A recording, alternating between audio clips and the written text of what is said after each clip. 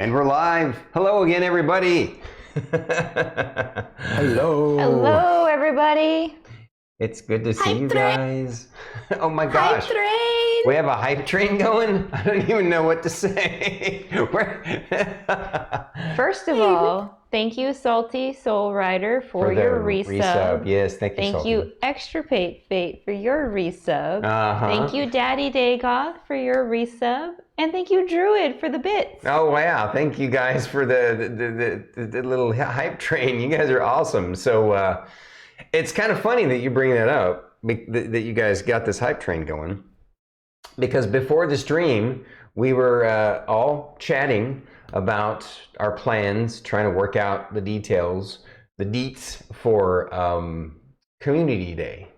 And Starkitty pointed out to me that this is actually a double celebration for the channel, because it's not just that I hit 300 followers, it's also that June 2nd, I've been an affiliate for 1 whole year now. So it's thanks to amazing folks like you guys. Thank you all so much for the support. Salty, thank you. Yes, so it's going to be fun. We're working out the details. We're looking at probably 3 weeks from now, and we're gonna chat about it. Tech Talk Thursday, it will happen this Thursday for sure. You know, barring emergencies, but you know, we'll make it. Druid, thank you. Thank you, Salty, for the bits. Thank you, Druid, again for the bits. Beginning to make it anonymous. Can you actually do that? Yes. Yeah, you can make the cheers anonymous. Oh, And then it's a little ghosty. Here, I'll show you. Yeah, you can gift subs anonymously as well. Hype train number. It's okay, Aries/D Gamer. It's all right. You want to start calling you D Gamer from now on, Aries?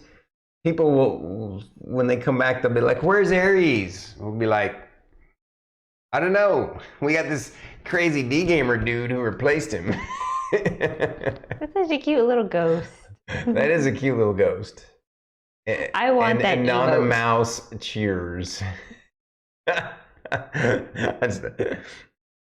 Dairies Gamer in the hizzy. Hey Lars, D Aries Gamer. Yeah, I like that too. I like Lars. It's good to see you. Thanks for joining us tonight, buddy.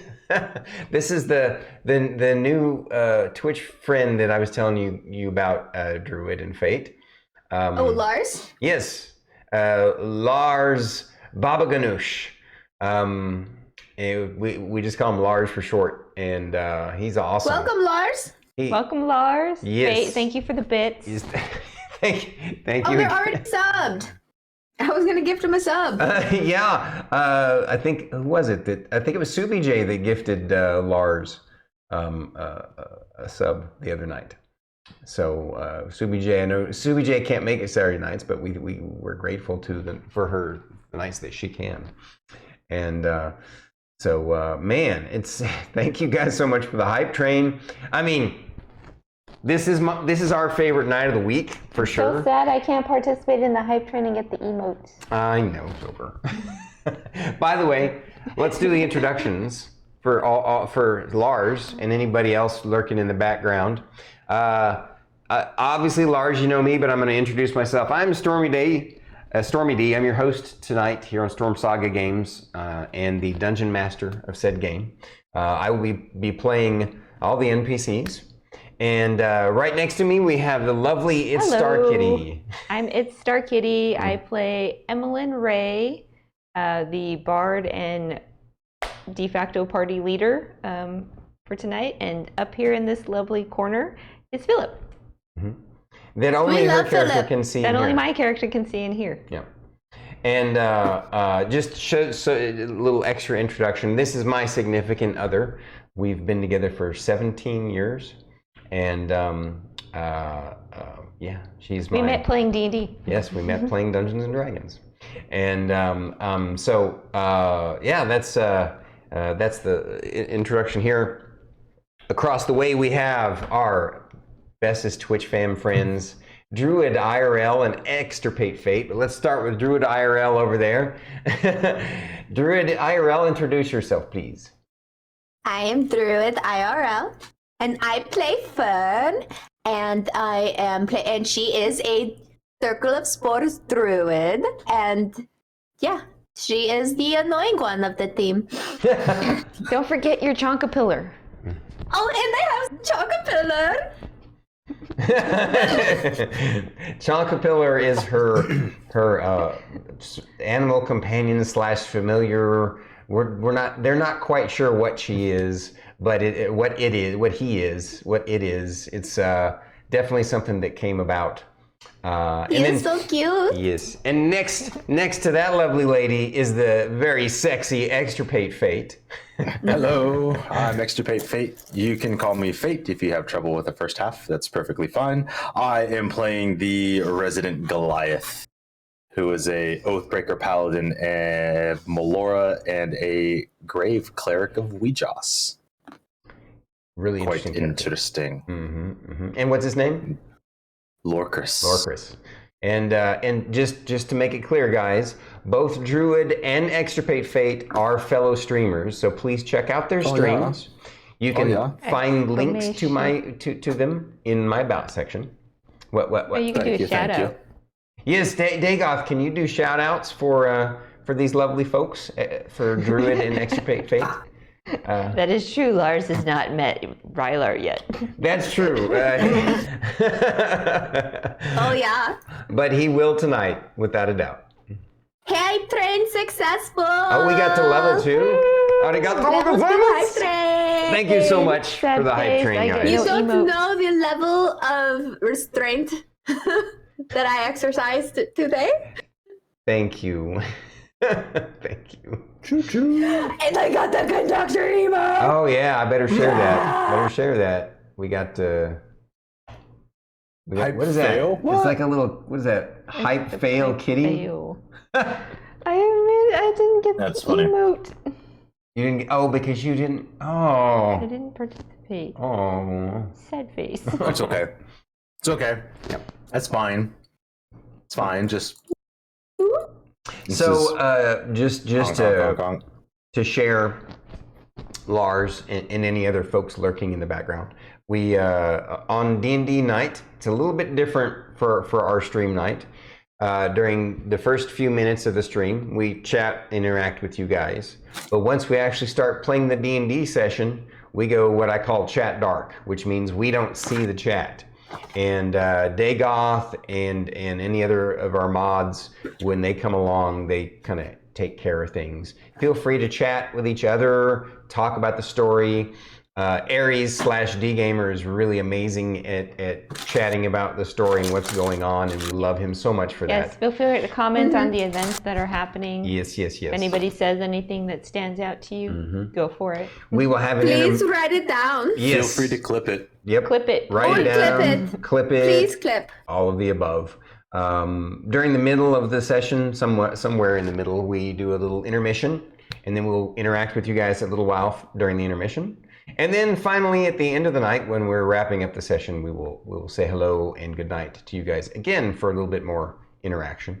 Assuming you can make it the whole 4.5, 5 hours that we typically go.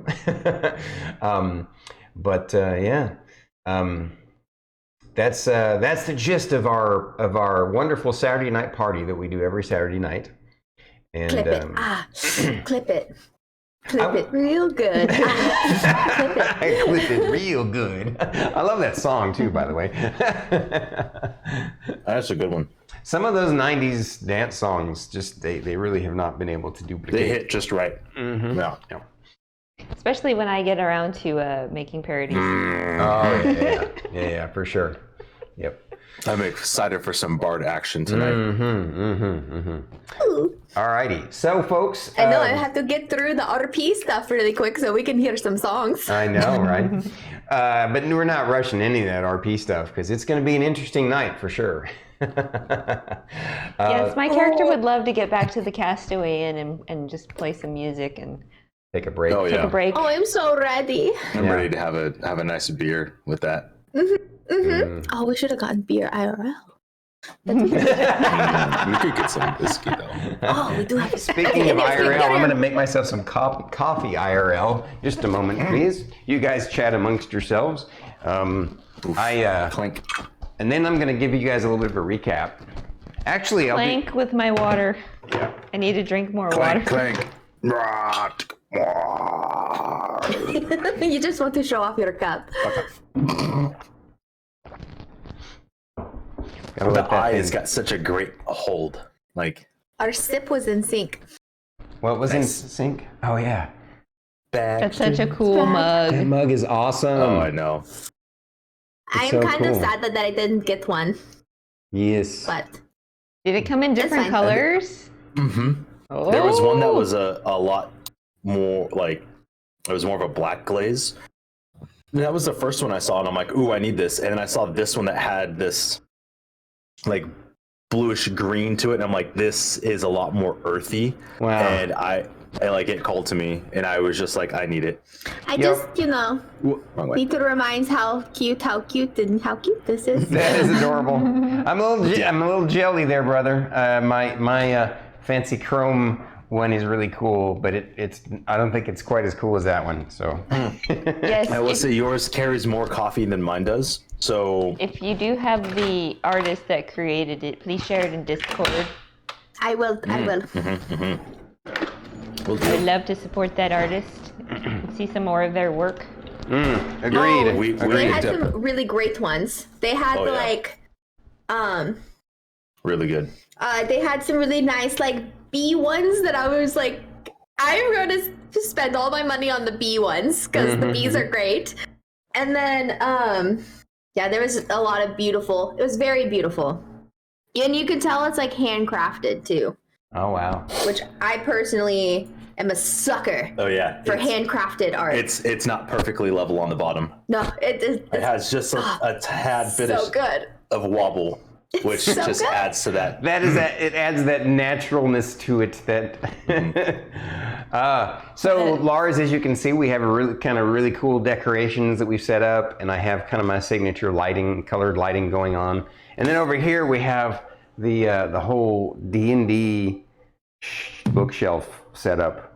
Down here we have a ton of books ranging from 3.5 to 5th edition, and then 3 shelves of minis, because we like to use the Matcam, and so we like to give folks that kind of visceral, actual physical experience as best as possible. The smell of genuine leather. Fortunately, Lars, it is not. It is rubber. It is a rubber skull. What's rubber? The skull. Oh, the skull. Yes. Yeah, the skull is a rubber skull we got. We from got it Disney at World. Disney World, Pirates of the Caribbean Yeah. gift shop. And the weapons in the shield are also, they're foam, they're not real. But there's a good reason for that. One, because they're less expensive and much lighter and easier to mount. And two, because real weapons would have actually created a kind of a glossy shine that would mess with the lighting in the camera. And so the cool thing about those foam replicas is they don't have that glossy shine of real metal, and so they work much better with the lighting in the camera. It's genuine leather, Aries. Oh yeah, we went to a clearly A Renaissance fair. We went to a Renaissance fair. That's where we got the mug, and I bought a tunic. I bought a tunic Yeah, for show off you. your tunic, brother. That's fair. Yeah. So he's got his leather tunic, and he's got his belt of giant strength that he literally got in the adventure last week. It was an amazing coincidence, because honestly, I had already planned the week before to give him the belt of giant strength. Oh my goodness. And then suddenly, boom, he There it shows is. up and he had bought a belt. Yeah. So we're getting there. Oh, this is my fancy mug. See, your fancy mug is great. Yeah, when I look at your fancy mug, I immediately think of Daggerfall, like the cover, and it fits you so well. Oh, thank you. Like it's 100%. Like that is Stormy mug for sure. It's the reason why I bought it.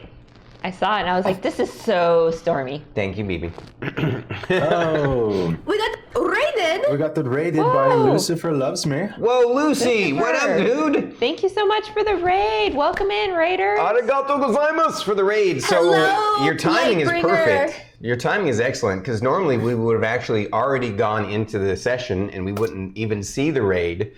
On D&D nights is the one night. We'll do a raid dance. I know, we got to do a raid dance. Normally I have a raid hat in my little sword I whip out, but that's all upstairs in my regular streaming room. So, Can we get a shout out for Lucifer? yes, Dagoth, can you Hey, give? there Look we at go. that. You're on the Dagoth ball. on top of it. Dagoth Clink. on the ball. Thank Dagoth, you beat me to it. Uh-huh. He would have beat you to it because your keyboard's nowhere near us.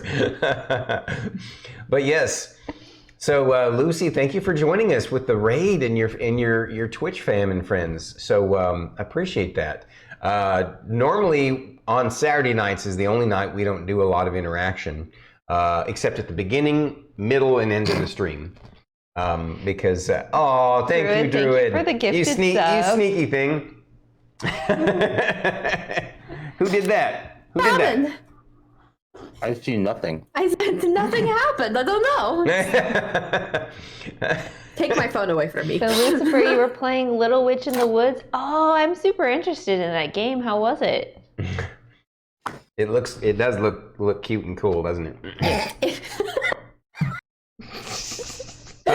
Yep. Aries, you almost made coffee come out of Fate's nose. Fern is out of control. It's the leather. Yes, It smells so good. I know. It's so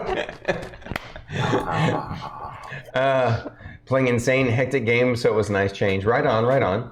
So Lucifer, we were telling Lars earlier, doing quick introductions, and so since you missed it and your raiders missed it, I'll do a real fast run through introduction for us.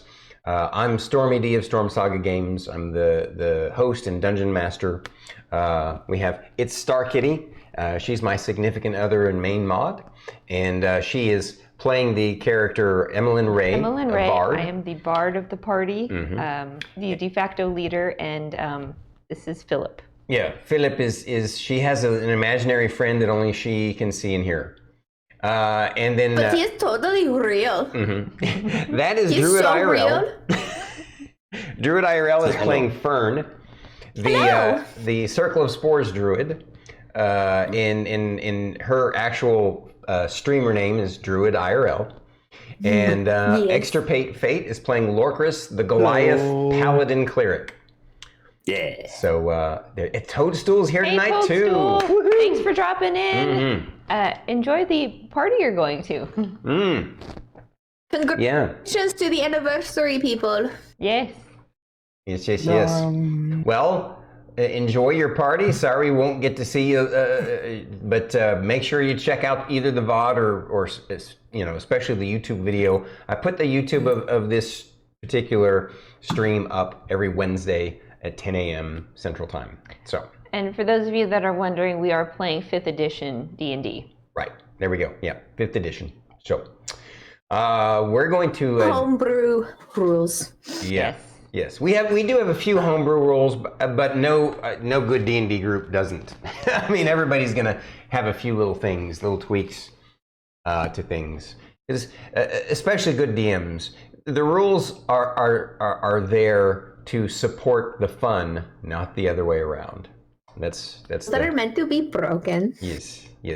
They're just to me, rules are just the mechanics to help bring the shell of interacting our imaginary ideas into a physical form.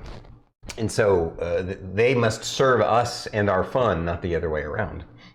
Thank you again, Lucifer, for the raid. Totally understand that you need to go get yourself some food. Yes. Food is good. Yes, agreed. Good. They're more like guidelines, yes. Yeah. So I will go ahead and do what I normally do. I do a little recap of last week. And then after that, we ask the players to tell us what stood out to them the most last week from their character's perspective. Excuse me, let me get rid of this coffee. All right, so that's what we're going to get started with first. Thank you so much again for the raid and for hanging out with us tonight. Enjoy the show. We're going to go chat dark until intermission time. So Bye, chat. We love you. See you soon. Well. Alrighty. So, gosh, last week was a jam-packed week.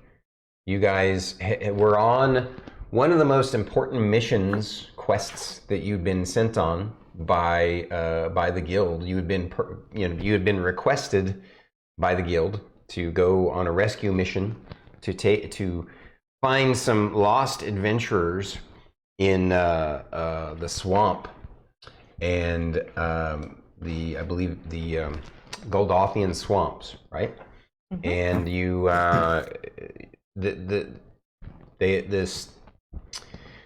their loss was suspected on potentially bog witches, and because there had been a previous quest to investigate the potential for bog witches in the swamp. And as it turns out, yes, there was a coven of bog witches in the swamp. And the coven was the surface level witches, and it was a smattering, an unusual and rare mix of witches, of bog hags. And then the final hag was the anus hag was the mother of, yes, she was an ass hag. And she was definitely an asshole. And luckily the party, not only did the party rescue the people that they intended to, well, some of them, the most important one that they were tasked with either rescuing or finding the remains of, they were able to rescue. But they found others as well, and they survived the swamp. They defeated the three hags, the three bog hags, green hag, sea hag, and night hag, with their giant scorpion pet. And then they ended up finding this secret cave that led to a corrupted druidic node, this beautiful grove that was no longer beautiful because it had been corrupted by the anus hag and her pet troll and ogre. And so they defeated her and her minions and cleansed the sacred grove and got the folks out and took them back to really the pinnacle of the night. On the way back, actually, though, after you'd rescued them, you even bumped into a random stone giant that had been wandering the land looking for easy picking adventurers. Sadly for the stone giant, you guys were not the easy picking adventurers, and you tore him a new bunghole. That was all Lorkris. No, he had no balls left. That is true. They were hanging from the end of Lorkris's glaive. That's true. You literally castrated that giant to death. I said not today. I was not having it. What do you say to the god of death? You said not today. You said nut today.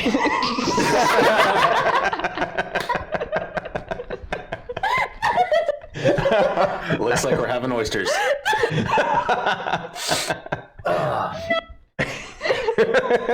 All right, that was. Should I put that on a t-shirt?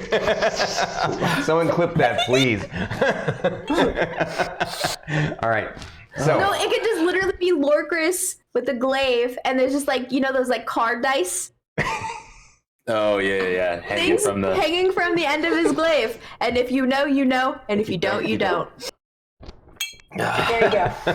That's the merch idea. If we just put that phrase on a mug and then Fate can just drink from it during the stream. Not today. But it's on the bottom of the mug. On the bottom of the mug. Yes. Yeah. Oh, by the way, here's the artist. he's got to chug that now. Yeah, so I can doesn't spill. Oh, wait.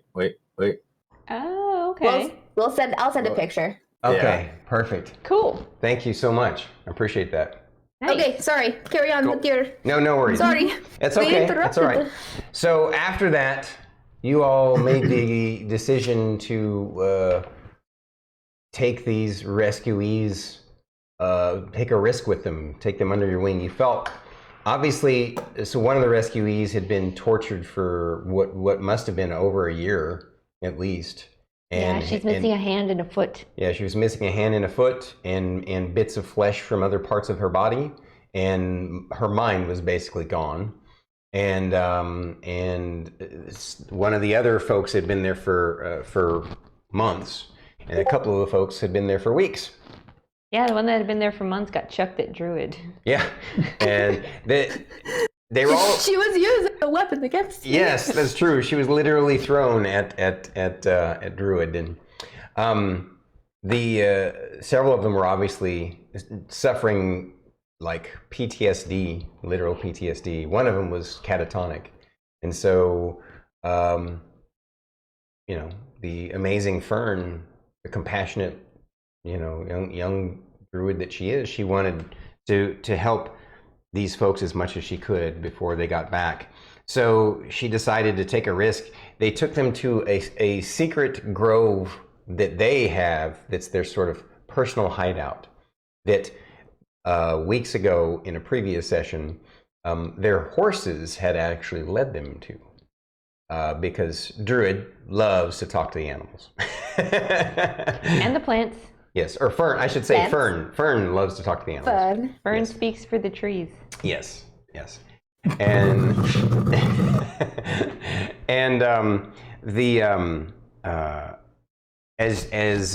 she thought that maybe going to the sacred grove would be some sort of help to them, bring them some sort of solace, and also she was feeling like, since she cleansed that other node that happened to be connected to this node along one of the mystical ley lines of the planet, that maybe by going to it she could see if the cleansing that she started in the corrupted grove could be enhanced or improved, see some sort of effect, basically. Oh, I just realized I forgot to start the music. All this time, I feel bad now. All right, we're back to it. Should have started this at the beginning. I'm such a bad. All right. No, you're okay. I know. All right. So, they did. They took them there, and it was an interesting time for them. They had not taken time to relax for quite some time. That mission was actually just one of, like, they basically have been going out into the field just constantly for quite some time. And so the team was feeling, like, we need to take a break and let's help these ladies out. So they swore them to secrecy and took them to the sacred grove, and they all took a dip in the pond fed by this perfect spring, and surrounded in this, it's just this gorgeous sacred grove that even people who aren't attuned to nature the way a druid is can sense there's something special about this place. And they spent a lot of time there with the ladies, and some interesting things happened. They all kind of had a bit of a epiphany and cleansing. They actually leveled up. And they also had a strange event. The lady that had been maimed, both physically and mentally, Fate's character, Lorkris, had basically when he was in the water, he felt like Weejoss was beckoning for him to try, and giving him an opportunity to make a difference for this lady. And so he took a chance and followed his instincts, and he took her into the water and basically submerged her while channeling his healing powers into her. And it had an effect. They're not sure exactly what the effect was, but she was no longer, after he brought her back, like she briefly drowned for a moment. And when he brought her back up, she was now lucid again. She was clear and cognizant and lucid, but she has no more memories. So it was almost like a restart or a reset for her. And that's basically kind of where we left off. They were going to wrap up that night. They kind of went to their respective the campsite and relaxed. And I believe we had stopped there. Is that that correct? Yes. Okay. I'm not forgetting anything, right?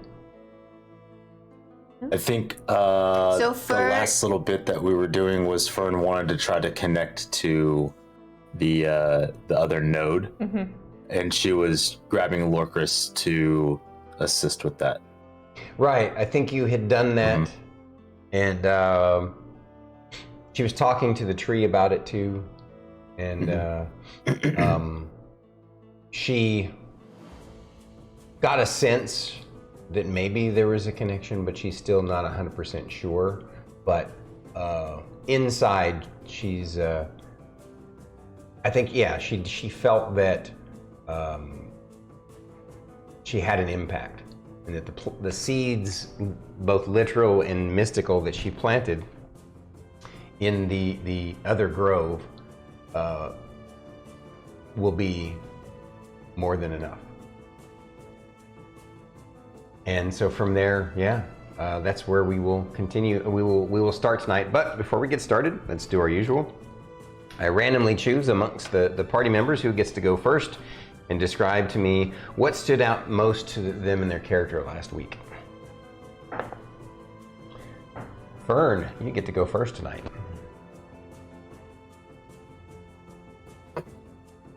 Lorkris drowned a woman. And we got to hang out in my favorite place. But she is like woke up with no memories and everything, so I don't know. Like, what does that mean? Like, she also doesn't have memories of her past. Like, I don't have any memories of my past, so I don't know what is going on. So now, does that mean that I died or something at one point? Who knows? There's a lot of crazy stuff happening. That's true. Anything else to add, Fern? She does not have her memories either. It really stands out to you, huh? It's really, Yeah, you have something in common with it her. does. Yes. Okay. It's you. Emillynn Ray. So, what stood out to me last week was team accomplished another mission. It's definitely a big thing, and we were able to at least bring back as many survivors as we could. The other thing that stood out to me, from my character's perspective, everything that went on in the pond, when what Lorkris did, she's like, Philip, did that just happen? Did I think what happened just happened? Or is this a really weird place that I can't explain in my mind? But yes, that definitely stood out to me, because it's like, did she die or did she not? Or was there just some reconnection that Lorkris brought back to her?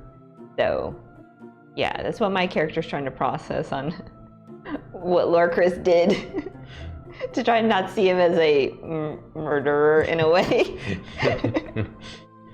She's trying to justify that. Gotcha. Anything else?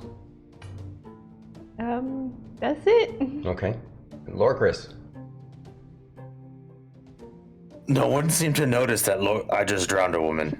Like, I watched the light fade from her eyes and then come back. Yeah, I knew exactly what I was doing, right? Yeah, I did exactly. What did I do? What? Is everyone just gonna like forget about this? Is this gonna be weird?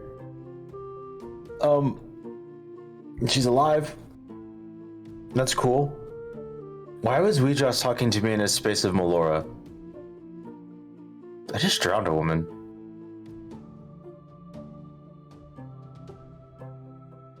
I just drowned a woman, but brought her back.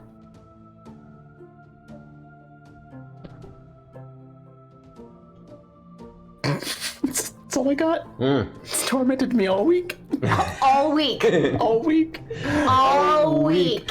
Fate has been just brain exploded. All week. Yes. Okay. What about Rylar? Oh, okay. Can't forget our fourth party member. Rylar. We So cannot. for the new folks, Rylar is the NPC who travels with them. They felt that they needed an NPC who could help just with additional supplemental damage, basically support DPS. Because since we have a Paladin, Cleric, a Druid, and a Bard, they have tons of healing for the entire party. The irony is, the person that they hired thinks that he's a Cleric. His name is Rylar the Suffrigant. And Rylar we love him. believes he's a Cleric of Goo. That's what he calls himself. He believes he's a Cleric of Goo. As it turns out, but he's a Cleric who has absolutely zero capability of healing. He doesn't know how to heal, can't heal, and instead he likes to use these laser beam attacks. And that's because he's not a Cleric. He is a Warlock of the Great Old One. But for him, he's not a very bright individual. He's got below average intelligence, but he's got above average wisdom. So he's got that kind of Forrest Gump thing going on. And he's also very charismatic. People just find him very adorable and disarming and innocent. And so that's Rylar, their NPC, he was last week.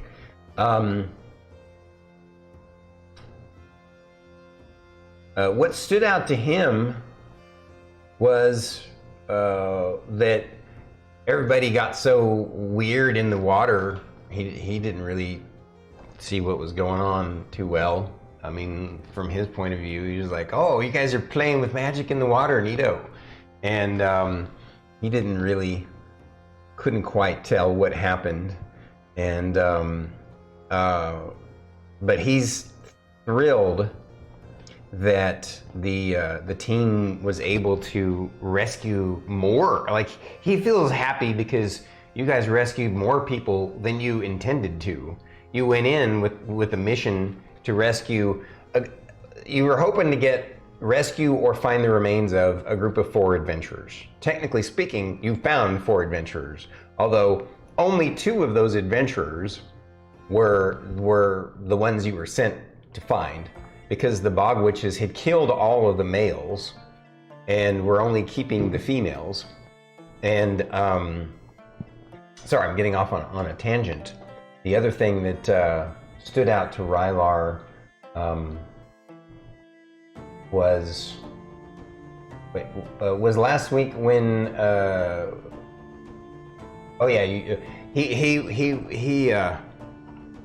he thought it was really weird that stone giant happened to pop out of the forest, and he was like, he thought that was really weird. Why are this random stone giant wandering around the forested area?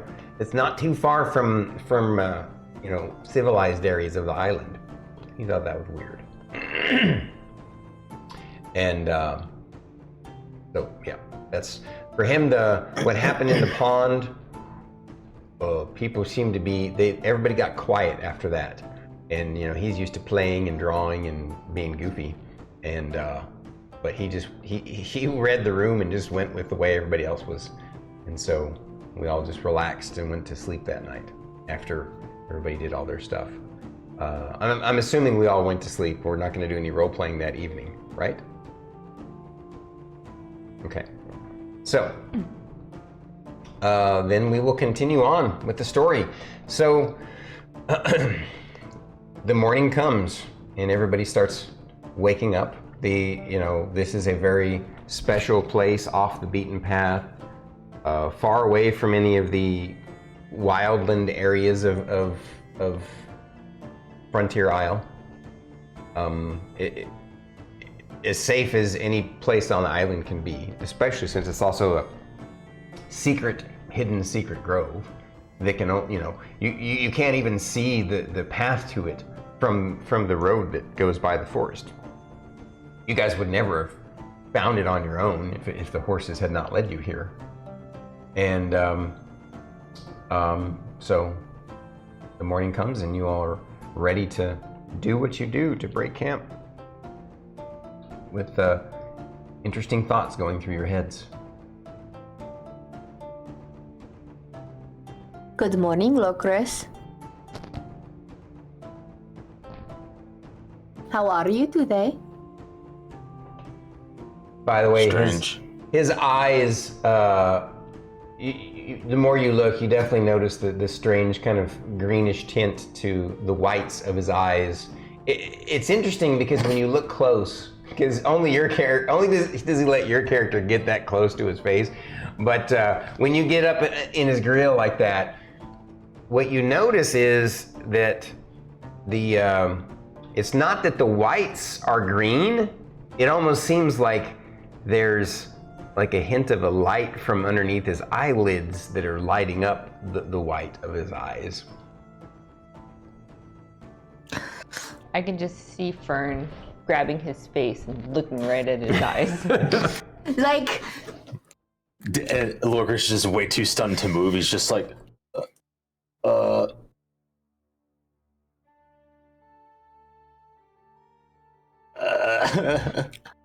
so who told you that you should drown the lady? Is that what happened then? Well, I don't know. How do you know that she wasn't going to die or nothing?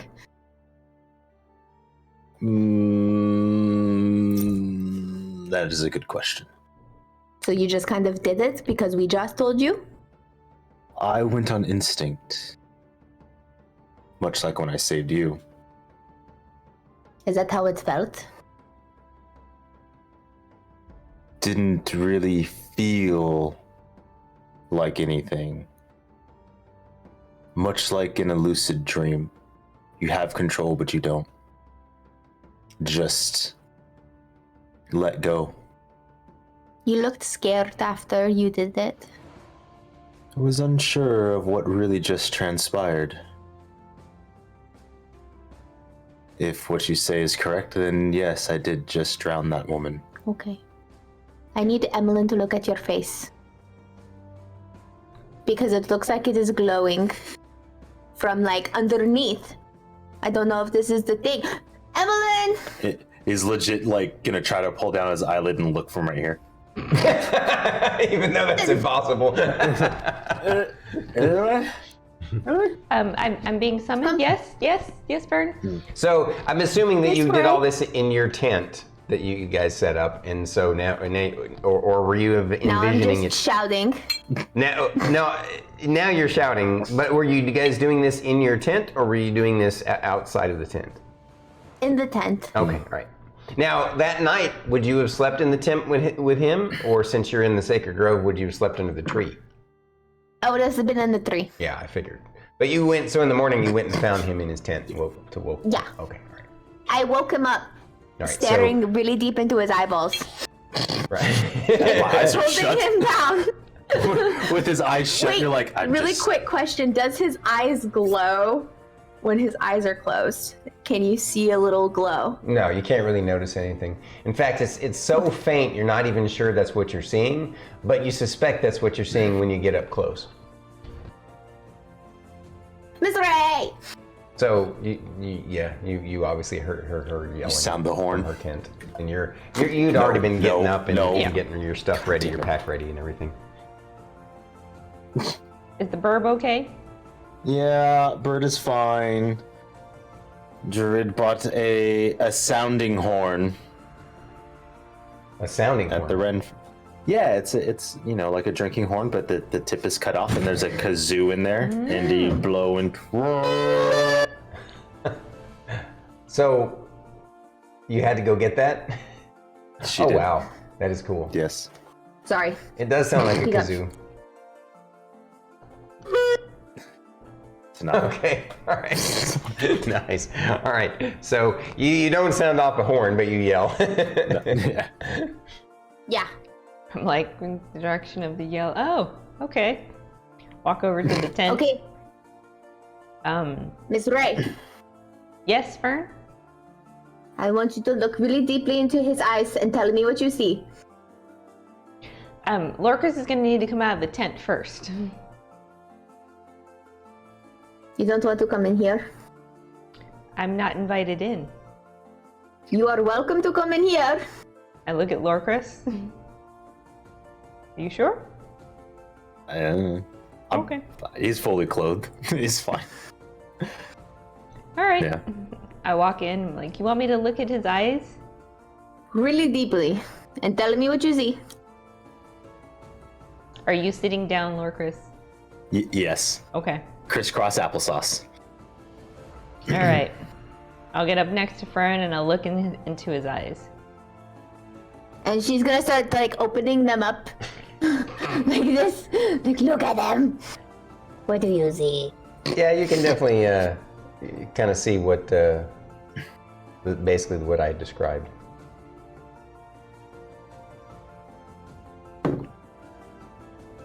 Yeah, Do you know anything about this? I kind of agree with you, Philip, but they're definitely glowing. But I can't explain Right? it.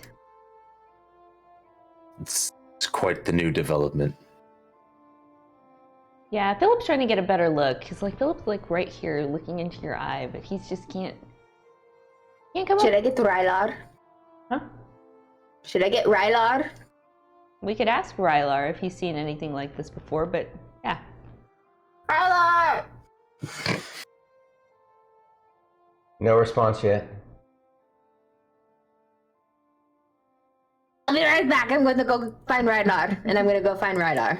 All right. While you guys are talking. All right. You go over to Rylar's tent.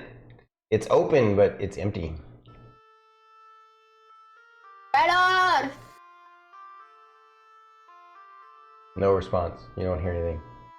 The ladies are starting to get up. The rescuees are starting to get up and congregate around the fire and get themselves cleaned up and stuff. While she's looking for Rylar, I'd like to have a conversation with Lorkris. Okay. Well, before you do the conversation, so you're yelling out to Rylar. What do you? What else do you do? Anything else? At all of where we would go forage to make pies and stuff. And then if he's not there by any of those trees or anything, then I'm going to go to the pond or back by the tree. But all of the places around the area, and then if he's not over there, then I'm going to go look by the horses. Okay. You start going over to the area, which is a little ways off. It's still in the grove. It's still in a section of the grove, by the fruit trees. Looking for Rylar. While you're looking for Rylar, you guys can have your conversation. So, Fern leaves the tent.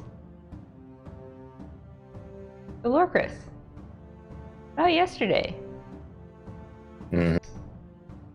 I'm not sure what my eyes saw. Philip's not sure what his eyes saw, and yeah, we'll have another discussion about that later. But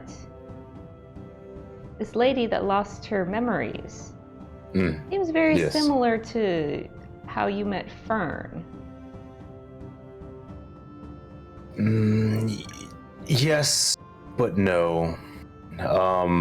Yes, they do share the commonality that they don't remember who they were before. However, Fern was feral and aggressive. Whereas, have we decided to call her Cat? Yes. Yeah. Okay. Whereas Cat did not come out of this aggressive. You think So, you think it's possible it may have to do with trauma in a way? Like maybe Fern had experienced a lot more trauma that reverted her back, whereas Cat has experienced a lot of trauma, but it was still very recent. I know those are some of the thoughts that have been running through my head since yesterday. no, absolutely. Yeah, when I found Fern, she was scared, afraid, very aggressive. Alone. And I had to show her that she was safe. Whereas with Kat, she's come out of this in a way, and I wonder if the reason why Kat isn't acting the way that Fern was when I found her is because she had somebody here to guide her through. If your theory is correct, that would track for me at least. Whereas Fern had nobody but the wild. She had to survive. It's true. You don't know how long Fern was out there in the wild before you found her, so I do not. Does make sense in a way.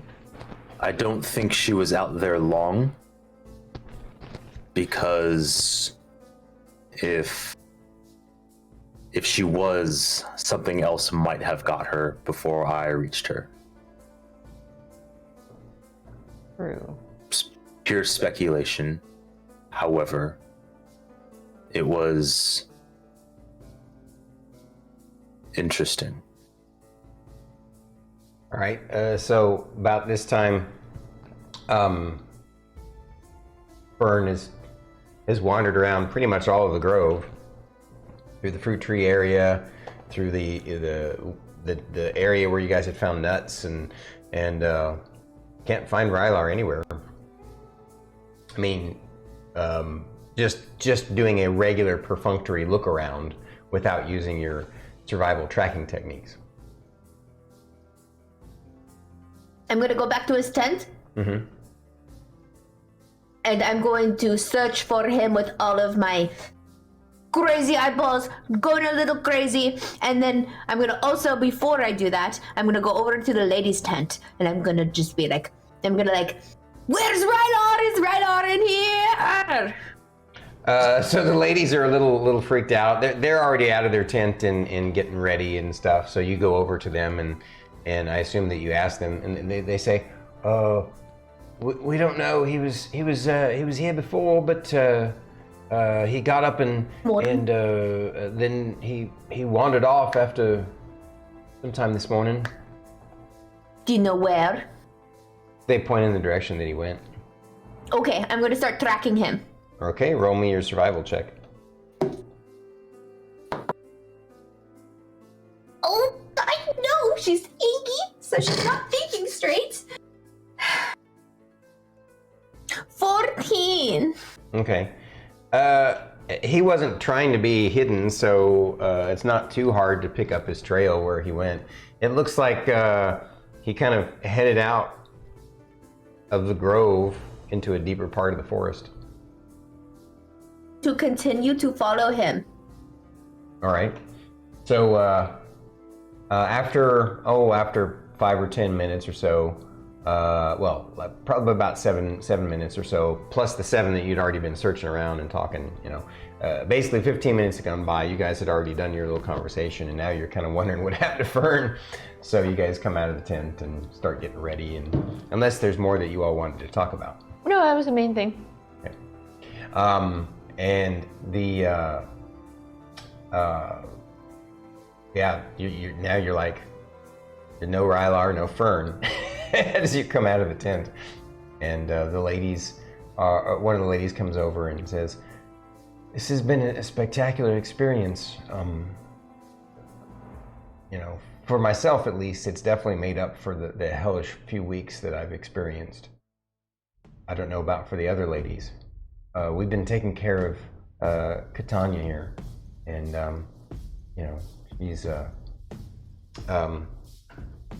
she's very lucid. And she says, yes, the lady Catania, she's like, yes, I feel very good, and I'm looking forward to putting myself in your hands so that you guys can, take us to wherever we're going.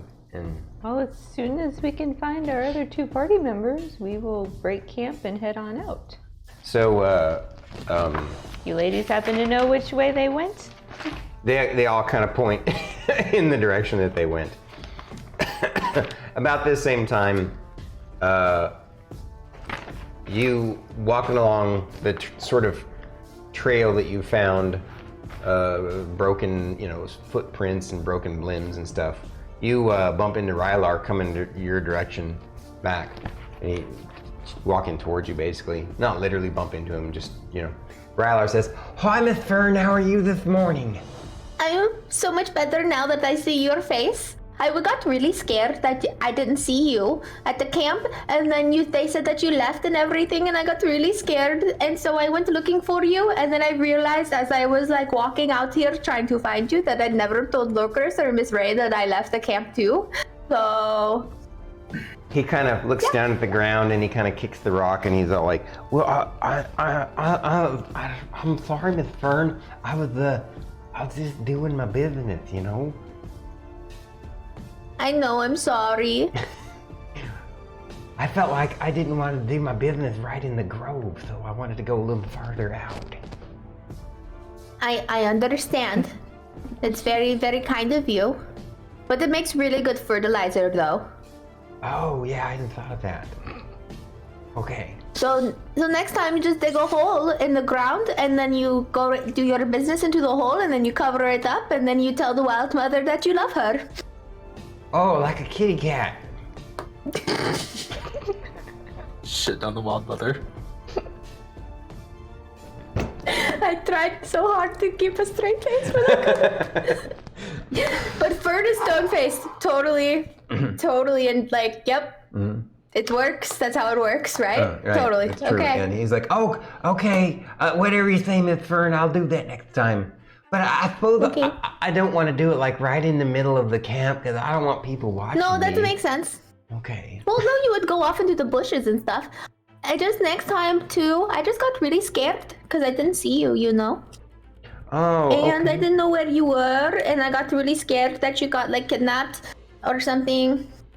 Oh, well, thank you and, for worrying about me, Miss Fern. I appreciate it.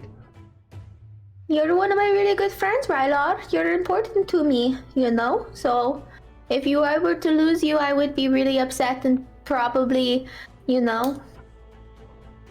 I'll be more careful next time, and I'll tell you where I'm going, okay? That would be really great, and I would really appreciate it, okay? But I need your help with something. That's why I came looking for you. Okay, let's go do it. Okay. Are we gonna slay a stone giant again? No, I need you to look really deeply into Lorkris' eyes and tell me what you see.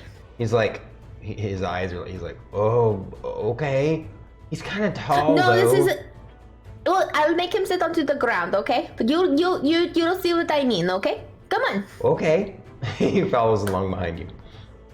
Just as you guys are getting ready to, wondering what you're gonna, what happened to they come popping out of the forest. Rylar's all like, Everything's fine. he's waving. Did you guys Okay. go foraging for ingredients? Rylar says, "Oh yeah, I did do a little bit of that. Well, when I went to do my business too. That's probably what took me so long. I got some good nuts and fruits. You can look and see, Miss Fern." Take a look. But first, I need you to look into Lorkris' eyes and tell me what you see. The ladies, And then we need to figure out what happened. the Why rescuees is this? are witnessing this, and they're all kind of looking at each other like, "What's she talking about?" But sorry, go ahead. Okay, look. And I like drag Lorkris down. He needs to see your eyeballs. So, do you sit down on okay, you show him, and Rylar's all like, he's like standing next to you, and he's all like looking at Miss Fern and Miss Ray and looking at you like this, and he's all like, now what am I supposed to do? Look into his eyes really deeply. Just look at him. So Rylar goes, What do you see? oh, I see, what am I supposed to see? I see the reflection of myself in his eyes. Do you see the glowing too? What glow? You don't see glow? What sort of glow am I looking for? Green. Oh yeah, I sort of see that. Is it magical? Oh. Can you tell if it's magic? It's glowing like everything else that's magical? Yeah, he does have kind of a weird aura that he didn't used to have. Now that you say something, I didn't pay attention, but it's really thin and fine, and I wouldn't have noticed it unless you asked me to look. What color is it? Like, aura? is it It's green. Does it feel good? Does it feel bad? I don't know. I can't feel it. He's the one who's got the glow. Out of curiosity, with that question, where is it? So this is a player question, not a character question. No, this is going to be a character thing. Oh, so Lorkris is asking this. Okay. Well, so I'm asking about what I'm doing, but I'm just going to do it. Lorkris is going to want to just try to use his divine sense to detect good and evil and see if like he can ping himself of like, does that shift one way or the other? Because he's never tried that. Right. He tries that, and unfortunately, the spell doesn't really work that way. Yeah. Because your sense of self is unique and separate from what a spell effect could tell you. Fair enough. No, you've had a long rest, so you would have that. Oh, never mind. Sorry. Okay. Cool. Thank you. So this whole time, the guys, ladies, the rescuees are sitting around the campfire, and they're eating their kind of breakfast and stuff that they've put together themselves, and witnessing this. Out of curiosity, in using that divine sense, because it's anything within 60 feet, do I recognize if this space is affected by the hollow spell? By any chance? Like hollowed ground? Yeah, you would, I would, let me think. So, the spell is what again? So as an action, you can detect good and evil. Until the end of your next turn, you can sense anything affected by the hollow spell, or know the location of any celestial fiend undead within 60 feet. That's not behind total cover. You can use this feature 3 times per long rest. Yeah, I would say that you do get a sense that it's not that necessarily that this place has been affected by a hollow spell, but it does seem like a similar effect. Like it definitely is a sacred place, a whole. And I would imagine that would not shock Lorkris. He wouldn't be like, "Oh my goodness." He'd be like, makes sense. Okay. At least Lorkris is like, okay, yep. It would basically have all the same effects as a hallowed space, as a hallowed ground, but it's different. It's not because by that spell specifically. Yeah, it wasn't done by a spell, and it also, it's also this place has its own kind of natural energy. Okay. So what does that spell do with undead again? Knows the location You look at of any cats. celestial fiend or Look at the undead. cat. Look at the cat. Oh, what? Look at the cat. Catania. Look at the girl. I mean, so it doesn't have to be within sight. It's just within 60 feet. That's not behind total cover. Okay, so So- you look around, you look at them. I, as a player, am wondering if she comes up as undead for you. So you're in, Okay. but your character would ask that, right? Is what you're saying in character? Yeah. Okay. So you look over and you don't sense or detect that anybody here is undead, with the exception of Chonkapillar, who, remember I told you before, Yes, has yes. a strange kind of pseudo Strange kind of- sense of undead, because he's a manifested spirit, a manifested forest spirit, or nature spirit. Yeah. No, she doesn't. Okay. She doesn't track as anything undead. Interesting. Yeah. That is interesting. I just want to know why your eyes are glowing and how you managed to, like, do that. To be fair, Fern, I don't think that. Yes. Did I do that? Yes. But did I do that in the same sense? I do not believe that I specifically did that. I believe I was the conduit to do that, and I initiated it, yes. But I do not think I could do that again at will, if that makes sense. I guess so. Rylar says. Does that mean that...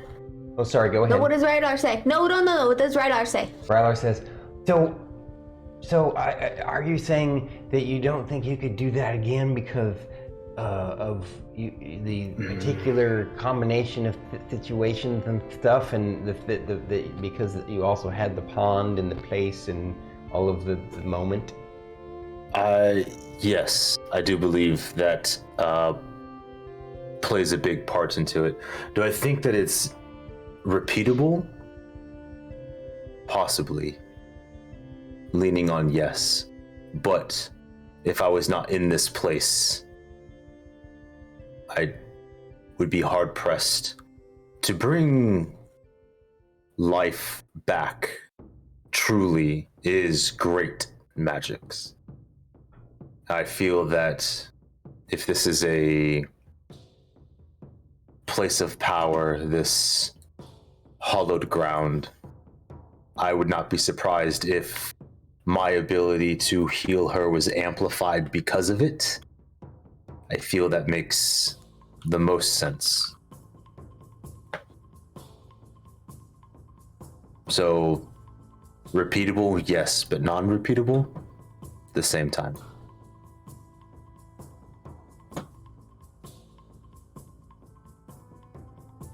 So who wants peach pie for breakfast? Me!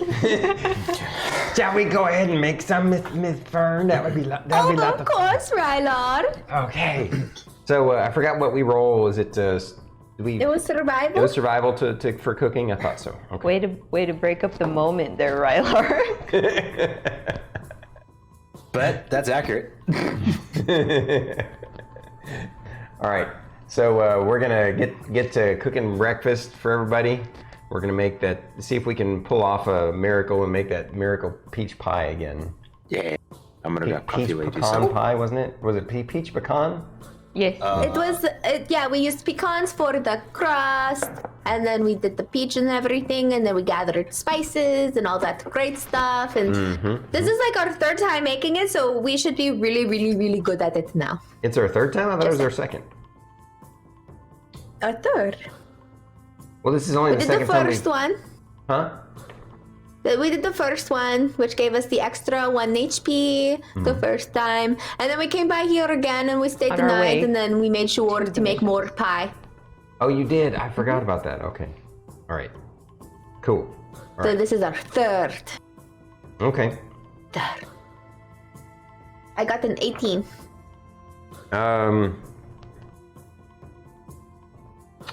Yeah, I didn't get quite as good this time either. So we make it. It's still super delicious, but not so miraculous that it gives any kind of benefits. That is okay. But it is the ladies think it's the most delicious, like they've never had a peach pie before, and so everybody's all like blown away by how delicious it is. Do not forget that this is a secret. So the one lady says to you, to be honest, love, I don't even know if I'd be able to get back here again anyway. When we followed you all here, we were in a bit of a daze from all we've been through and from the, just having watched you all slaughter that giant a few hours before. We were exhausted, hungry, tired. Now we're kind of recharged, but I don't know where we are now. And I must admit, I don't know if you all noticed this or not, but I noticed. As we were traveling into this place, it's almost as if, at least from my perspective, that the forest closed in behind us as we came here. And the other lady says, yeah, the dwarven lady, yeah, I saw that too. I never noticed. Well, yeah, I'm that's used to because the it plants and doesn't. stuff moving around me anyway. It didn't appear to do that for us.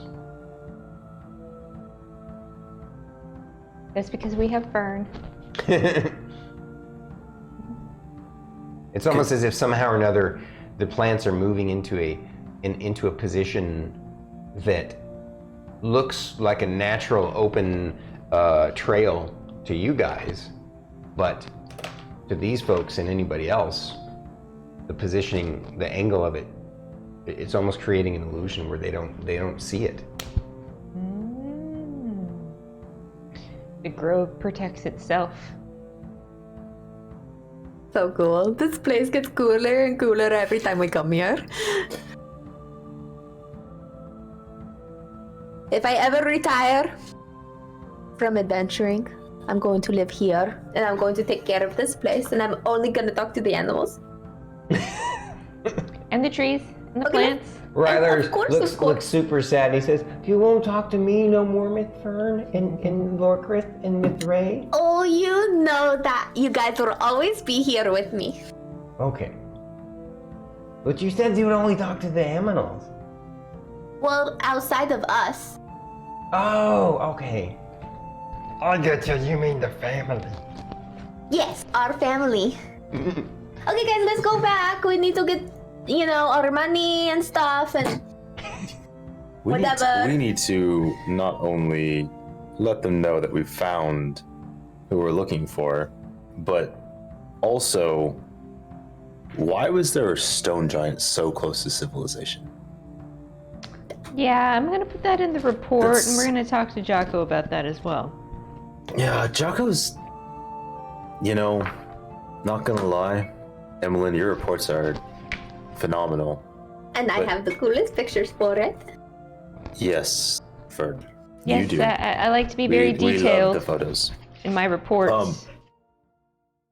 Jocko has got quite the task ahead of him, unraveling all of our outings. I'm sure the MGA Just an appreciates. observation. Yeah. True. I'm speaking of sheer volume at this point. Do people normally not do this much? Look at the size of her. And it's just... No. I mean, like go on an adventure and stuff. Or were you just talking about the thickness of her? Just... Oh, you mean my last report from our 3 missions? Yeah. I mean, to be fair, if you stood on them, you'd be as tall as me. I like to be very detailed because, the more information we can provide, the better it helps the MGA. Absolutely. That is true. Oh, I commend you for it, but man, Jocko's got They his need to work cut pay out us for him. extra for how detailed our reports are. That's why the first 3 pages are usually a summary. The I don't want to read, it's too long. The TLDR. Yes. TLDNR. Yeah. Yep. Rylar says, "So, Miss Ray, as he's getting the horses ready and you guys are just getting ready to break camp and leave, he asked you, Miss Ray, you've been keeping track of all of the the critters that we've defeated, right? For our Yes. missions. So, do you have a estimate of like, since they have like a new way of paying us? I'm just curious. I don't really know numbers. 16K gold. What's 16? What's 16K? 16,000 gold pieces. 16,000. His brain starts to break there. He's like, I have no idea how much that is.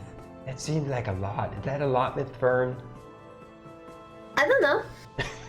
It is quite substantial. That's not including the gold and the gems that you feel comfortable are quite pricey.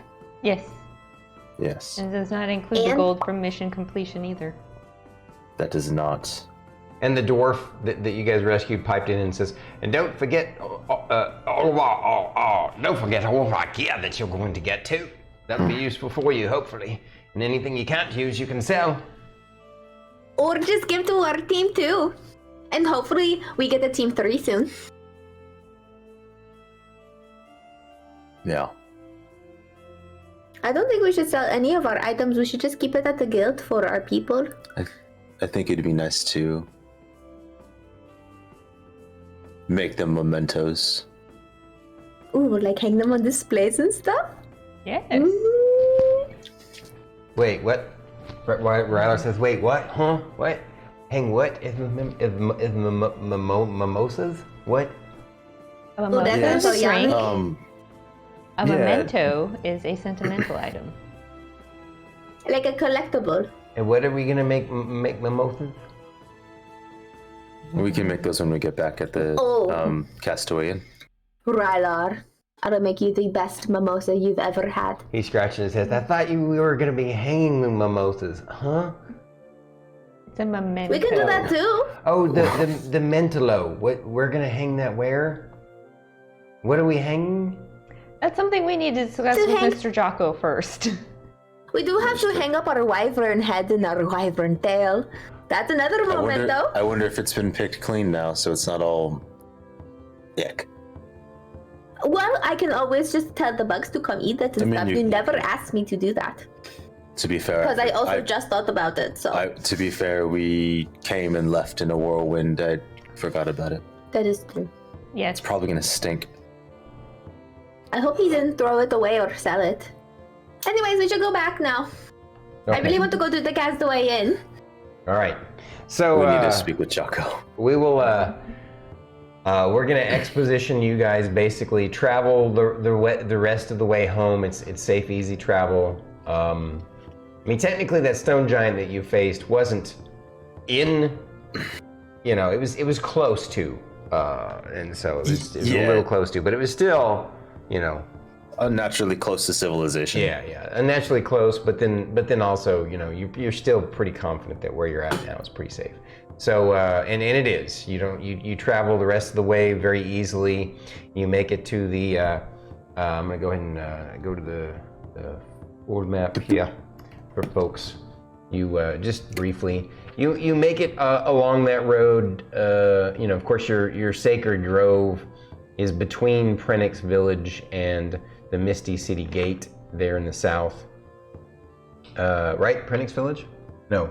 Yes. Yeah, Prenix Yes. Village. Okay, yeah. And then so you leave your grove and make your way to the gate. And you know, Is our friend there? yes, your friend Lieutenant Dan. I no, have his what- name. what was Yeah, his- Lieutenant. Lieutenant Dan something something. Oh, was it? Lieutenant Dan Bruno. Oh yeah, Lieutenant Dan Bruno. Lieutenant Dan. Ice cream. Mr. Bruno. So he's all like, he sees you all riding up, and you have, each of you, all four of you, have people riding on your horses with you, and he's all like, "What's going on there? You all have passengers that you didn't have when you left." We saved them. He's all like, "Rescuees?" Yes. Yep. We were sent out on a mission to retrieve a missing party. Oh, that kind of mission. Well then, you'll probably want to get them over to the medical facility. Well, no, first the medical facility, so that they can be checked out, and any additional healing can be done on them. And I believe that there's some folks there that can direct you. They'll speak to the MGA on your behalf for your mission and handle that kind of all the processing and such. Can you send a runner to Mr. Jocko and have them meet us at the medical facility? Of course, milady, I can make that happen. Thank you. Gold.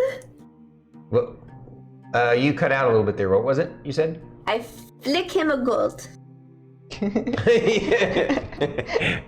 I tell him, you come to the Castaway Inn with us tonight, okay? Drinks on us. Lieutenant Dan, he let me roll to see if he catches the gold piece. He does not. It flops on the ground next to him. So much disrespect. She caught him off guard. He goes and picks it up. 100%. I believe you dropped this, milady. Oh, no. That is for you. So you have to come to the Castaway Inn with us tonight. He's confused. He looks confused. You're paying me a gold piece to meet you at the Castaway Inn. Take it back, but you have to come and give it to me at the Castaway Inn later. What she's trying to tell Miss you, Ray's Lieutenant chain. Dan, is drinks are on us tonight with that gold piece. He's all like, oh, so she's inviting me to join you all for drinks at the Hole in the Wall over on the other side of town.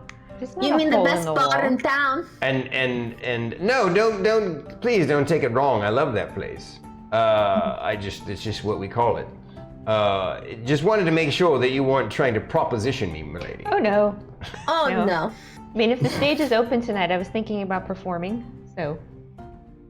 Oh, that's performing.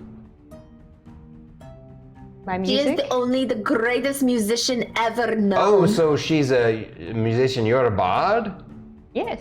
Oh, well. Can't tell by the lute. Oh well, Or the yeah. violin? I honestly didn't pay attention to that. I'm sorry. We just, mostly look at the papas, and you all have always been have been the friendliest adventurers to speak to us. Usually, the others are quite gruff and or just completely ignore us. So, Stupid.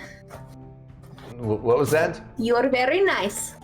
I said, well, they are stupid, and you are very nice. Well, thank you, milady. I'll gladly meet you there, for sure. And he goes, points out where to go to the medical facility, and then he goes and finds one of his soldiers to send a message to Mr. Jocko. Yep. Cool. And I'm gonna grab. I'll be right back. Just a second here.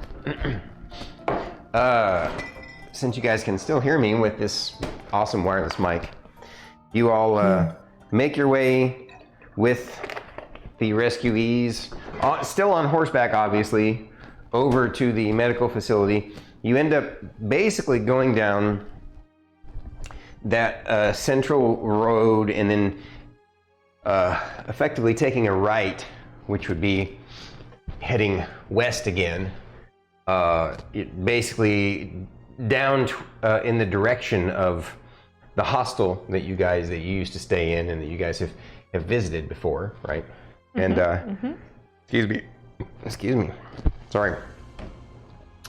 Mediterranean food was yummy, but it's wanting me to try it out a second time. RP scene. What? Change scenes. Oh, thank you. So you make your way down that road, and he kind of describes where it's at. You guys haven't explored that part of the city before. You go down past the hostel, and then up there's a turn-off road that goes up into, you know, kind of a hilly area where some buildings go up and hide behind. They're kind of, it's an interesting area because there's hills and forest, and the woods in that area kind of hide a few buildings. You can see them from a distance from the main town square, but you never really paid much attention to them. You assumed that they were some sort of administrative buildings or something. And in a way they are, since this is the way to go up to the medical facility. And so you basically travel through you know, kind of a winding uphill road towards, and there's a branch off point, and then you go off to the left. There's signs so you don't lose your way. It's pretty easy to find signs to it's called the I think I gave you guys a name for it, didn't I? Anybody have notes of that? Let's see where I wrote it down here. The medical facility? Yeah, remember it was the same place that the former Team 2 had to, the survivors of former Team 2 had to go to. It's basically... Oh, that was a while ago. Yeah, yeah. Like you haven't been there or anything, but Mr. Jocko mentioned it and talked to you about it in reference to when the other team. It's basically they just call it. We'll just make it simple. The Mgm Medical Facility. And what's so funny? I was flipping through my notes and then I found the Etten. Oh, the Etten. Yeah, she's your. I just wasn't ready for that. That's definitely worth a chuckle. Yeah. Yeah.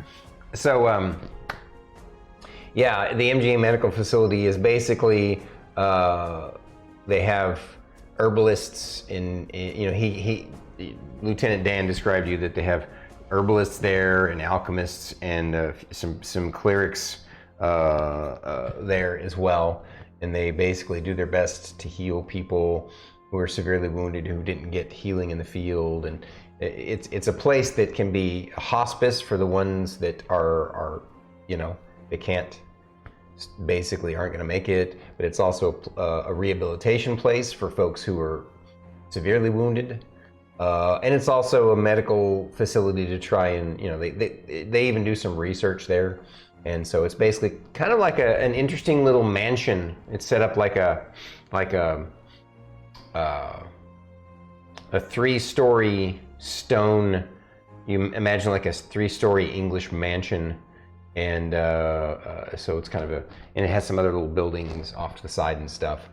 Yeah, go ahead. Do they have like a garden where they grow herbs and stuff? Well, you don't know that yet. You're just coming up around the bend. We'll get to that. Okay, well, I'm going to be looking for one. Okay, all right.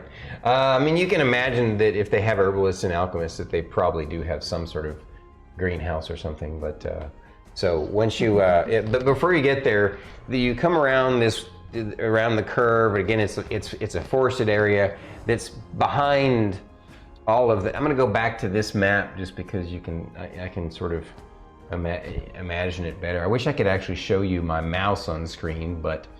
Just kind of, I'm going to come over here and get closer to it. So you notice that reddish building that looks like it's just south of that lake. So if you look at the main kind of castle keep in the center, that's meant to denote the various like the town central, that's the MJ Central building, and then surrounding, you can't see the buildings, but surrounding that makes a semicircle for the various ranked guilds. And then to the left is a road that goes to the left, and to the right goes to the right, which is where you guys usually go.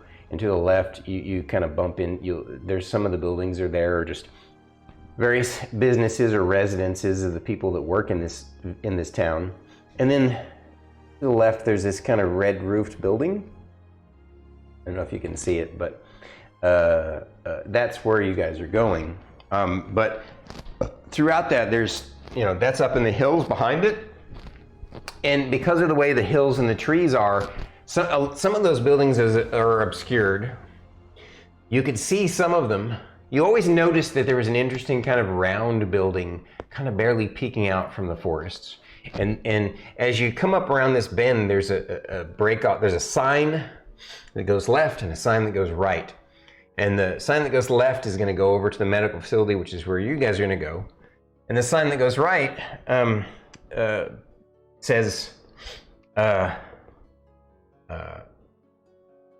basically it just says Coliseum.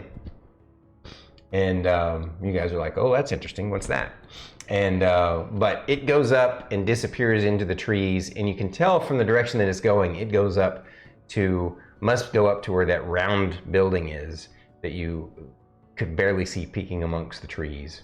But you don't see a lot of it from the town square, so you don't know much of it, right? And you didn't think about it. It's just one of those kinds of things. It's just a building, and at any rate, you take a mental note of it, move on, head to the left, go into the medical facility. The main central foyer that you go into, the main area. There's a low stone wall. It's really meant more for like just. It's got iron grates and a gate, but it's open. And there are a couple of guards there, and there's some people coming in and out, and basically the guards are there just to greet people, and the guard says to you all, "Oh, what can we do for you? You need some help here. If you go into the main foyer, you'll find talk to." Nurse Rotham, and Nurse Rotham, she'll be able to help you check any people in who are injured. Thank you. Mm-hmm. And you guys pass by some adventurers coming out of the place, and just regular looking folk. You make your way through the main doors. And inside, again, there's an open foyer, and there's hallways going off to the left and the right. There's stairs that go up to another level, and then you could tell there's looks like there may be other ways to go up to. There must be other ways to go up to a third level as well. And before you went in on the outside, there were some side buildings that were kind of adjacent, sort of add-on buildings that weren't necessarily attached. In the distance, you could see a kind of a glass building that looks like it was attached by a glass hallway to the back of the building, kind of partially obscured by trees. And you look like you had your hand up a second ago. What was your question? PC? Say again? RPC? Oh, thank you. Yes, this is much better. All right, I just wanted to try and give folks. No. You're good. Thank you for reminding me, though. I really appreciate you keeping me on the ball on that part, because that part is new to me as a DM, not having to keep track of that stuff. So, there are obviously various people moving around.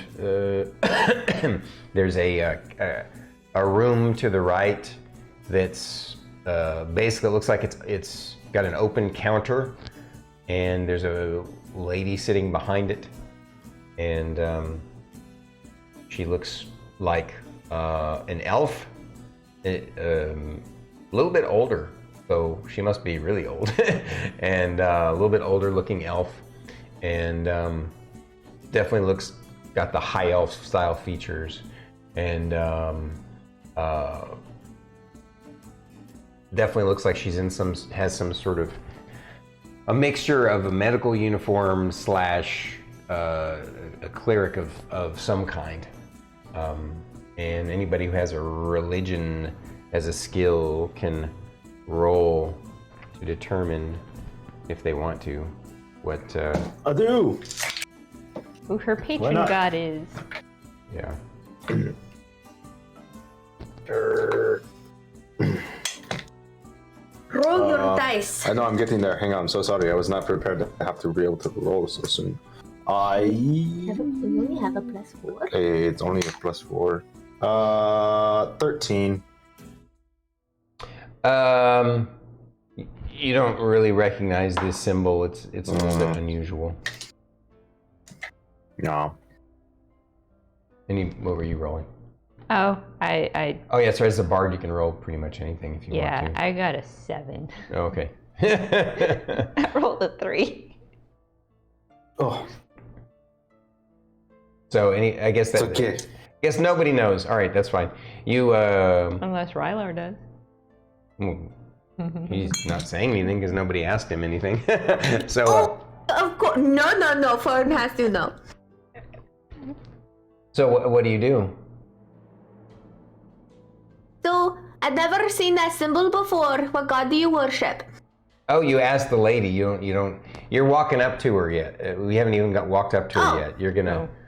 So I thought you were sorry. gonna. Never mind. ask I will Rylar. ask once it is appropriate. Oh, I thought you wanted to stop me so that you could ask Rylar in case he might have figured it out. Oh no, my character wants to know which god is her patron too.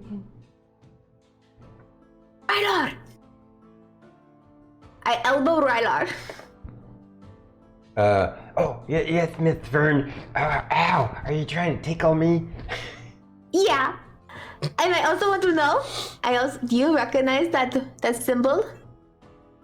He looks What god around. that they worship? He looks around. What symbol are you talking about, Miss Fern? On the lady over there on at the counter. He says, "Yep, I understand. I recognize that symbol." Do you know who that is? Yes, I do. Can you tell me what the name is? He says, yeah, I can. Rylar, which god is it?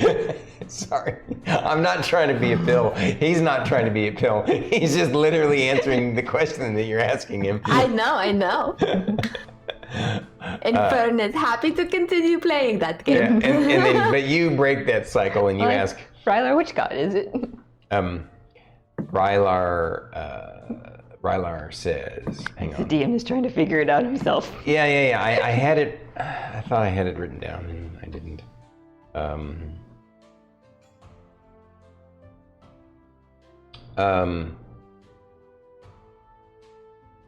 He says, "Oh, that looks like Helm. That's Helm. Who? Helm. Helm. Helm? Yes, he's like a god of protection. Helm, like a helm. Yeah, that's the way you spell it, just like that. Oh, good. Well, I help the I guess I would have been carrying the main elf lady we were looking for. Well, no, you guys had. Yeah, I guess you guys would have to. The ladies would help you carry, like, walk her. Like she can walk now. She's just missing a foot, so you guys just help her walk. Yeah. You could have. Actually, I thought, didn't you lend her a staff? No. I don't know where I got that idea. If we're on horses, we would help them down. Yeah. You're already gotten off your horses now. Oh, okay. And left them at the. I take it, Starkitty, you're referencing the woman that we were sent Yes. to go find is the one that you have, Yes. or the one that is on your horse. Yes. And then I'd probably assume Kat is with Lorkris Yes. because she's the most fragile of them all. Yes. And I would have the dwarf, because the dwarf is heavy, but Fern is really light. And sorry for our schluck. Whoever's with our schluck in Rylar feels bad, man. Feels bad. I guess that would be. Okay, so you were there to rescue Liana Farsinger, the female elf sorcerer, and Grolaka, the female dwarven cleric. Yes. Right, and then you couldn't save the other two, the two male ones, but and then the other two that you found, one was Titania. one was Catania, the other was Cassandra, actually. Yes. So Cassandra would have been riding with Rylar. Cassandra would have been riding the Rylar? Yes. Okay, all right, yeah. So then, yeah. She was the other one who probably needs the most, help. So, So Rylar's being all polite and nice. He's got his arm up and helping her, even though she's physically okay. But he just wants her to feel like she's supported. So and so she does. She holds his arm while she walks with him, and so who talks to you're talking to the Lady of Helm. I will. That is the smartest move. I walk in. Hello, are you Nurse Rodham? Is that her name? Rodham? She says, "Yes, I'm Nurse Rodham." We've found some survivor adventurers that definitely need to have somebody take a look at them. He says, "Oh, well, yes, of course. Let me get some assistance. We'll take them back. You say you found these adventurers? Were any of them part of a particular mission?" Yes. This lovely elf right here, Liana? Out of character. Oh. Liana Farsinger? Liana. Yeah, Liana Farsinger, right? Liana Farsinger is part of a group, and this lovely dwarf, Gorlaka, was part of the same group. He says, "Oh, that mission. Yes. Okay, we were informed about that. It's an important one. You all took care of that for the VIP. Looks like you were successful. Where's Sir Roderick and Cedric the Sneak?" Unfortunately, they did not survive. That's a shame. The bog witches killed them. Bog witches, very well. Were you all able to bring proof of their existence, the paupers? Yes. Oh, all right, very good. I believe you'll. We can arrange to get that taken care of. I will speak with the administrator, but first let me get some of my staff to help these ladies back. Tell us briefly about the ailments and how long they've been out, and actually, you know what? Let's. Can we get a chair for Catania? I see. Yeah, no, she's already getting somebody to do that, and she's talking to you. She's multitasking, so she's already got some assistants and folks. You see some people in robes. They look like clerics and or maybe herbalists or something, you don't know, but they come. Some lady humans come out, and there's also an interesting looking half-orc male orderly who looks really bright and cheerful, and he's big and strong and wearing a, looks like an orderly outfit, and he comes over and assists the lady. He's obviously there to carry people who need to be carried, but he helps with. He comes over and says, I can. Attempts to scoop up the lady without the foot, and you be careful with her, okay? He's like, "Oh yes, no worry. I take good care always." And Nurse Rodham, she says, "Yes, you have not to worry. He will take excellent care of her. He is one of the best staff that we have ever had here." Okay. Are you comfortable being carried like that, Cat? She's like, "That would be fine." Okay, as long as you're okay with it. Right. If you are not, just let them know. So she says, "Now before we take them off, real quick, so I can make note of who's whom, I've written off, this is who, and this is Cassandra, and you what's this lady's name?" So the lady that's missing the foot and hand is Catania. So out of Calling character, her. before I say this though, that was a name you guys gave her. Oh, okay. Because That wasn't her real name. We don't know her real name. okay, so I'll let you roleplay that. Yeah. As far as we know, the name we've given her is Catania. She has no memory of anything that happened before yesterday. She makes a note of that. Okay, all right. We'll From our understanding from talking with Cassandra, Catania had been with the Bog Witches the longest, for at least maybe a year. He was like, "How did you determine that if you couldn't speak with them?" I look at Cassandra. Cassandra didn't tell you that. You guys. Based on our observations of her wounds and her scars and She goes over and looks at the scarring and stuff. Oh, I see what you mean. All right, let's get them to the. She basically directs them to go to the rooms where they need to be going. It's the proper area. She says, you all have done a great service. I hope you know that. We'll get the administrative stuff worked out, and before they are taken off to their areas, the dwarven lady Rolaka, she makes a point to say, "Oh, and make sure that." She says, "Make sure that they get all of our gear. We made a promise to them that they would take our gear. We don't want it anymore." And the other lady, Liana, she confirms this, and so. Of course, the nurse Rodham, she's like, "Oh, don't worry about all that stuff. We'll work all that out. You can, we'll take care of all that." So. I want to tell Gorlaka and all them, once you guys are better, come by our guild hall, and we'll have a celebration for your health. Okay? I look at the head nurse and go, "Are visitors allowed?" She said, Yes, of course. If you want to. It's very rare, but of course. Visit their friends here? I didn't. What was your question? People don't visit their friends here? Well, of course, particularly party members, but a lot of the time she explains that when a team has gone down in such a way that they need to come here, it's kind of depends. Sometimes we have visitors, but it doesn't happen very often. Usually when the person is back to health, they're back out in the field again. It's the life of an adventurer, I suppose. Well, Fern, we can definitely come back and visit them during the See Miss treatment. Gray if you want to.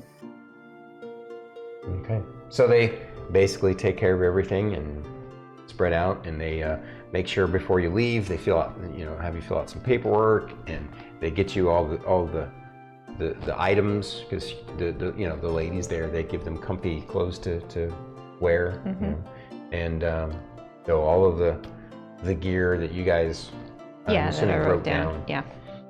Because that's something we'll want to do briefly. We'll take a moment outside of role playing to go over and make sure that we got everything and decide who gets what.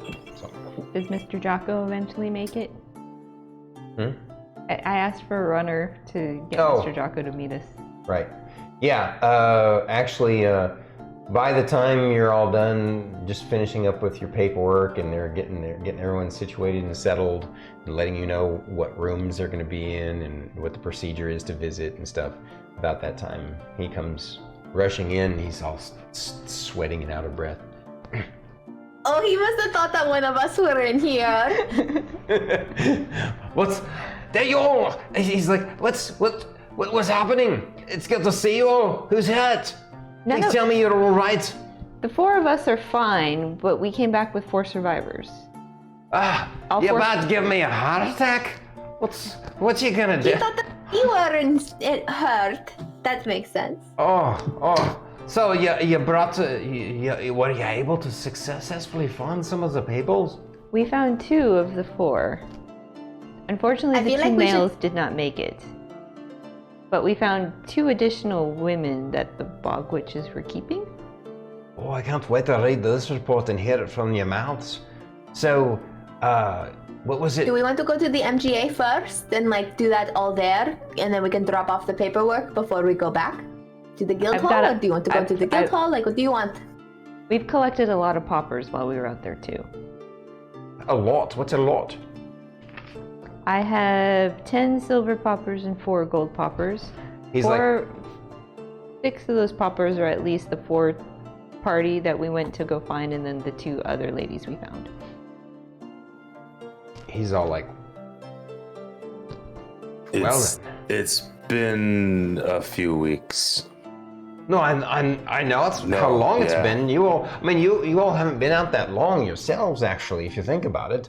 But these folks, how did you find that many? You were only sent for one team. Are you saying that a lot of the past missing adventurers were ended up in this swamp and these bog witches, you say? Yes. After we defeated the bog witches, we went through all their stuff, and that's how I found these additional poppers.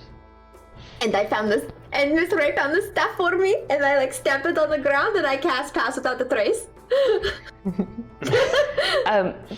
The biggest, most concerning thing that we do need to discuss with you right now is on our way back, we encountered a stone giant, really, really close to civilization. He's like, dare I ask if that's in your report? It is. Perhaps we should do what Fern suggested and just go straight over to the MGA together right now. We can. Next time we'll make sure that the runner tells you that we are all okay, so you don't run all the way over here. Well, that would be a appreciated little lass. Give me some water. I would, if you don't mind, while like Fern and Emillynn are having that conversation, I look to the the head nurse, right, and I go, you think this is gonna be a problem? The head nurse, okay. She says, she looks at you and she says, "This is a new occurrence. It's usually a good thing that you have an eye, young man. Did But you have an injury of some kind? Did something poke you? You have an eyelash? I can help you with it." Sorry, you just broke fate for a second. He's got an actual eyelash in his eye. Yeah, no. Apparently, my eyes are glowing.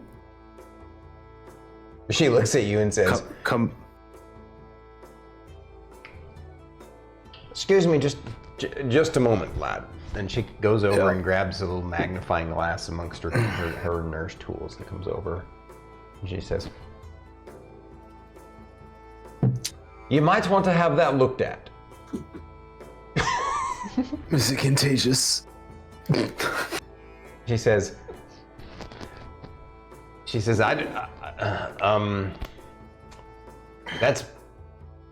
that's mystical in nature, young man. Oh, goody. I don't really think it's a disease of any kind. Not that I'm aware of. Okay. It might be nothing. You might be going through some sort of transformation. Okay. I wish I was a part of this. Well, What did thank you say, Fern? Or Druid? I said I wish I was a part of this conversation, but I'm not. Oh, yeah. Intended. So she says, Lorkris is like, I do not need her in my face. I'm talking to the nurse she about says, my own personal health. She says, I could of course arrange for you to meet with our research department. They might be able to give you some insights into it. But just so you know,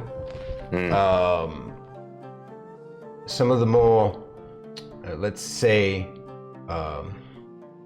elite adventurers, as they grow in power, sometimes experience some sort of transformation, some sort of transmutation, such as this. This might be some sort of internal metamorphosis that's bringing you closer to the power source of your own personal experience. Tell me, what sort of profession are you?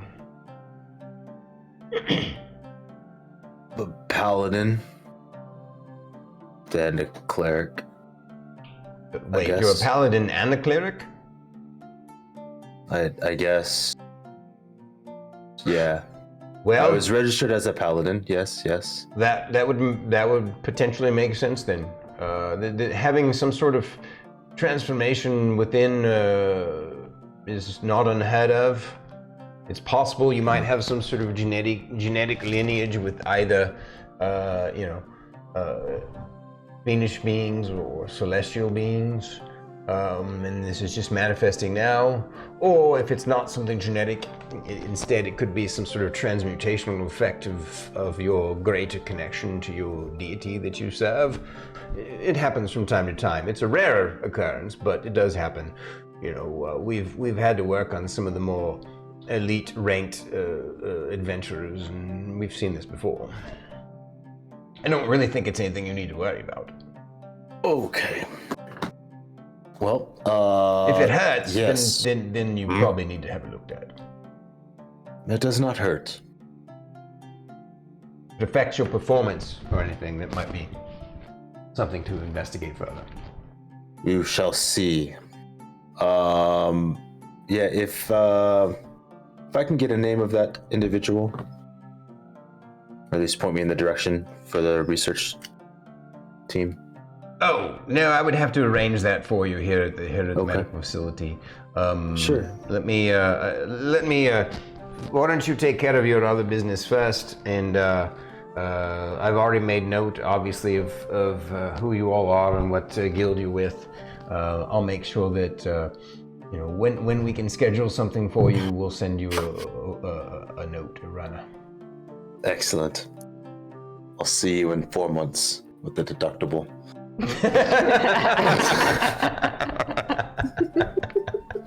Let me guess, 15,000 gold deductible. Lorkris does not say that. I know. That was definitely a fate.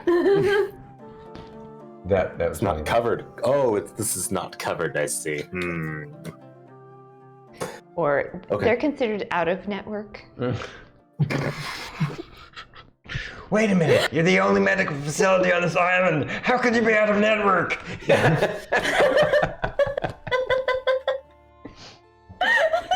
I don't know, sir, but you are. Your insurance does not cover ocean voyages. Yeah, this is not covered in your incidental. All right, so Oh, you took an Would you like ambulance to? here? Would you like to buy an extended warranty for your cart? Okay. Anyway, got that out. Can you just imagine the junk parchments that come in? We've been trying to reach you about your extended warranty on your cart. How's that horse treating you? Might need oil change. New windshield wipers. That's new blinders. Anyway, okay. oil change. I bought an EV horse.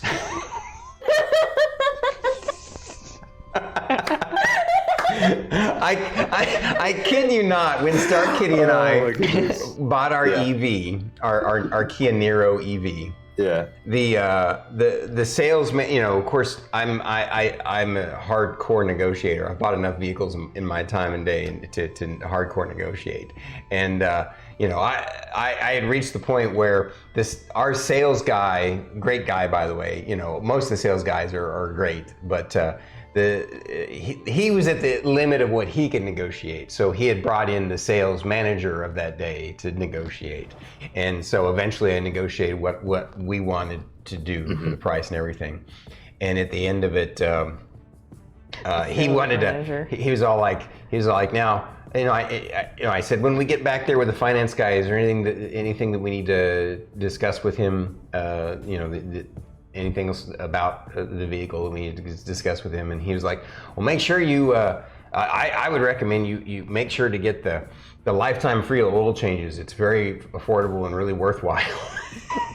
Kid you not, he said Myself, Stormy, and our sales guy were all looking at each other. We're like, somebody gonna tell him? Smirking.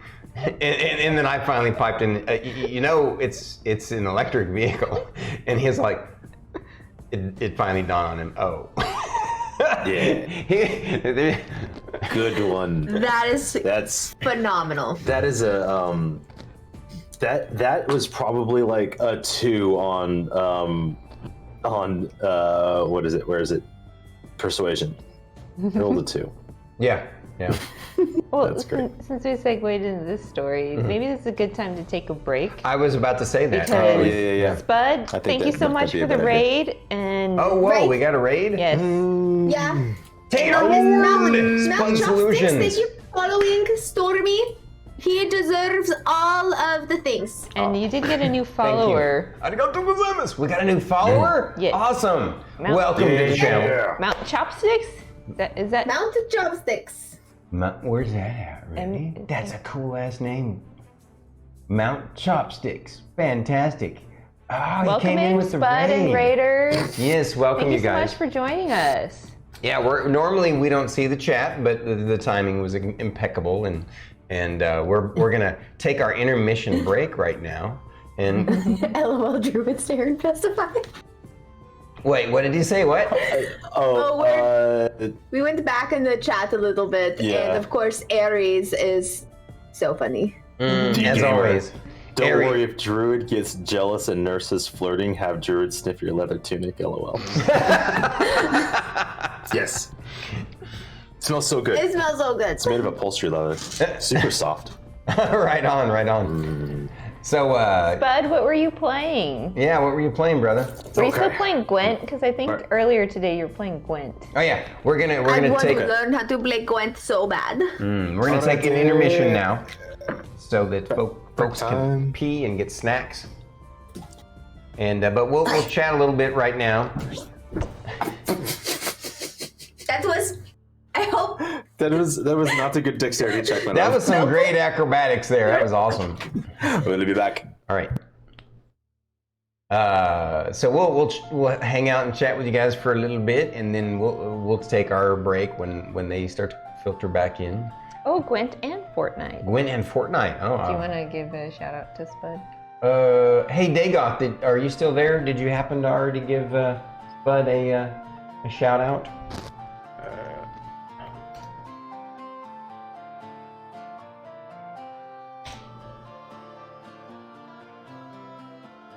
I think I got it.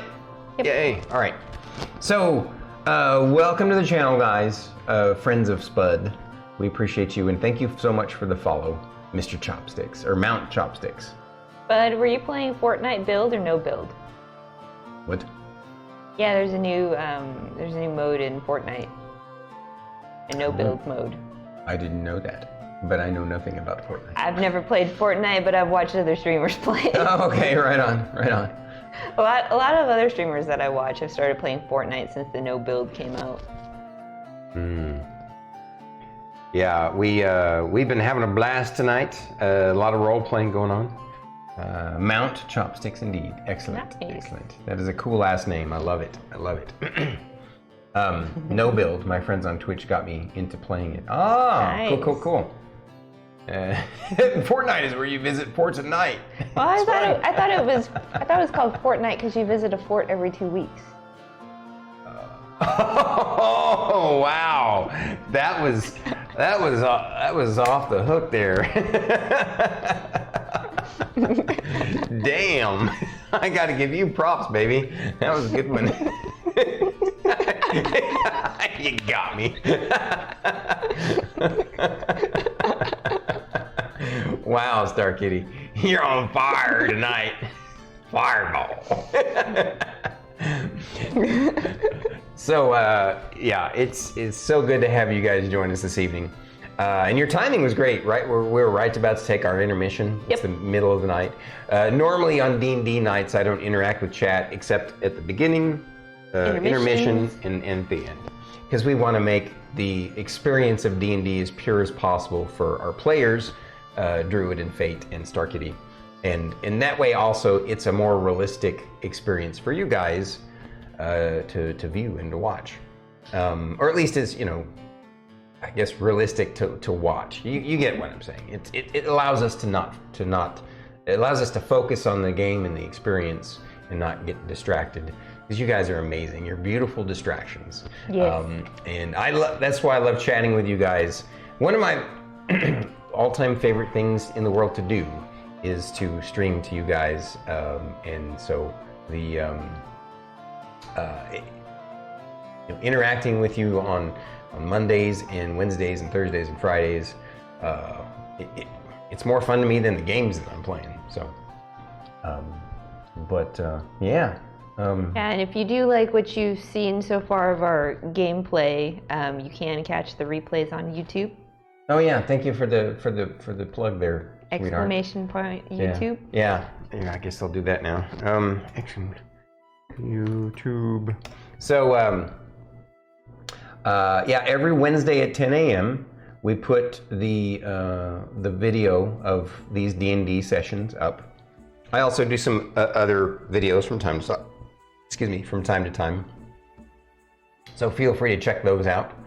But and dgamer/Aries says the benefit for this session being mostly RP is if you do break RP with a upseller that wants you to oil your EV car, as you can make intermission to cover your butt.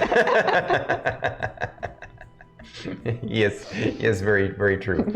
So you guys were enjoying our little jokes about that was a nice little tangent. That was definitely a fun experience. It's like, okay, we'll just let him finish his spiel and tell him, no, we don't want the oil change for my car. Yeah, I think we're gonna pass.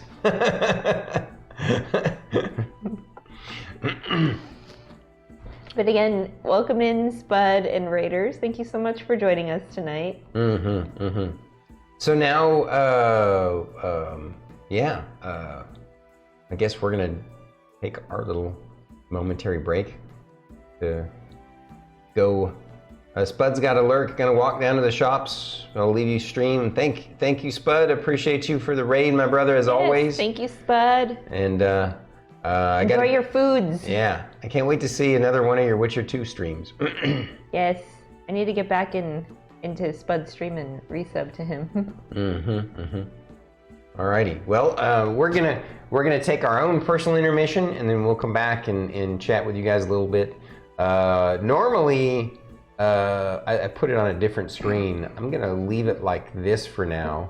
For whoever, like when they come back, they can chat with you guys. So. Really, Aries? You would have done that?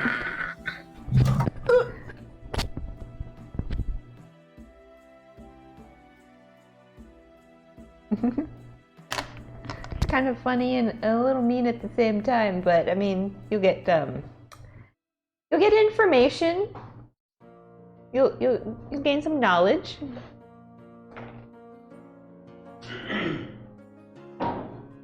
You're not that evil, are you, Aries? Funny we keep calling. Oh, I'm not. I know, I keep calling him Aries, but he's the gamer.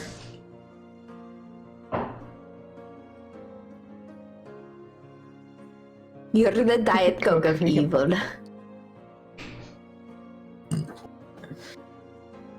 I guess I can start referring to D Gamer like we do with Rylar and what he is. D Gamer Aries. Or Aries D Gamer. Heavy air quotes every time. Yep.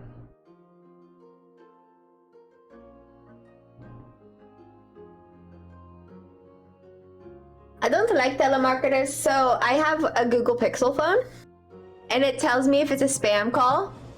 And then I also have the option to be able to like do like a Google, You can screen the call? Yeah, Google screen. Yes. And nobody knows how to respond to that if it's a number I don't know. Everybody's just kind of like, click, and they hang up every time. Yeah, I've done it a few times to spam numbers where I'm like, screen the call. And then nothing happens. Yep. It is way too entertaining. Yeah, I have a Pixel 4a. I love the Google Pixel phones. My mom's like, why would you ever leave Google? Why would you ever leave an Apple phone? And I'm like, because I like the Google Pixel. Don't try to bully me into going to Apple. I don't want it. Yeah, I've always been an Android user. Did I hear you Like say ever. you have a Pixel? Yes. Which I have a Pixel do Google you have? Pixel 5. Oh, I have the same one. You've got the 5a. I have the 5A. Yeah. He's got the 5a, 5G. Yeah, I have the 5G one. I don't know if that's 5A or not. I just have. It's the XL. So you have the bigger one. Yeah, you've got the bigger one. Yeah. I got the 5A, which is still a nice size phone, just not. Oh.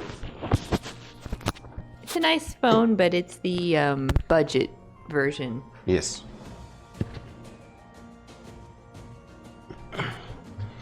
This is easier to do when I stand. Apple sucks, that's why, Mama Fern.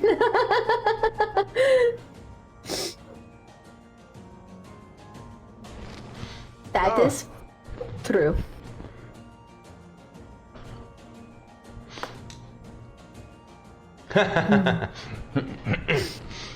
Sorry, I was chuckling because she went and got her comfy butt pillow.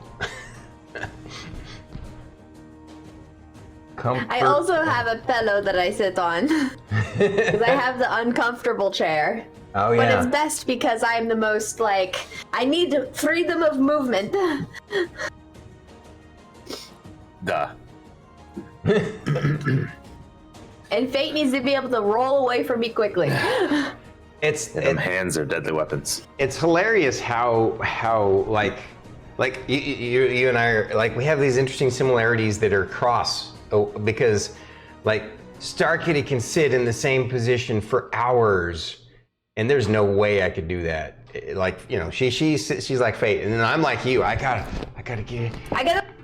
If you notice, often I like readjust how I'm sitting, and I'm like antsy, and I get really, really into it, and then I lean forward, and then I sit back, and it's impossible. I think it's amazing how we have those like there are also things that I have really in common with Fate that's different and unique. I think that's what makes us all a nice little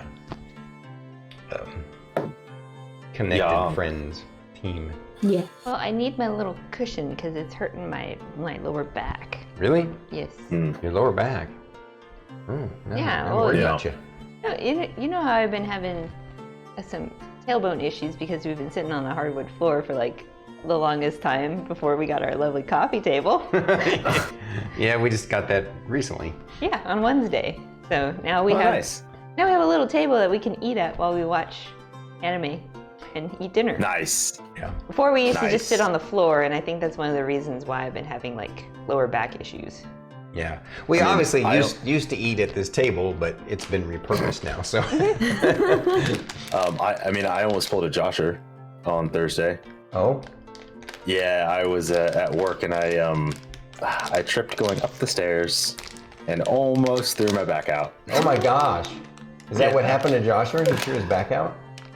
Yeah. Yeah, him bad. Me Like, just enough to I went home like 2 hours early just to be like super safe. And thankfully didn't have any issues the next day, but like it definitely could have been pretty bad. Yeah. Well, yeah, Joshua might need surgery. Oh my god. So when I had that stream with him, just like the update stream, he was talking about how like there's like nerve damage and everything, and stop risking your life. But yeah, so send positive thoughts to Joshua, okay? Yeah. Wait, speaking of that, why no stream? Well, I will tell you, Aries, this week I'm going back into streaming. So don't worry. We had some stuff going on, but everything is okay. And I'm going back to streaming this week. So with that said, what days can we expect to see you so that the new folks in stream can check out your stream?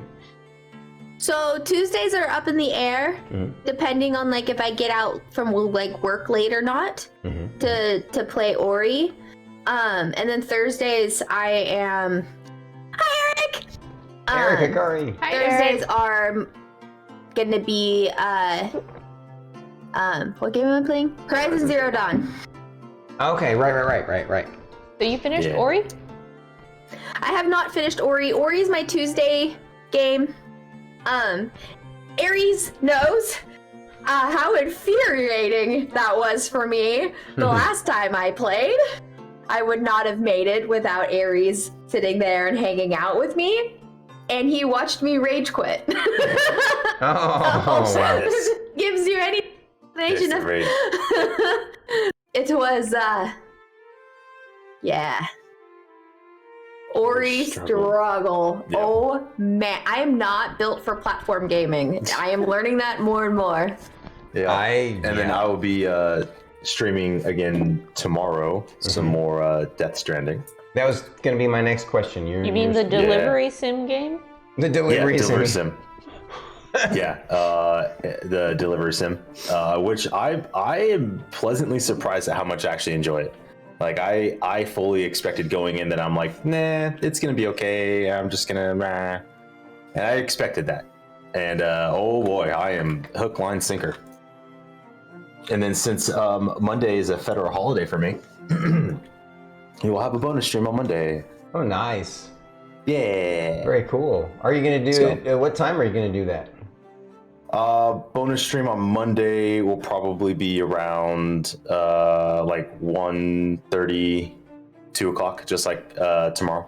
Okay. Pacific time. 2 o'clock Pacific time. That's like 4 o'clock my time. Cool. Awesome. Well, Yeah. And I may do some more Death Stranding on Monday, or I might check out Have a Nice Death, which is one of the other new games I picked up. So we shall see what happens. StarkItty's gonna love the next game that I play. It's called Stray. I've heard of that. Play as Yeah, I pre-ordered I've it for seen. it. I know that game. I've seen the videos of it. That looks cool. Nerd the Goris. Hey, what up, bud? Oh, but yes. Wait, Yeah, it looks the super bard cute. is on fire tonight? What did I do? Everything. Yeah, your great jokes, Oh, especially the one that they missed while you were gone. What? so we're talking about I missed a Fortnite good earlier because that's what Spud was playing. Ah. Somebody had said, yeah, Fortnite is where you visit forts at night. And then I was like, really? I thought it was where you visit forts every 2 weeks. Yes. Yeah, good one. Good one. Yeah, that was that is fork knife. That is Fortnite. Kill, brother. It's good to see you, man. I'm glad you could make it. that's great. That's So, great. Nerd the Goris, are you gonna play Stray on stream? Yeah, all right. That's right. We need Oh, another shout out. nerd! We can totally try to figure that game out together. It comes out next month, doesn't it? Mm-hmm. I'm really excited about it. It looks really fun. Looks super cool. Also, don't forget to shout out Eric. Oh yeah. Yeah. And hey, Kill, thanks for joining us tonight. Is it Eric with a C or a K? See. Okay. With a C. There we go. Yeah, yo. All right. Well, let me grab a snack just because we're on our intermission, and then I can say I did it. Yeah. Yeah.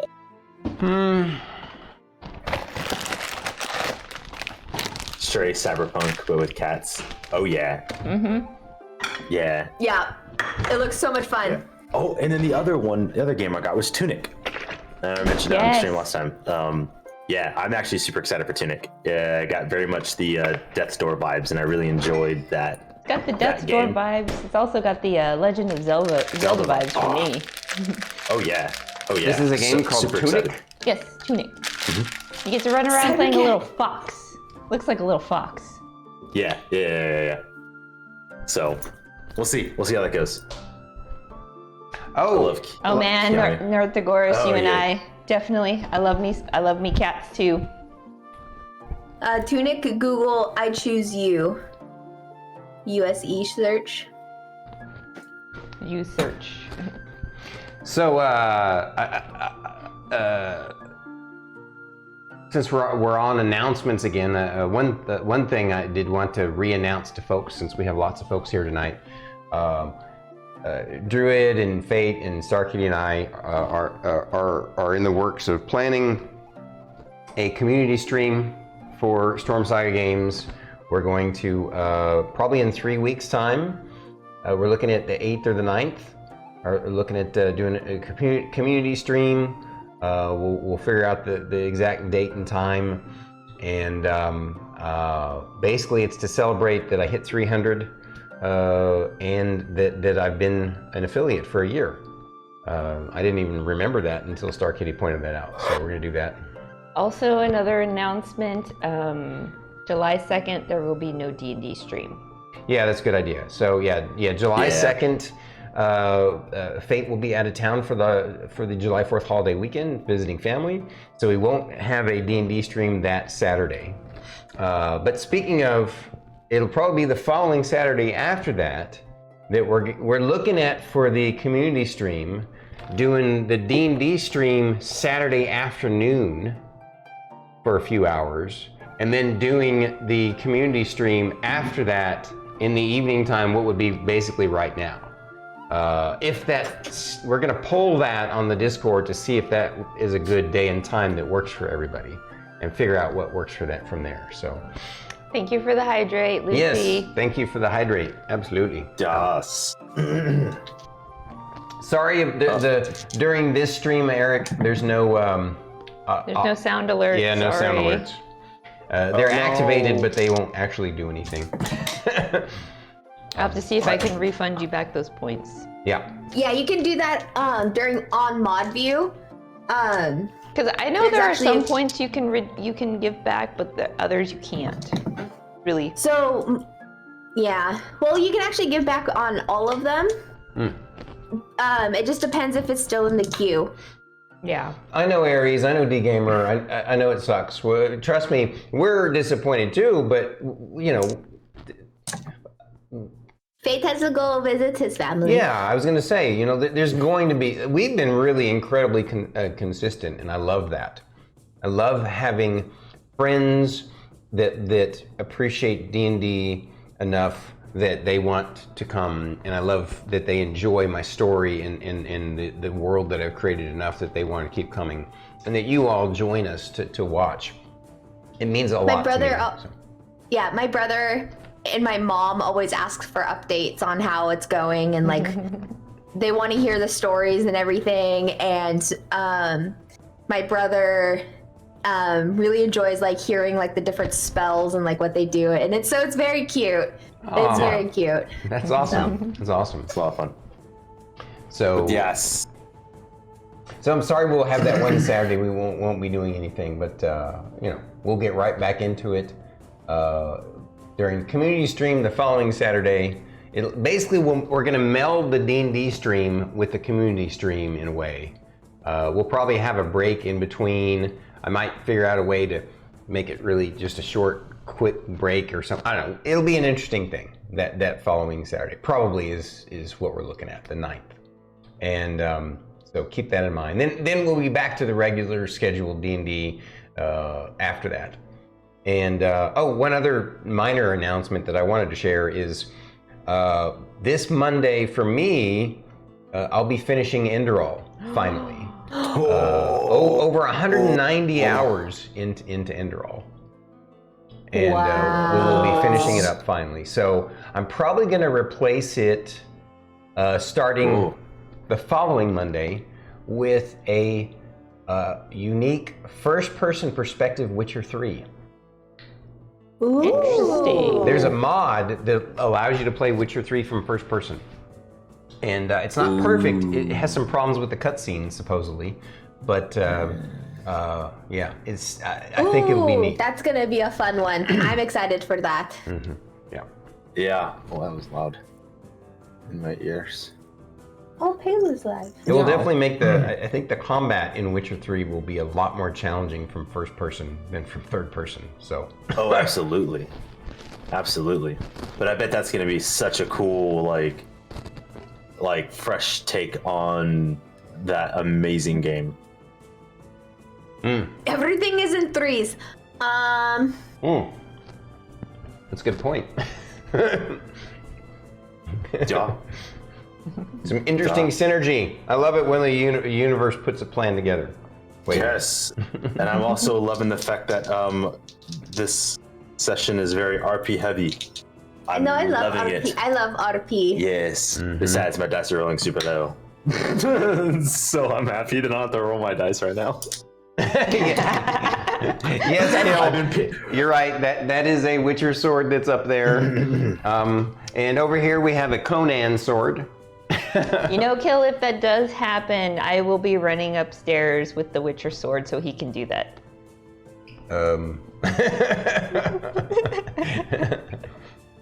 Walk in there going, here you go.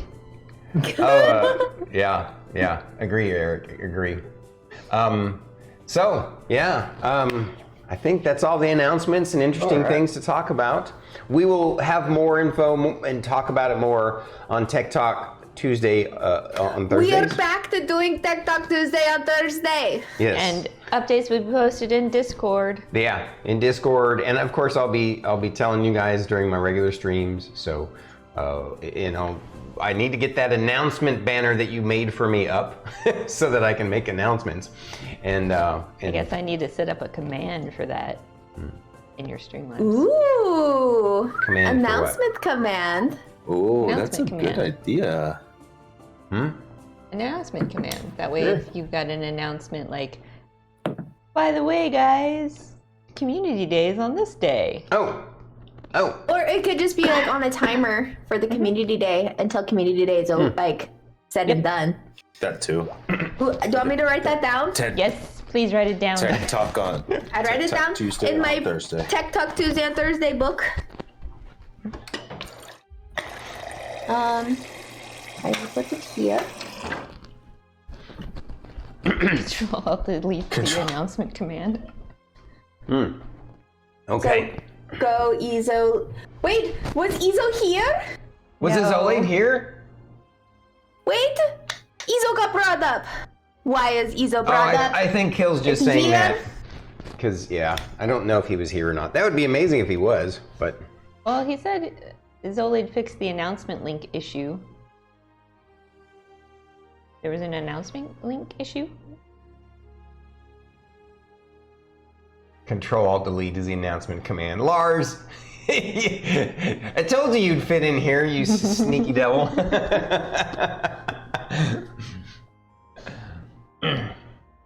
Oh, okay. Oh yeah, you did tell me, and he did fix it. Cool. Thank you so much for getting with him on that, Kill. You know me, absent-minded wizard over here. I forgot to mention it to both Starkitty and Azolade. I had no idea there was something wrong. So yeah, Kill was the only one to figure it out that apparently when my announcement, my bot announcement, when I go live, if you go click on the link, it breaks. It wasn't going to my channel. And it was because of what he had. He didn't have something on the end or something, and so Kill, thank you so much for figuring that out and getting it messaged over to Zolade. You're awesome, brother. Super cool. I miss Ezo so much. I know. I know. We all miss Ezo. We do too. He That's Slag Lord. The Lord of Slag. Lord of Slag. Yeah. That's the big downside to being an adult. You have to earn money to pay for things. I know. Oh, I know, right? Our little Ezo growing up. getting an actual job. I know. I know. Oh. I'm sure he's having some fun as a here. bartender. So. It's the worst. Well, okay. I only roleplay as an adult, right? Role-playing Same Kill. Yeah. It's time to cosplay as Actually, a human. I don't want to. I try and avoid doing that as often as possible, Kill. I try and avoid role playing as an adult. I'm forever Peter Pan, guaranteed. All right. So, I think it's time for us to get back into the Isles of the Mist. I was going to say, speaking of roleplay, Thank you guys so much Great segue. for hanging out with our intermission. Stick around for the rest of the show. We wrap up around 10, so sometimes we go a little long, depending. Sometimes we go to 10:30, so 10 or 10:30. But man, we love you guys. Thank you again for being here, for all the raids and everything, and follows, and oh yeah. Agreed, Lars, agreed. 1 out of 10 would not recommend that game. What game? Adulting 10 game. out of 10. Yeah, the adulting the game adulting sucks game. balls. yeah, the graphics are amazing, but the gameplay is pretty subpar. Yeah. The it's the mini currency games that system you is played. messed up. Yeah, the mini games you play during the game, kind of like, such like D&D, those are fun things. Make up I wish for- they expanded more on that, but the core gameplay element is trash. Well, Yeah, I think the 35 to 40 hours that you have to spend. Yeah, just working on skills that don't get you anywhere. Yeah, it's so grindy. Like it's you're right. It's It's grindy, and oh my god, They're the searching for a parking spot mini games. oh yeah. Yeah. We had to do that today, and that's Oh, what's yeah. loud. Kill Oh yeah, did or say managing the finances with that weird it's the TAX system. It's like it looks like it's like the tax system. It's weird. yeah, the tax and yeah. currency in that game is all over the place. Mm-hmm. But Yeah. yeah, Kill, I Yeah. agree. I don't think there's a respawn either. Yeah, that's the worst. The Yeah. fact that you, Yeah, no, it's there's the permadeath all the time, right? Makes it the scariest game ever. You know, you never really want absolutely. to take any risks or do anything fun. Yep. No. Oh, and then like if you happen to just make like one misstep with like picking like a career path, like there's always that possibility of like, you know, not having enough money to do anything else. Yeah, Exactly. and then Hell. you wasted all those stat points. Yeah. Hell, there's On a the- you're right. There's Deletes even a your possibility of Death and deletes your save. yeah, and it That's deletes great. your save. And hell, and there's the possibility that you freaking slip and drown in your own bathtub. Like the Right. physics I of the know. game are just too hardcore, man. Yeah, I mean, I thought like Dark Souls and Elden Ring were difficult. They brought this difficulty slider way up. Oh yeah, Yeah, yeah. yeah. Anyway. But Plus, you get to just have like the really real cool game, pets your and stuff. hardware starts to get dated, and you can't play the newest games anymore. New features like, why does my back hurt? Why are my eyes not working anymore? Ray tracing is glitched.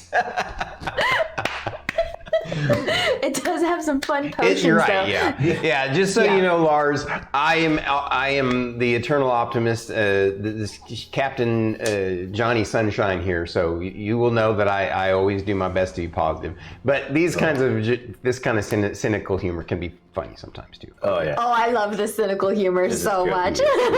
Yes, but for sure, I love this life, despite all of these obvious drawbacks All to of this MMO.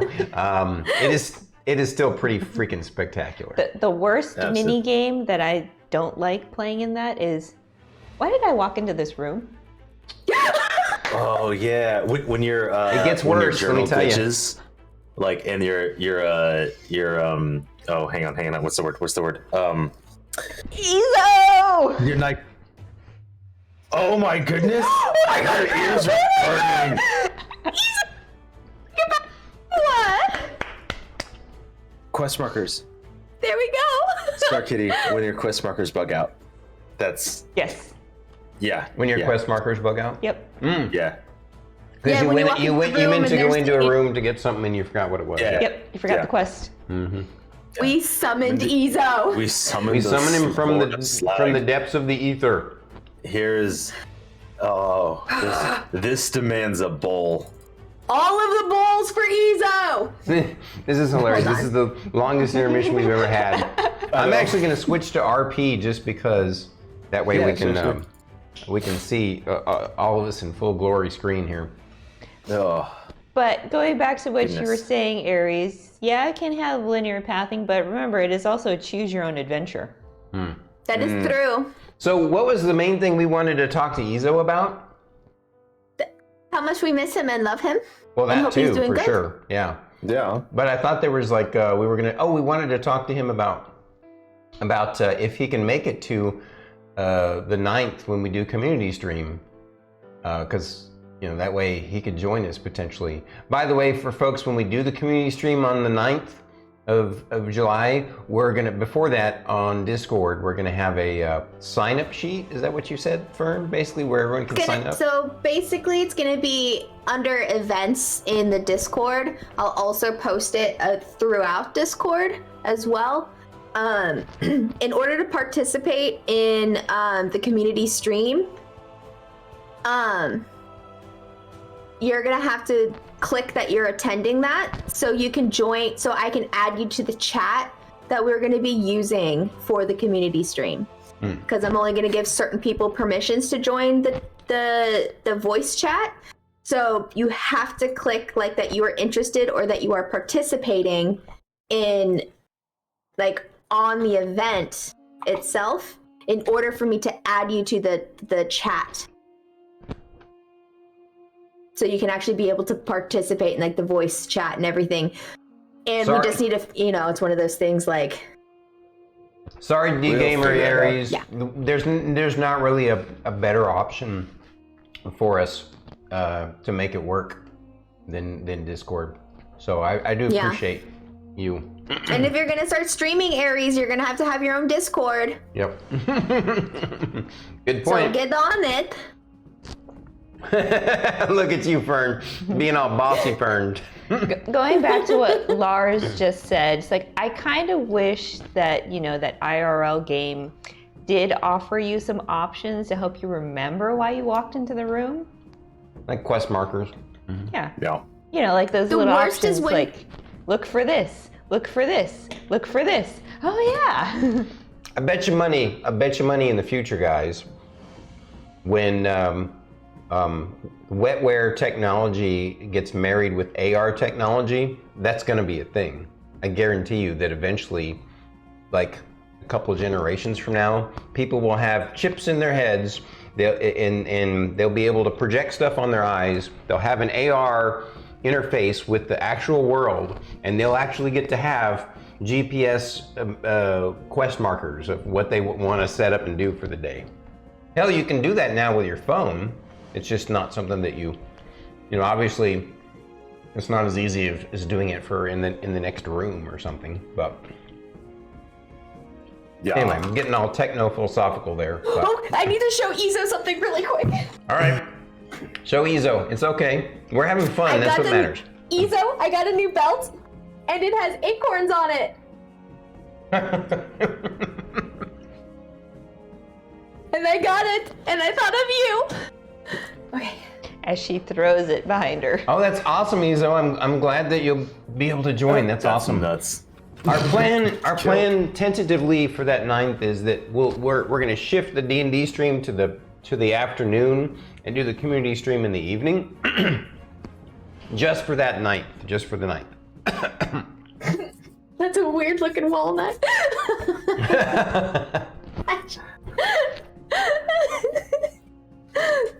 Dun-dunts.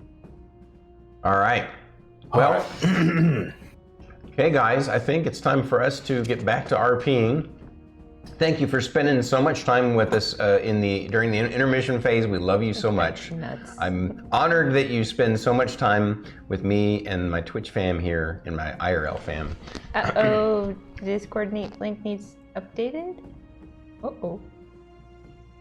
Sounds like you're... Oh no, I really want to know. Izo, I just miss you so much. Uh-oh, Lars is saying the Discord link needs updated. It does? Did the invite expire? Does the invite expire? Shouldn't have expired. Let me You have to... bring this back up.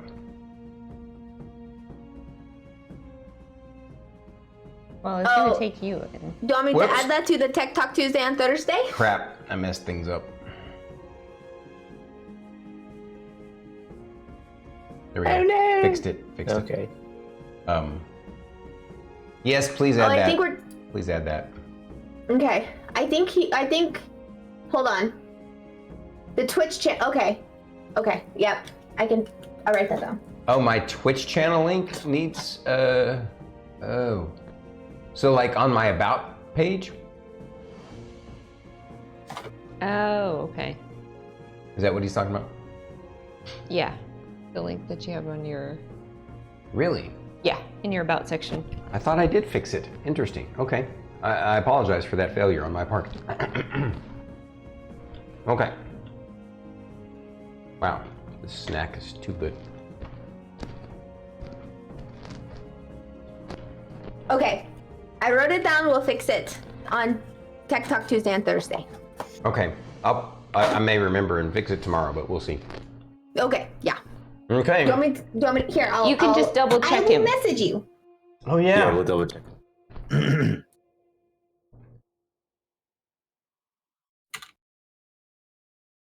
I appreciate you guys taking such good care of StormyD. Yes. He loves to be taken care of. He's the goat. What is... Rylar would say, why do you think I'm a goat? I don't feel like a goat. The greatest of all time. It's because you're badass. That was bad. Goat. Goat. I know, greatest. That's thank you. That's how Ooh, Lorkris would explain it to Rylar. Don't right. touch me. No, no. I might ban Fate for that too. Do it, Ezo. Do it, ban him. All right. Should just do the whole no touchy. No touchy. Emperor's New Groove. That And was a then great Fate movie, can by go, the way. I'm not touching you. That was funny. It smells like. Funnier than me. I got up Suddenly my everyone's game funnier than scene. me. Yes. Yes, the gamer Aries.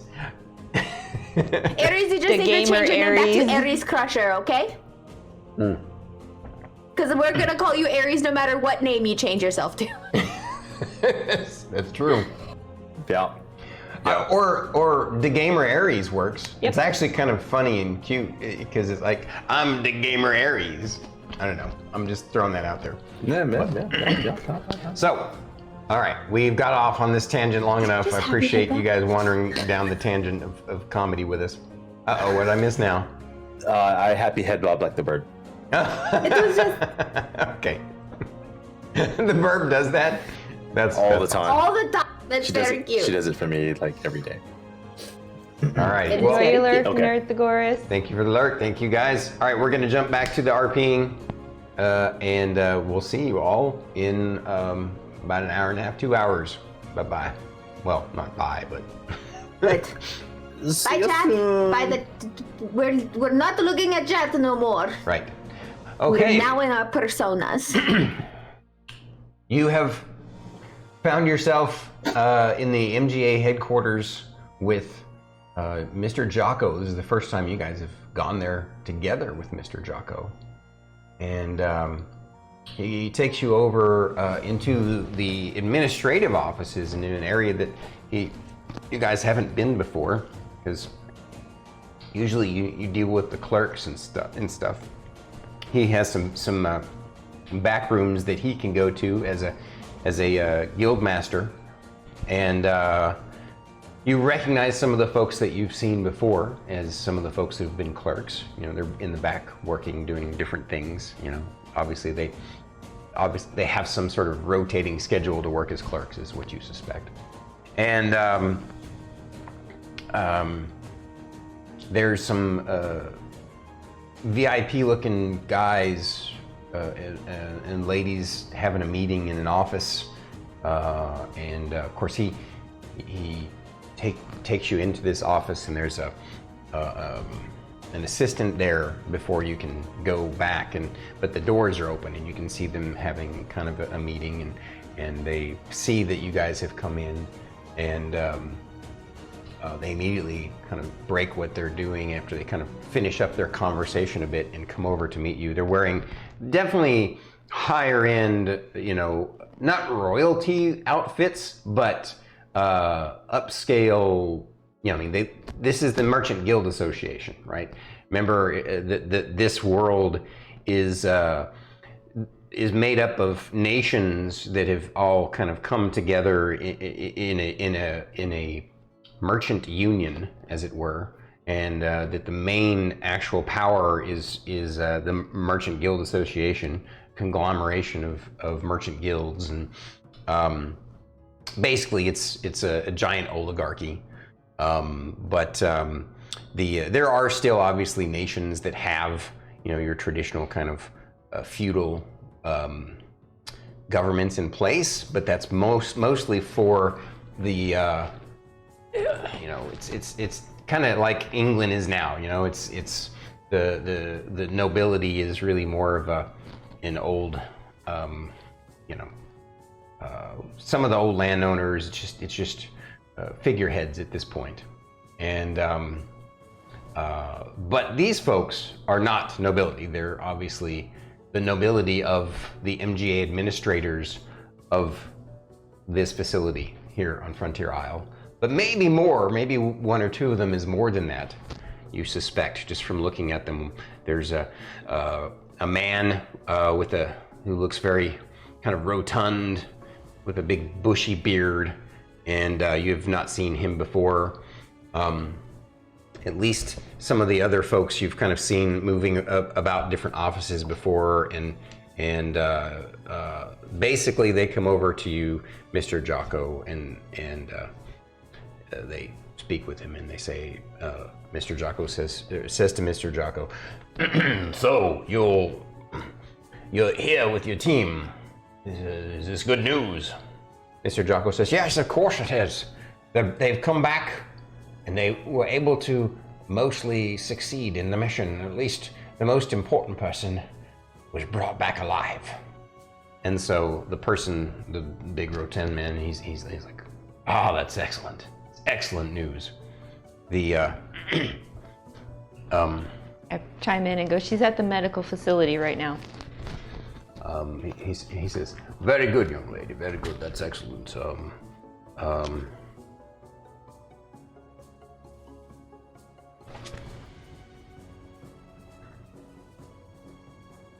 General Goliath will be pleased to hear about that. You see, the General Goliath, the lady, the main, obviously we wanted you to rescue whomever you could, as many as you could from that particular adventuring team, but the main reason that you were sent out was your mission was effectively sponsored by General Goliath. General Goliath is the head of the military of one of the nation states back on the mainland. And apparently, Liana Forsinger is his daughter. And so you will have done him a great service since you brought her back alive. Quite certain that you will earn your bonus that they spoke about. Yes, Fern. What is this, young lady? Would you have your hand up? What do you wish to know? Mean that Jocko also gets to become a ranked guild leader? Because I feel like he deserves it because he has done such a wonderful job. Mr. Jocko says, it's all right, Fern. We'll talk more about that later. He says, Lord... Because Jocko is amazing, and you guys should know that. Lord Henron, I haven't quite explained to her. Lord Henron, I haven't quite explained to her how it works around here. And the guy says, who's obviously Lord Henron, he says, well, I'm sure that you will explain it to her fully. And so Mr. Jocko says, I really appreciate your ask, but the ranking of the guilds doesn't have much to do with a decision that's made. We'll explain that more later. In fact, it's something that I was wanting to talk to you all about once you got back anyway. News. Because I would hate to have to annoy all of these people for you.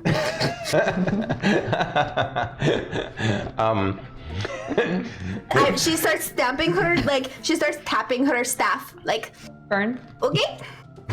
Lord Henron gets a chuckle out of this and says, well, Mr. Jocko, looks like you have your work cut out for you, man. And Mr. Jocko says, yes, but they're a lively bunch, but as you can tell, they're quite effective at what they do. And so with that, he says, well, very good. I'm sure that you will get to your report to the proper people, yes? And Mr. Jocko looks at you. Yes, I'm pulling out my report. And Mr. Jocko says, yes, we'll make sure that it gets to the right people downstairs on the way out. And, well, very good. I'll find out all the details then. I'm gonna just... Lorkris, don't forget to tell them about the whole stone giant thing. I'm whispering it, but very obviously whispering something. Oh. But don't forget to tell them about the whole stone giant thing right now or something. Isn't that really important that we should tell them that right now? I don't know. I'm just thinking. Yes. You will come to see in Miss Ray's wonderful reports. Right? Yeah. Just so you know, there was a rather large stone giant near civilization. Not super close, but closer than we feel is safe. So I would let the scouts and let the people know that they're heading further south. So you say that out loud, and Mr. Jocko says, "Yes, thank you for reminding me." And you know, this Lord Henron, he says, "So you're saying that stone giants were seen that far south?" Well, we've seen the one dead one that we killed, but yes. Well, good job taking care of it, of course. But that is a bit concerning. That seems to tie in with one of the other quests where we're trying to determine how it is that they seem to keep getting past the various outposts that we have. So yeah, it's a little nuts. Well, I appreciate you bringing this to my attention. Apparently, we need to increase our. I just now got that. I missed it. I said it's a little nuts. Because he stabbed the stone giant. And I was like, cool. It passed. And I see StarkItty just start. Yep. Oh, there it is. Okay. Kudos to you, sir. It's been a heavy couple of episodes. We gotta have some good laughs. Yes, that's true. All right. Yes. Well, speaking of that, so just as you guys are wrapping up with him, and he explains that he's gonna, see what they can do about this and see what sort of adjustments they can make and things. Just as you guys are getting ready to leave with Mr. Jocko, Rylar says, "Mr. Jocko, why did that man have such a big belly? Has he been eating too many pastries?" and Ooh, where do you get your pastries? And we know how to make a Mr. really Jocko's good pie. eyes go wide and he goes pale, and he's all concerned that Lord Henron's going to be upset. Lord Henron gets a chuckle and he just puts his hand on Rylar's shoulder and says, "Well, perhaps I do eat quite a few pastries. We have a really good pastry maker here on the island. I'll make sure that you know where to find it. But with that, I must go away now." I'm going to bring you one of our pies one of these days. It is way better than anything that they could ever make. Really? A pie? What sort of pie? It is a pecan with peach. I don't believe I've ever had a pecan peach pie. That sounds quite fascinating, little lady. I'll make sure that my secretary allows you to bring that to us. Yes, that would be quite appreciative. We have to go out into the field first to get all the stuff for it. But yes. We will bring that for you as a gift. As long as you remember that Jocko deserves to be a ranked guild. That's not how this works. That is how it works now. He nods and thanks you and says, "Well, I must be off now." And he goes back into his office and shuts the doors. And some of the other people that were there, they go back. And so Mr. Jocko's he's like, Yeah, I know, Philip. I didn't think giving her the staff would give her so much power. She's tapping it the entire time down the hallway. Kind of obnoxiously. And I imagine you're just casting something mundane that doesn't do anything, passes out a trace. Oh yeah, there's so much pass out trace happening. "Oh, you're gonna burn out all your charges?" No, pass without a trace. Pass without a trace doesn't require any charges. Is that Oh, will? I forgot about that. Free. That's true. Yeah. Okay, good on you. Just. All right. Yeah. So, well then. Skipping down the hallway. You continue. You guys basically walk with Mr. Jocko back to all the way. It's a pretty long walk, but you're taking it nice and casual back to the guild hall. On the way there, let's have Mr. Jocko says, "Let's have a casual conversation." So before we leave the MGA, I'm going to ask Mr. Jocko, where do I drop off the poppers I've found? Or we found? He says, oh yes, we'll turn those in with the report. Okay. Conversation. Real quick, sorry, total side note. I believe, isn't there a particular, not to say vendor, but there's a particular individual in the same area that we would go pick up the quests that would accept the poppers, right? Am I misremembering that? You mean a clerk? Yes. Yeah, that's what I thought. Yeah. He's going to take you to that administrative clerk. Okay. I just want to make sure that, because I feel like that was already stated in a previous episode, and I want to make sure I remembered that properly.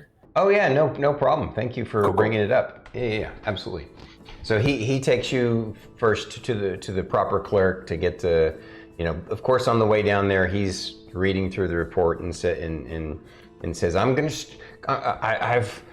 I've trusted your work on this. I'm going to just look through the summary before we turn this report into them directly. And so he reads it on the way down and sees the summary. Well, I don't even know what to say. You had to go back in twice? Yes. Yeah. Well, based upon what I know about the legends of these creatures, I believe that you were hitting above your weight, as it were. Oh, yes. I think so too. They weren't that heavy. Rylar's like, I don't know, they heavier was than pretty them. big and chunky, especially that ogre dude. He was, yeah, but the hags, they were small. I mean, No, strong, yes, not the ass one at the very end. But I mean, I weighed more than most of them. Yeah, but the ass one was really big. Oh yeah, she's right. It was that ass hag true. was huge. She was like large. She was almost as big as the ogre. And you're over there. And That she is was true. super smelly and really mean. You didn't get up close and personal. Mr. No, Jocko's but I looking could at smell you. her stink and from he's all far like- away because she was terrible. You understood me, didn't you, lass? I'm sorry. Sometimes Fern's vocabulary makes me laugh. Well, yeah, but apparently they didn't quite get my reference.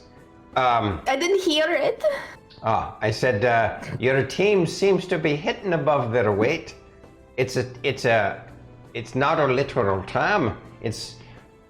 You see, when you have gladiatorial fights, they typically nowadays, they did away with the slavery gladiatorial fights, as you guys might know. Well, actually, in the country that you all come from, they don't have gladiatorial fights, but in some of the other countries, they still have it as a sport, you see. But they have these weight classes, and they're based upon the actual weight of the person, so that they're not matching some Goliath like this large person against a little human like Rylar here. So they're called a weight class, and so effectively, you all were taking on challenges that were way above your weight class, is what my terminology meant. But the comedy was excellent, thank you. What did you have to say, Fern? No, the gladiatorial fight is. I'll explain later. Okay. It's okay. As long as somebody explains it to me, because there was a sign about it too, and I had no idea. Well, it's actually interesting that you bring that up. This is one of the topics that I wanted to talk to you all about. We'll continue to talk about this as we walk. Might as well. It's a nice day, and so this I want is a to good link segue. arms with Rylar and swing my arms with him while we're walking down the hallway. Oh, we're already basically outside now. So Okay, well, I'm linked arms and swinging really ridiculously with Rylar as we're walking down the street, okay? all right, Rylar is digging that. He's just happy as a camper and playing right along and smiling and laughing and giggling with it. So, and well, Mr. Jocko says, so, in relation to your wanting our guild to be a ranked guild, I guess I apologize for not making it more clear how things work on the island. Obviously, you know, as I've explained, that you earn your own personal ranking, as it were, by gaining the higher level poppers. You started with copper, you moved to silver, and one of the things I wanted to discuss with you is I believe that you're almost ready to move on to the gold copper level and earn your gold copper. Gold popper, excuse me. I don't know why I misspoke that. It's like, is that a new Yes, gold popper. I believe that you all are definitely worthy of a gold popper, but it might be worth it to prove to the overall Merchant Guild Association in an unofficial capacity by taking on, you probably have noticed a special quest that exists on the quest board. That's a recurring quest. Oh, the tower? Yes. That's usually, it's not necessary. Some guilds are that have a more advanced background, they automatically get upgraded to the gold status. You know, some teams do, but let's just say that it's sort of an unofficial thing that teams that take on that quest once they've kind of been given the status to do so prove themselves to the other teams, okay? And so this will help with your own personal reputation and will absolutely, based upon your past accomplishments, gain you the gold popper level. So that's in relation to you as a team and as individuals. Now, again, he's doing this as you guys are walking. He's just explaining this stuff to you. And he says, now, in relation to the ranks of the guilds, that actually has to do with a number of different factors related to the types of missions that they have accomplished, but also it's really more of an informal competition that exists amongst the guilds themselves that's co-sponsored by the MGA, but is not official from the MGA. You may have noticed that round building that since you went to the medical facility, you probably also saw the sign that it says it leads to the Coliseum. Well, you see, once a guild has a team that's at least gold ranked and has caught enough attention, has done a certain amount or quality of quests, has accomplished these things, they are then allowed membership into a special competition that occurs effectively several months into the season. And once Do we get to fight the other guilds? Well, effectively, that's basically it. It's set up in such a way that, of course, they have the medical facility's healers on hand, and effectively, it's an arena-style battle with out of character. Pause for a second. My brain broke for a second. What's it called when you have a turn? Oh yeah. So there's effectively, in a few months' time, there's usually an annual tournament to determine who can become a ranked guild and what rank their guild is. And yes, it is effectively an enclosed space. It includes two different types of actually, excuse me. It includes three different types of events. And if you do well, if your guild does well in all three events, and you basically do better than the ranks, basically it's like a tournament.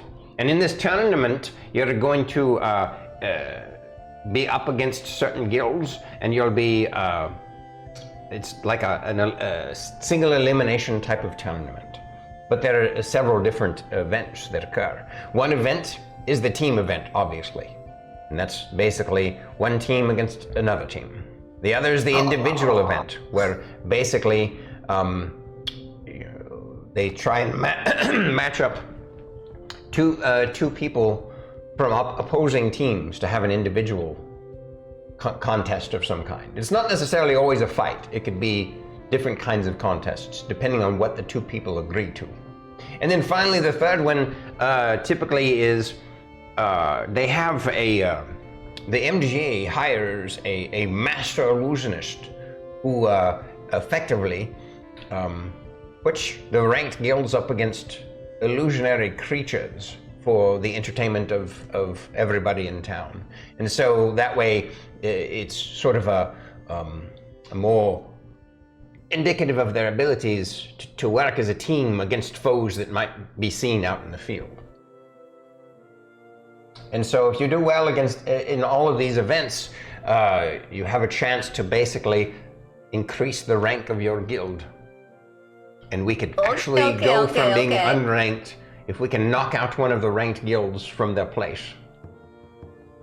Normally, we would take their place. That's the case, yes. They're gonna be so jealous. Well, it does happen, yes. I mean, it is the dream. So I'm confident that I'll be able to do it with you all.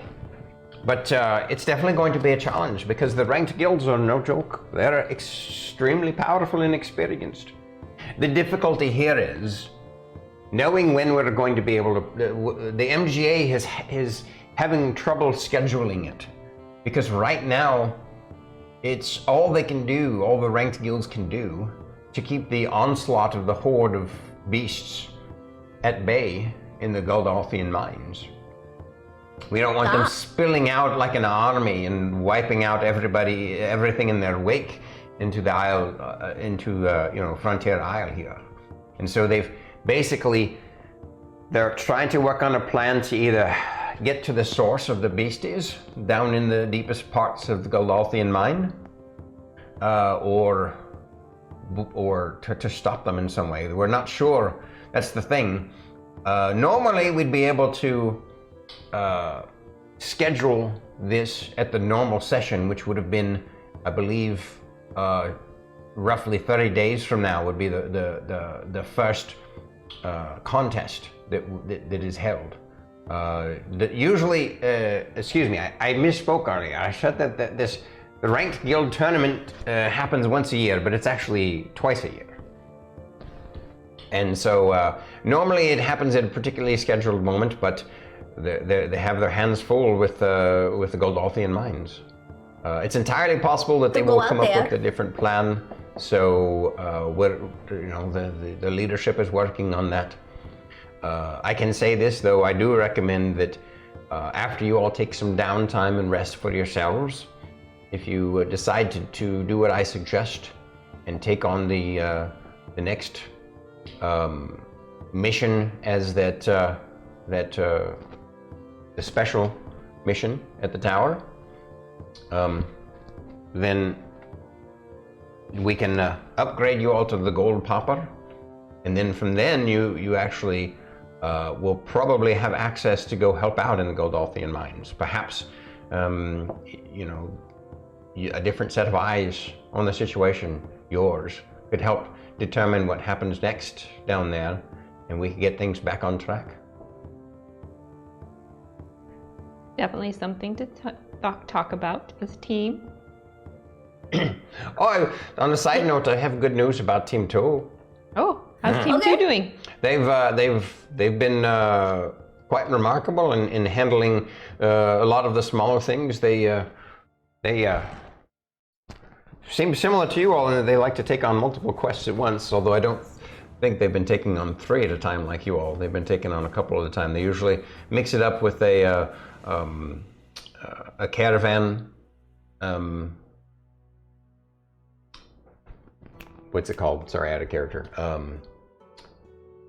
A caravan guard duty, and they've been doing some cleanup duty with the cleanup crews, and of course they've also have been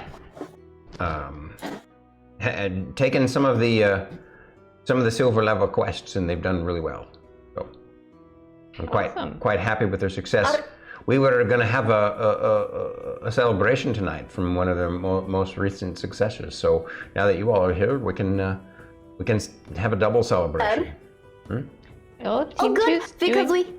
Oh, go ahead, Fern. Oh, because we have a lot of extra gear and stuff, so I was wondering if we could offer them some of our gear that we found. He says, "What do you mean you have extra gear?" So we found a lot of gear on our mission out to the bog witches. Define a lot. Well, I've got a list that I wrote out and I handed to him. Okay. And also the ladies that we helped save and stuff, they told us that we can have their gear too, because they don't plan on going back out there and being adventurers and stuff. So Did they got their gear put that too. in on the official report at the medical facility? Did you put it in your report as well? Yes. Wow, that's quite unusual, but that's excellent news. really good job saving them. And we were very nice to them. And we're gonna go visit them too, when they're in the hospital, because we really like them. Ah, well, that's quite compassionate of you. That's excellent.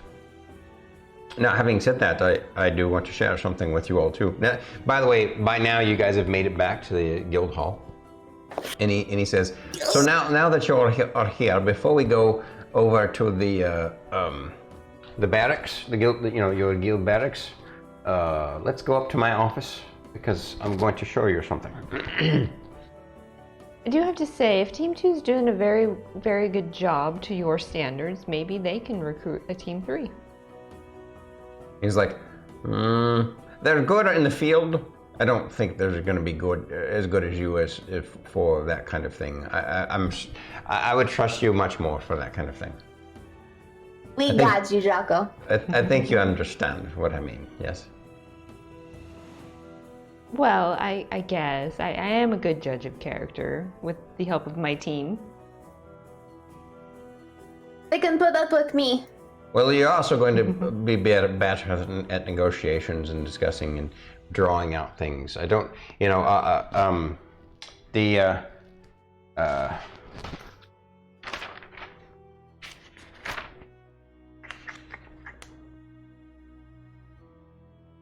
Arlena Moonsong, she's really got that team whipped into shape. She's a crack drill sergeant, she is, but definitely not a skilled negotiator. I don't think there's a skilled negotiator amongst them. So that is probably their primary weakness. Technically speaking, the vegan vampire, he probably could handle that job. He's very charismatic. The problem with him is he can be very off-putting with his perspective on himself, if you know what I'm saying. He is a vampire, but not a vampire. Yes, precisely. His mental handicap, as we will say, is a bit off-putting. So for basic negotiations under field conditions, I think he's fine. But for recruitment and such, I would have no one else but you if you're willing to do it again. Cool. If we have time, yes.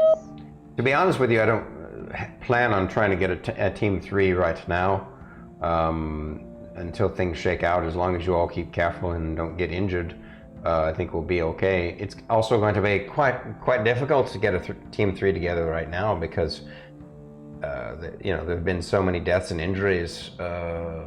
And there's so many people working in the Godolphian mines that, I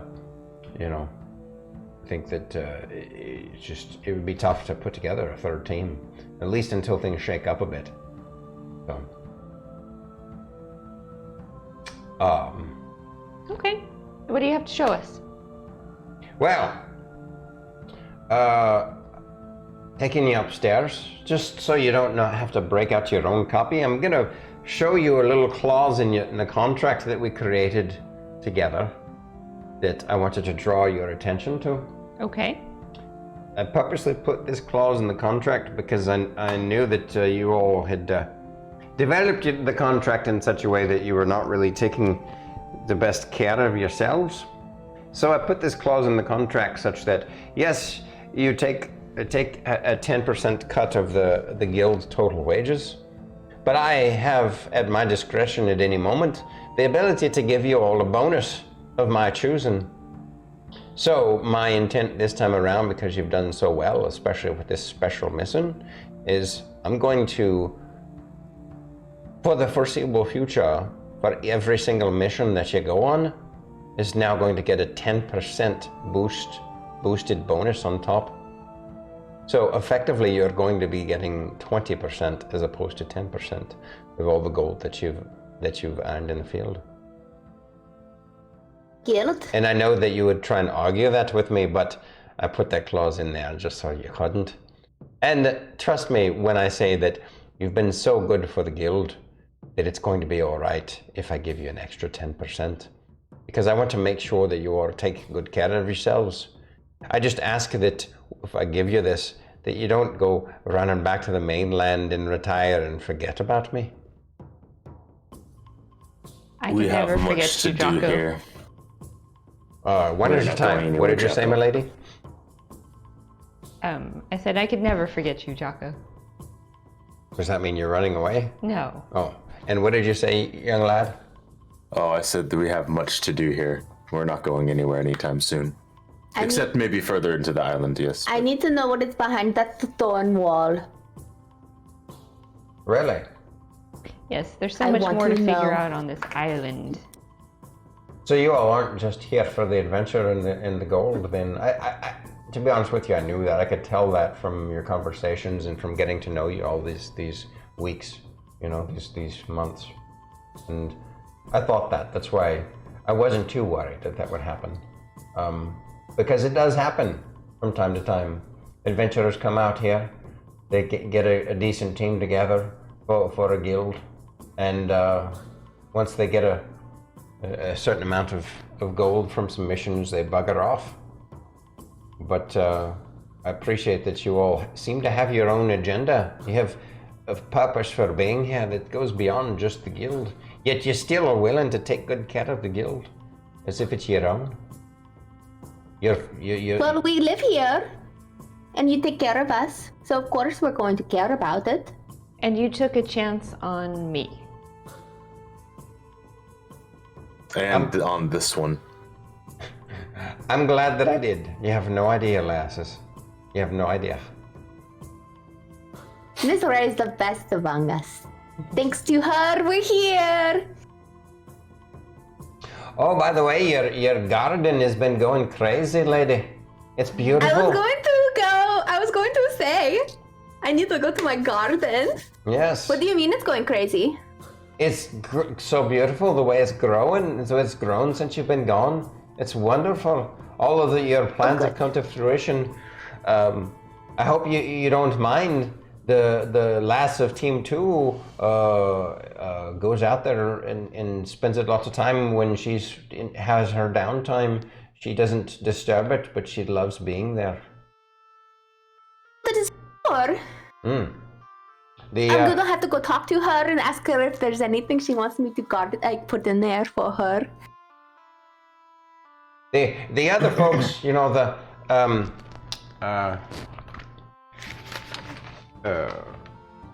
The wrestler? yeah. So, first Gilly. he says that Vagula he tends to, when he's not out in the field, he just stays in his little closet. I guess that's where he feels safe and comfortable.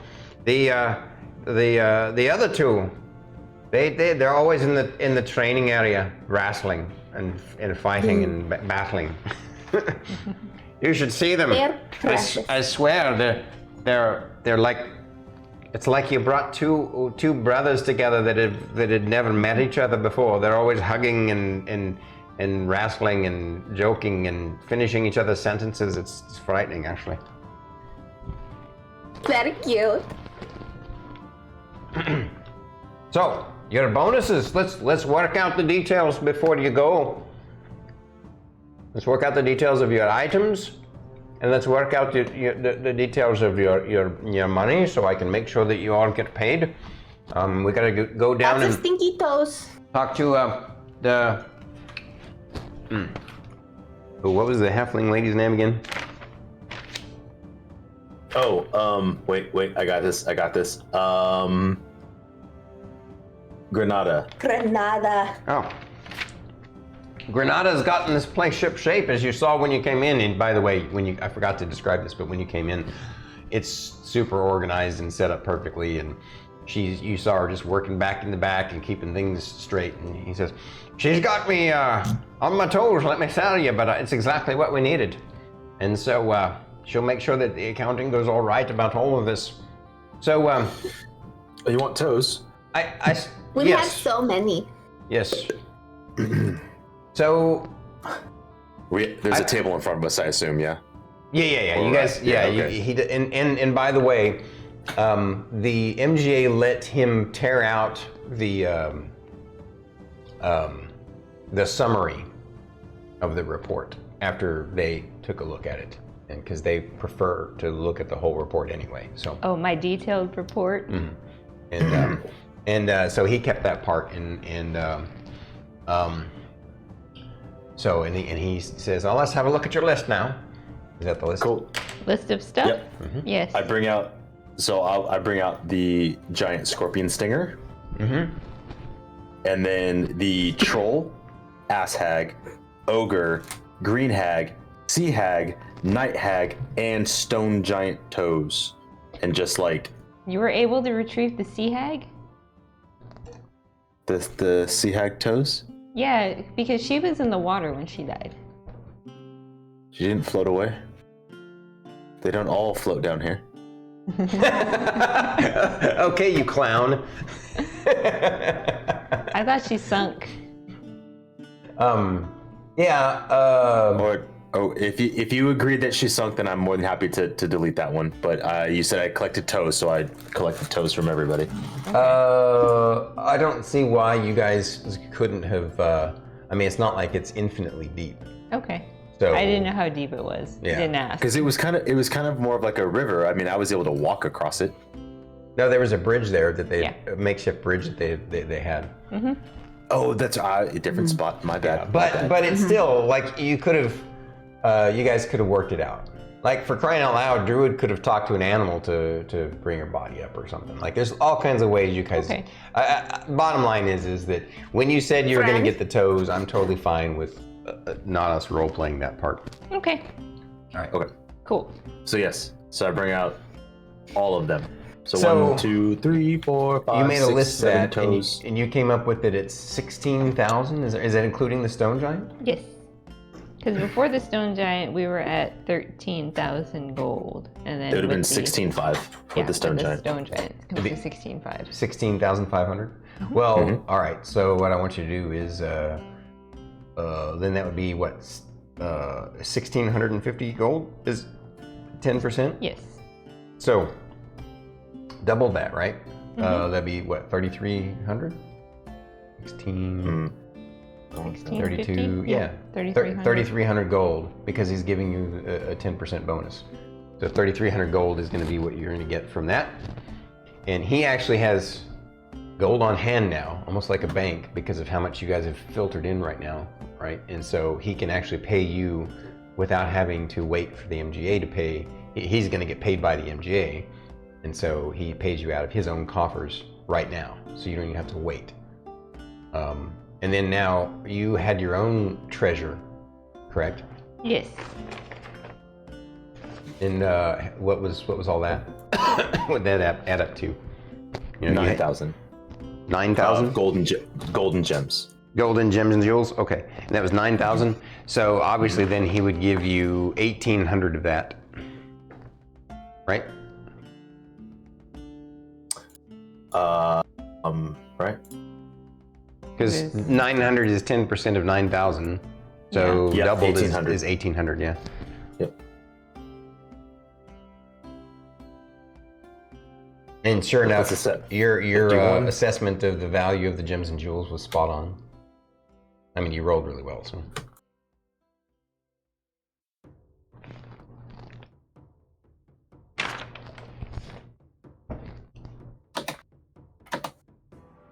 Okay.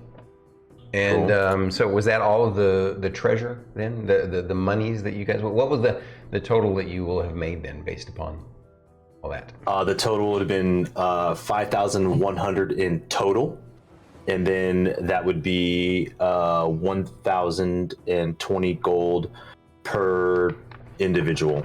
Plus, That including the party fund. yeah, so that's Yeah. divided by 5. Yes. So 1020. All right, In so all everybody write that places. down on your character sheet then. Oh, you already did? That's In important. our own. That would be. And you're going to keep the 20, party 30, fund? 21. You and him both, that way two of you are. Perfect. Ooh, I got so much money.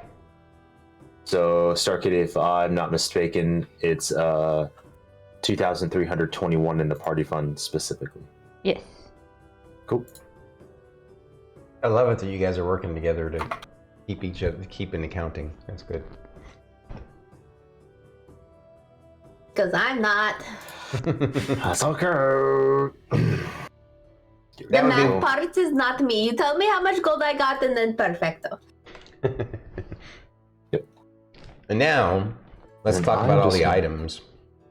So you can figure out what items you want to keep. Obviously, there's some items you've already chosen to keep. Yep. So if you want, we can just like put a check mark next to the ones that you've already chosen to keep. Yeah. However you want to organize it on your sheet. So I've got the boots. Lorkris has the ring, and Fern, did you decide to take the robe of useful items? Yeah, I think she did. Okay. Because it's super colorful and it's like that. Mischievous. Yeah, it's like you can imagine it would be something that Fern would like because it's just so kind of gaudy and And ridiculous. yeah, and ridiculous. I'm showing Jocko all of the patches, and I'm like, "Do you want the dog, Jocko? I can pull off this patch, and you can have 2 dogs." There was also a short sword +1, Yep. Yeah, and we then have. everything else is elsewhere. What do you mean The only elsewhere? thing that's the only thing that I have now of that setup. I only have the short sword +1 that's still in my inventory. Everything else has either been passed out or moved around. Like the wand, I don't have the wand anymore because I handed it off, and Emillynn, you took it. Yeah. Which The one? wand The of one. magic. The wand of magic detection. Magic detection. There's also the one that we gave Rylar. The +1 wand of The Battle mage. No, it's a War warcaster. Or, yeah. So yeah, you all were like he can use it, but you were thinking that you could see if maybe you could find something that suits him a little bit better. But the Yeah, we still have a +1 short sword, the wand of magic detection, the chain shirt, right, you have a +1 chain shirt, a +1 magic club, and a +1 crossbow. +1 magic club. That's right, and a +1 crossbow. So Yeah, I didn't identify the chain shirt because that belonged to the dwarf. right, but she passes that on to you guys. It is just a +1 chain shirt. Okay. Then of course, Lorkris has the belt of giant strength. I've got the circlet of charisma. We got some potions of greater healing, and yeah. So the so who's gonna okay? So let's go back to the items that you haven't decided on yet. You got the short sword, the chain shirt, and the crossbow. Yeah, those can go to the guild. Why wouldn't you want the crossbow? Because I have a +1 light crossbow. Yours wasn't magical. Was it? Did you guys buy her a magical crossbow? +1 magical crossbow. Yeah. I thought it was a magical +1 crossbow. Oh, So what we found is a magical +1 crossbow. It's a 2-handed. I have a light crossbow. your Yeah. light crossbow is still two-handed. It's still not two-handed? It's not a one-handed crossbow. It's a light cross. So there's light crossbows, which are like this big, and there's heavy crossbows that are this big, and yours is a light crossbow, which in 5th ed, I know it gets confusing between 3.5 and 5th ed, and I'm sorry for that, but your light crossbow, it does the D8, right? Yeah, so it's basically just like a crossbow, just smaller and lighter. Okay. This is the same thing. Oh, then. I didn't realize you had a +1 magical one. Yeah. Oh, okay. Well, then you can either give it to the guild or sell it. Give it to the guild. Give it to our team too, or at least see if they want it. We'll put it in. We'll give it to the guild. That way, if anybody needs it, they can take it. Whether it's And we Team can let 2 them know or to future tell Team Poppy 3. Jocko. All right. What about the +1 club? Same. Give it to the guild. What? Doesn't Rylar use a club? This is a +1. I can't remember. He has I a think we got mace. him a that's nice just- one. He has a More than mace. mace. It's just a regular mace. But he rarely ever actually. He rarely uses uses it. his weapon. Yeah. Yeah. I mean, I would ask Rylar if he would like the. Do you I want understand club? the mace versus the club, but I mean, if you would like it, Rylar, you're more than welcome to it. Rylar says, That's super cool of you to offer me that. You're saying it's magical, like the cool shield you got me? Yeah, I see that it's magical. I can see that. I've honestly been thinking about just kind of ditching my mace. Because, I just always thought I needed to have like a stick or a club or something to bonk with. But I'm not very good at bonking. I'm always better. Now that I got that special feat where I can shoot at point blank, I don't know if I really need a bonkety bonk. You know what I mean? So, I think maybe we could either sell it or we could see if one of the other folk wants it. Like that. Okay. That core dude, he might like it. I don't think that other dude, Crom the Crusher, I don't think he would like it because he seems super attached to his sword. You know what I mean? So yeah. What about that? What about that chain shirt? Who was that good? The magical chain shirt? I cannot wear it because there's metal on it. I do not need it. So let's take a look here. Chain shirt in 5th ed.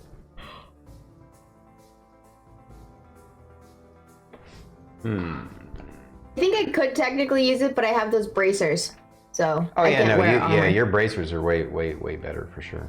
I always forget about your bracers. I do not wear armor. Yeah, I always that have my special magical custom half bracers. plate that you got for Rylar, he likes it and it's actually better. So it's not magical, but it because of the way you guys customize it, it's doesn't have the problems of half plate, and so it's fine actually. Yeah, I don't think anybody on the team needs it. Well then, yeah, we could leave it to the guild, and if Team 2 wants it, they can have it. Perfecto. Cool. Was there any other item? I think that. Well, there was that +1 sword. Yeah. Yeah, that's uh, short Same thing. sword. None of us really need it. yeah. So Miss Ray, in big guy in Lady Fern, I've been having a hard time thinking about how to tell you all this, because it's not an easy thing to talk about. Since we did those missions, I feel more, tougher and beefier and more powerful, right? I got the new skills again. But the new spell that I got is kind of scary, and I'm worried that you're gonna be upset with me. Why would we be upset with you? Because it's kind of scary, and I'm not sure if I just don't want you guys to be disappointed or upset with me. What's the spell? Well, it's not a beam. It's not a beam spell. It's not one of my laser beams, like usual. It's like, I think it's like this nasty black tentacle creature comes up from the ground, and it molests and mauls the Emillynn in their spot. It's really gross and scary.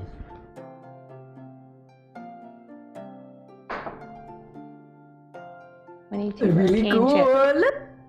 It's called you recognize what he's talking about.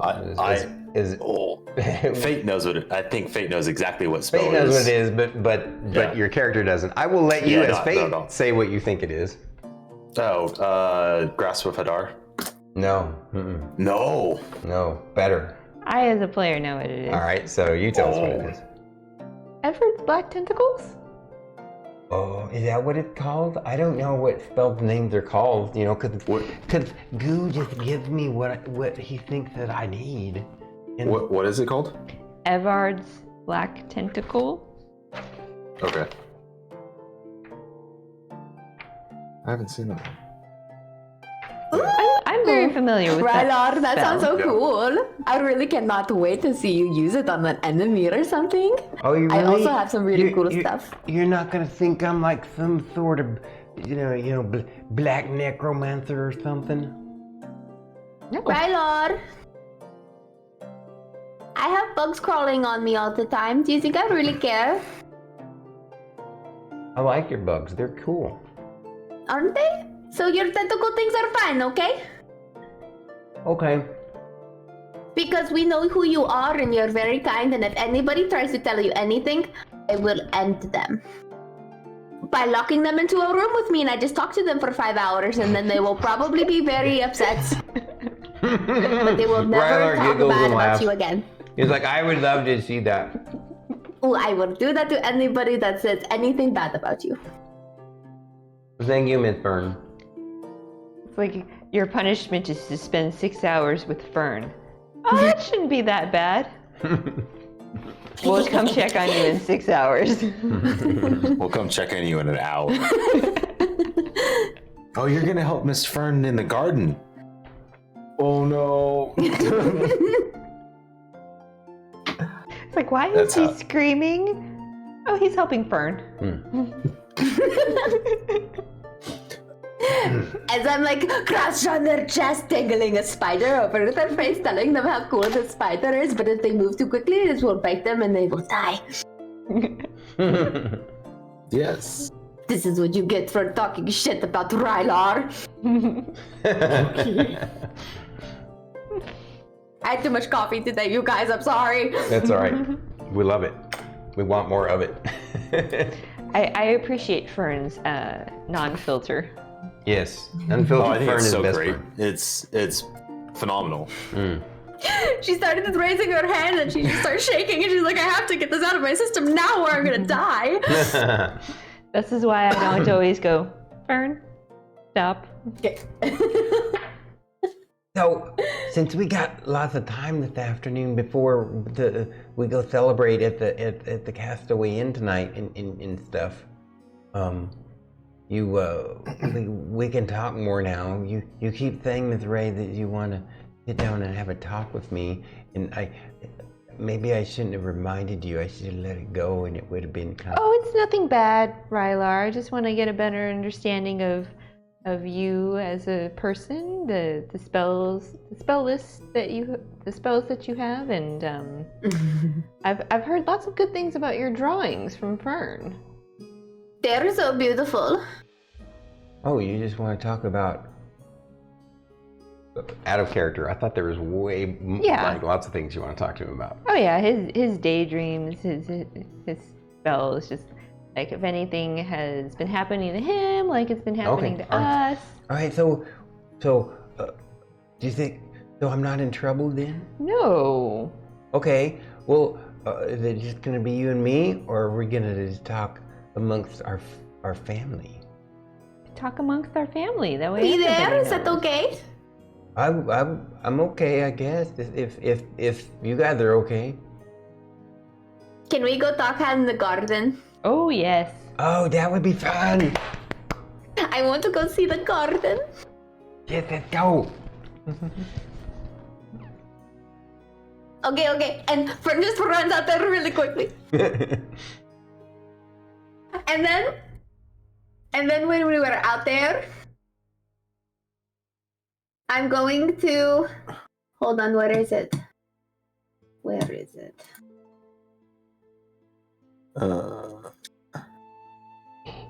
I am going to expend 1 charge of my staff in the middle of the garden, in the middle of the pathway. All right, And hold that thought. form. Hold that thought. We're not to the garden yet. Oh, okay. Some stuff is going to happen on the way there. Okay. To get to the garden, you guys got to go. Well, actually, did we make an archway to the garden from the training area? I think we did, didn't we? Yeah. So that you can. You don't have to get to the garden just through the building, right? I believe we made an archway through the wall from the training area. I believe. That was going to be a work in progress. It's finished now that Okay. you guys are gone. Okay. So you guys wasn't there a door back there? Like when they were cleaning up, they found a door that led out to the garden, and I believe that was in the training ground. No, that was from the that door that they found to the area was from the barracks, right? It used to be a warehouse, right? And then there was a wall back there, or a fence back there that was overgrown that covered from the training area. So it was just basically a fence. But they basically have turned that into, there's a gate there now. And so you guys are running, or not, you know, Fern's all excited and moving over there. And as you guys are walking over there, obviously Mr. Jocko has gone on about his business and stuff because he's got lots of work to do now. Mm-hmm. And you guys worked out amongst yourselves about the items and stuff. Mm-hmm. And he thanks you for the items. And you guys start heading over to the garden. The garden, and I'm sorry. Now go ahead, Fern. You guys get to the garden and you. I run out there, and I plant the staff into the ground. And it explodes into this giant tree. Okay.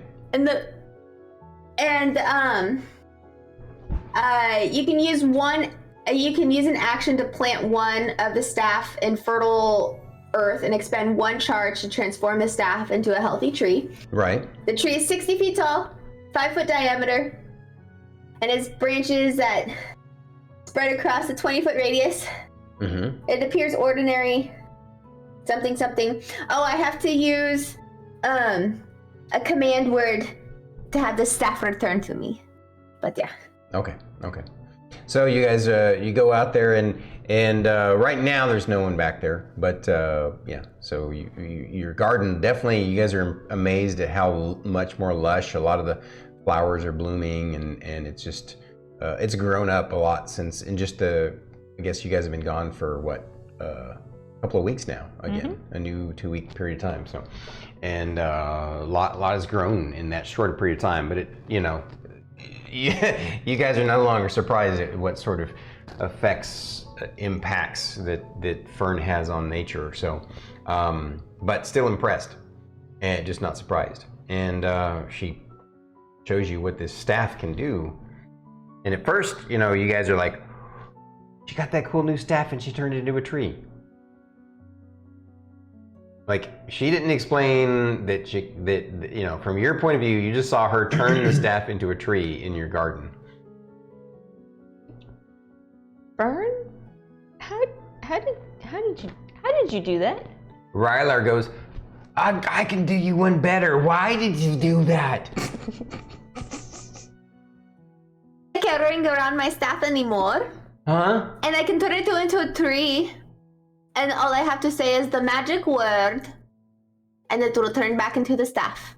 Oh, you can get it back into a staff? Oh. I've been wanting to do this in the garden since I got the staff. Oh, that's so cool. Interesting. There's a lot more to that staff than I realized. Yeah, it really is. So out of character real quick, have you been making notes of the things that you wanted to talk to Rylar about? Yeah, just the main things. Okay, Like, I want to understand his spell list, like what spells he has. I thought there was more to it, that, like there's some interesting mysteries that keep popping up about him that you wanted to He talk doesn't about. dream. Mm. He only daydreams. What were you saying, Lorkris? I mean, Fate? Oh, I was doesn't dream, and I was about to say, but there's the daydreams, and then she beat me to it. Oh, okay, gotcha. I thought there was something else that surprised you about Rylar. Or was it just his... He doesn't, like, he doesn't talk to Goo very often. So... Well, I don't think that's what he said to you. I mean... Or he doesn't Maybe talk that's to you the Goo way at you all. interpreted it. Yeah. Yeah, exactly. So, all right, so you're going to have a conversation with him about it. So you guys are here in the garden now. And you guys, how do you want to sit? You want to sit in a little powwow, a little circle around near the tree or whatever? Yes. Okay. He's... Like laying on the ground. He gets his, he gets in like this, all comfy with his feet like this. Hold on. And I craft. I want to use Druid craft and make comfy little cushions out of moss for all of us to sit on. Nice. And I'm gonna use mine as a pillow because I'm laying on the ground. So, if this is like some sort of like, this isn't like an intervention, right? No, this is a get to know Rylar better. That way I can help direct you in battle. Oh, Yes, Rylar. so I would like to also do a get to know Lorkris better, not because I want to direct him in battle, but just because I want to know more about him and Fern too. Like maybe we could, I'll gladly answer any questions you guys have as best of my ability, but we can do the same with the rest of us. Yes. I'm totally fine with that. If you guys have any questions for me, I'd be happy to answer them to the best of my ability. Are you okay with that, Lorkris? Are we okay with getting to Sure. know each other? Yeah. I think that would be cool. Okay. So first thing that I want to know that I've been wondering for a while now, Rylar, is your spells. Mm-hmm. How many spells do you know? I can cast 2 per day. Okay, so you can cast 2 a day, but how big is your spell list? Oh yeah, I got my super cool book. He's got that spooky book looking black leather book that he has. Mm-hmm. And he opens it up and he says, 1, 2, 3, 4, 5. Wait, there's a bunch of more over here. Are you talking like spells or cantrip spells? He scratches his head. Both. Okay. I'm not super good with numbers. Let's see here. I got 6 cantrips. Okay. How many spells? He counts them out. Takes him a while. Do you want to give you a total or how many per level? How many per level? Okay, I got 3 first level ones, Mm-hmm. 2 second level ones, Mm-hmm. 2 third level ones, Mm-hmm. and 1 fourth level one. Okay. What So- level spell slots? What are your first level spells? I got my blue shocker, Mm-hmm. and I got that one that makes people laugh, Okay. and I got Hector.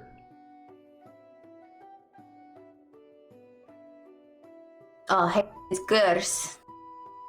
All Yeah. right. Don't use That Hector was very Druid saying that, not Fern. often. Sorry. What was that? I said, ooh, Hexblade's curse. Oh, that No, was Druid saying it. Hector, No, I said Hector.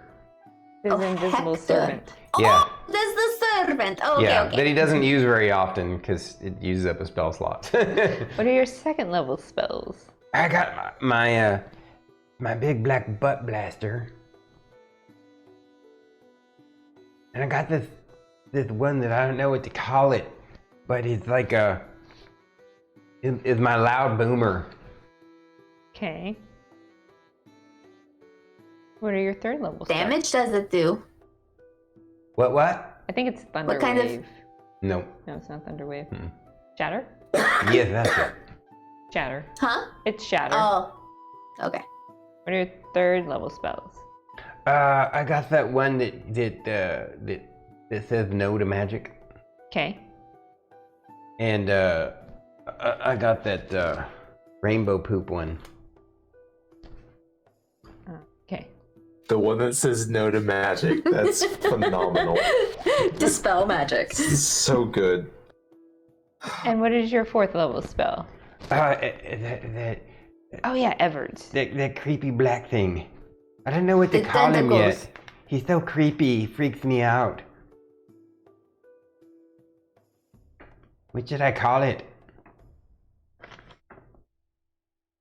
It's like a... I know. I'll call it the Dingleberry Monster. Ding.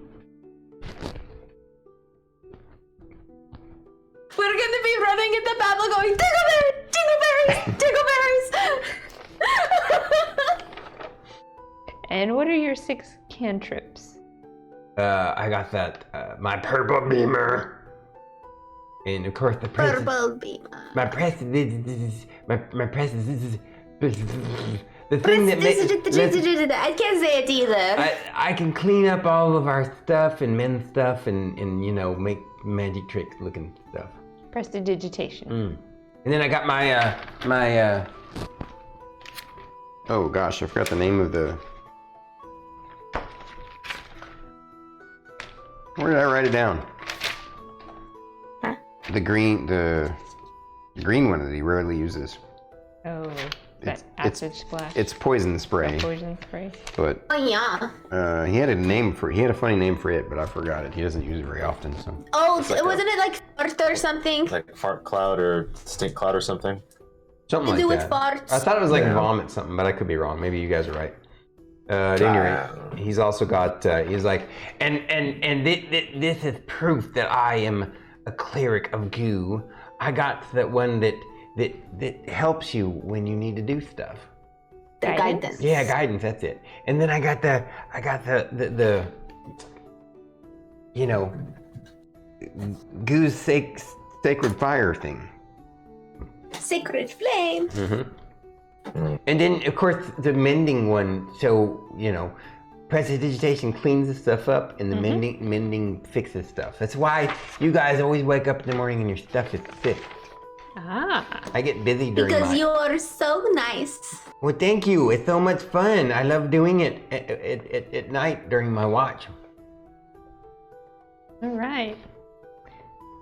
So, if I remember correctly, out of character, most of the things you were interested in about him weren't just his spells and his spells, but also he's got some weird abilities. You know some of them, but you're not sure about others. So. Yeah. Like, so, Rylar, based off this spell list, you have the ability to do other things that aren't necessarily spells. You know, like how you can tell me when something is magical without having to cast the spell. Do you have any other abilities like that, or you know, like? Well, I can see in the dark really far. You know, you can see in the dark. Do you have any other what's Communication? The word I'm looking for? I think it's called an evocation. No, not an evocation. Invocation. An invocation? Yes. Evocation. I don't know what it's called, but Attic, are you role playing that right now? Okay. He doesn't know. Something that, you know, your deity will grant you the ability Evocation. to do. No, out of character, it's technically invocation. It's invocation? Yeah, it is. But What? In the vacation. Yeah, it's an What? eldritch Have I- invocation. Am for I a just a shitty reader? Thanks for the encouragement. I'm glad that you let me. he's like, well, You know, Fern, I guess they are these things that goo sort of invokes in me, if that's what you're talking about. Yes. Okay, yeah. So that's why I can see in the dark, and I can see when stuff is magical, and I think I can read anything. You can read anything? Eyes of the Runekeeper! Yeah, I can read anything. That's why I could read the you guys, even though I don't know how to say it, I read that demon language that was on that wall. And I got a new ability from our power up too. Oh. I'm not sure how to use it though. It's a little weird. So I used it earlier when we was walking towards the garden, and it was really strange to me. As we was walking past past our barracks, I noticed as we was walking past there, I was looking at the barracks, and I could see that those two wrestler guys were in the room wrestling. And then upstairs, I noticed that the elf lady and the creepy Vagula guy, they were doing something really weird in the room up there. I'm not sure how they were doing that. Can you see through walls? Oh yeah, kind of, sort of, I guess so. Mm-hmm. What are they doing upstairs? Well, they look like, I don't know. It was really weird. It looked like they were kind of sort of beating up on each other, but they would just kind of trade places. I don't know.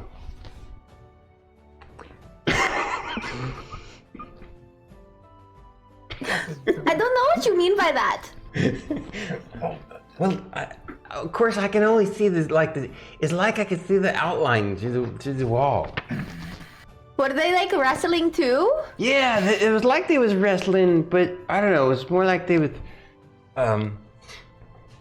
was practicing some sort of weird moves and stuff. So, you just gained this recently? Mm-hmm. Yep. Okay.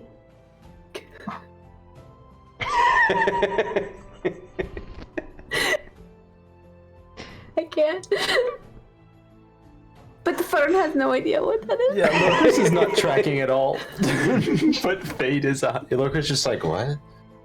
Dude. So like, I think Lorkris would they, probably know, having been in a tribe where people were really close and almost like Native American. I think it's starting to like click. They seem to be really enjoying themselves, but they've been doing a lot of. Okay, Rylar. Oh, yeah. You should not invade other people's privacies by looking in on them like that. Maybe they just. Oh, I'm sorry. I didn't know I was doing nothing wrong. I didn't mean to do it. I'm just trying to figure out how to use it. It's so new. You, out of curiosity, Rylar, when you're able to see those things, does it happen like when you see magic and how you can just see things that are magic, or do you have to decide to see through the walls? So that one I can't use very often. I don't get to use it all the time. It's just I think now I need to rest, a short rest, before I can use it again. Okay. And it's only for a little while, and it's got a limited amount of space that I can do it. Gotcha. well, I mean, would it really hurt their feelings if I asked them what they were doing? Yes. Yes, Fern, it would. But we will talk about this later. Of course, you know that the other ability that I have that Goo gave me is that one where I can talk to you guys in your head. Mm-hmm. And stuff and I'm trying to suppress the giggles and it's not working. Oh, no. I have this other one that I don't use very often. I probably could have used it during that one fight when I took a nap in the fight. But it's like I can sort of get super lucky or something. It's I don't know. Ooh, you get to play with the strings of fate. Sorta, yeah. So add Do you a like character. slow timer or something? So sorry, go ahead. What was that? Oh, do you like slow timer or something? No, it's well, it's like So you have the ability to possibly make somebody miss if they're gonna hit you. Hang on, let me read it a second here.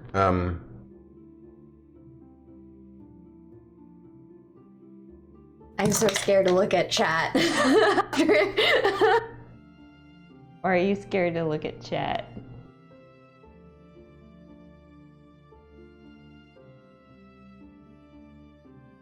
Okay. Yeah. So he says, yeah, I think Goo is like, you know, he's looking out for me, and so occasionally, like, every short rest, I can sort of tell an enemy, no, you're not going to hit me today, or at least at this moment, not today. You're not going to hit me this time, and then I'm going to be able to hit you better. And so the next time. Add a character. I'm describing Entropic Ward. At 6th level, you learn to magically ward yourself against attack and to turn an enemy's failed strike into a good luck for yourself. Effectively, it's when a creature makes an attack roll against you, you can use a reaction to impose disadvantage on that roll. If the attack misses, your next attack roll against the creature has advantage if you make it before the end of your next turn. Yeah, super cool. Nice. So that's the gist of all his special. Oh, there was one other thing that you were going to ask him about that I remembered that you had forgotten. He had talked about the only language that he can't speak the languages that he can read, even though he can read everything with his new ability. But he did tell you the 2 languages that he knows are Common and Quivquell. Yeah. Your character was like, that. What the hell is that? Rylar, what is Quivquell? It's like, oh, Goo taught me that. That's the special language of the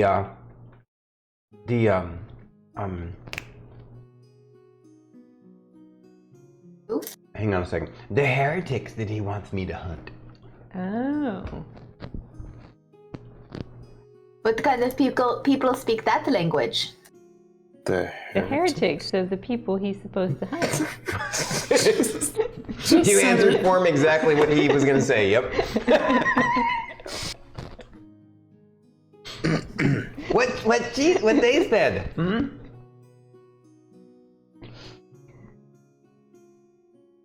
You know how funny it would be if I could see through walls? You know how That would nice be a it'd very to see in bad the dark. idea, Fern. Ooh, Rylar, you and I are gonna do a lot of shenanigans. Okay, that sounds like fun. I mean, we can go spy on the other teams. That's Why not would you very do nice. that? Oh, because we want to beat them. Because we're gonna be going to the Colosseum after we go conquer that stupid tower thing that everybody is so afraid of.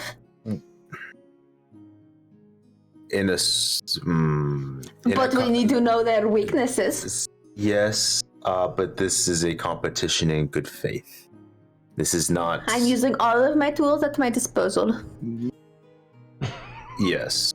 No. However, I haven't heard anything about these teams before, that's. and they've heard so much about us. I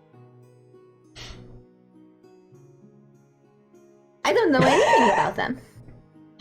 Nobody tells me anything about them, so why have to go try to figure out what that is?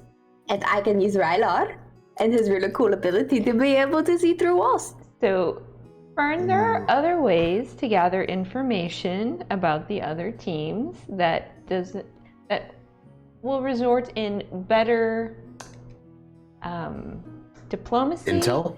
understanding, and information about parties. And I also think it would be really fun to be able to start a prank war with them. No. Start a what? I didn't hear that. A prank war. A prank war? I heard one of Prank. Yeah. I heard one of the guards talking about it, and I don't. So It sounds like a lot of fun to start pulling pranks on people and stuff. So that would be a very bad idea right now with everything that's going on in the mines. Oh, that's a good point. Yeah. I can start pulling pranks on Team 2, though. That would be so much fun. Fern, we would like to keep our team 2. I like Team 2. It's not supposed to be harmful. We lost another team. Okay, whatever. Anyways, we're trying to figure out more about Rylar anyway. I want to see through walls. That would be really cool. Kind of jealous. I want to see in the dark, kind of jealous. You're either starting to glow, maybe you're going to be able to see in the dark. Rylar, your see-through walls ability could only be used when I ask you to. It makes sense because she is the team captain. Or at least, Rylar, if you are going to perceive through walls, just don't do it to anybody's room that you know. Don't look in my room. Don't look in Team 2's room. It's not polite. Otherwise. So, we don't know anybody in the other teams. Basically, That was don't just look me into being anybody's silly. private I'm learning how to room. joke, Lorkris. Basically, don't look into anybody's private room. If you are not invited into their room, do not look into their room. Oh, how about this? I have an idea. I'll only use it when we're out in the field, when it's going to be useful for us in the field. You know, whether That's yeah. Aww. Yeah, that makes sense. I mean, you know, that's what I'll do. And he gives a wink at Fern. Let's just put it this way, like, let's say I had the ability to see through walls and I was looking at you doing your business. How would that make you feel? That's not cool. That would be embarrassing.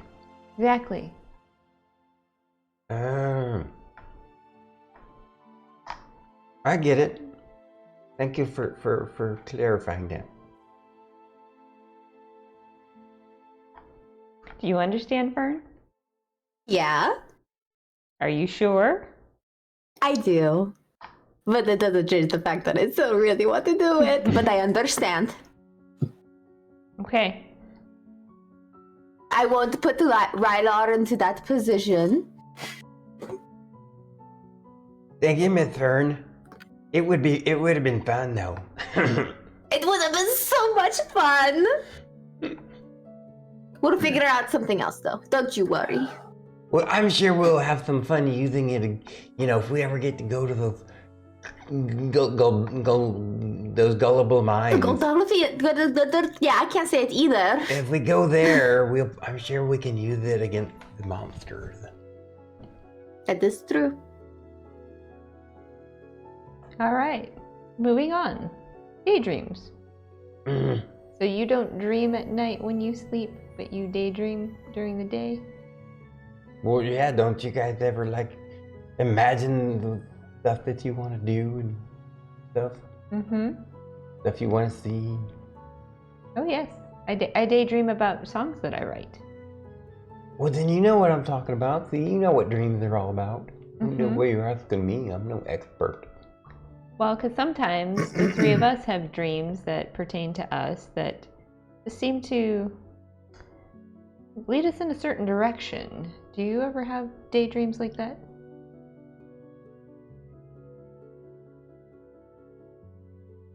I don't understand what you're saying.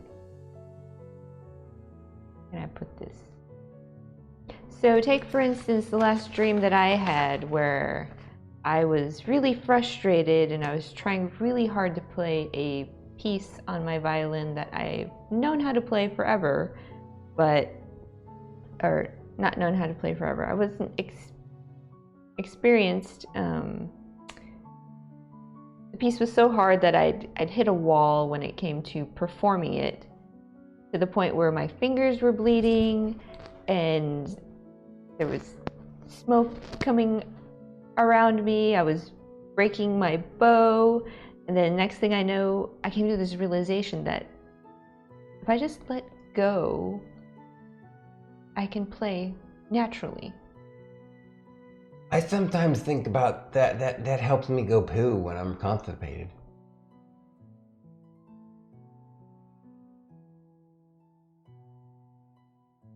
What?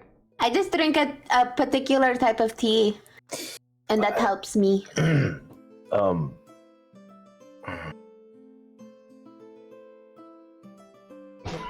Dandelion root is very good for that if you have any stomach issues. I'm sorry, Ms. Ray. I didn't mean to upset you. Oh, I don't understand. So you had a dream about? I don't. I don't know how I can explain it any other way, so maybe we'll just come back to that topic at another time. May I? Sure. Yeah.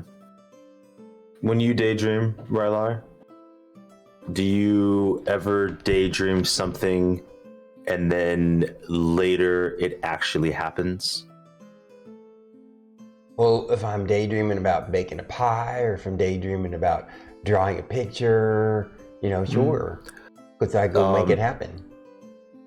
Do you daydream about any of your magics or like your spells, and then do you have a new spell? Does that ever happen?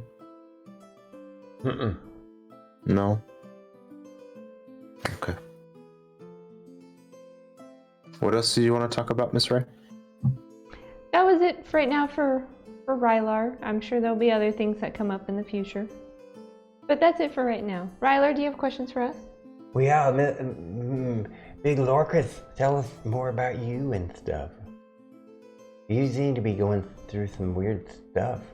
Like, how is it that you're a paladin of Melora and a cleric of Weejoss? That kind of bakes my brain when I think about it. Is a very good question, my friend. That is something I do not know. However,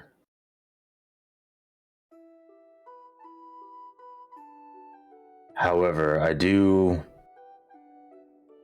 from what you've told me of Weejoss, and from you, Miss Ray, I feel that they have some type of mutual connection. So I would not be surprised if that is why I'm able to, or not. It is all very new to me. I hope to know the answers soon. So, because like the entire time that we have known each other until we got to this island, you've only ever spoken of the Wild Mother. And it wasn't until we came here that all of a sudden, Weejoss is talking to you. When was the first time that she talked to you? Because you never told me. Because all of a sudden you were just talking about Weejoss or this other god or something. And now, like, your eyes are turning green and you're drowning women and they're coming back with no memories or anything.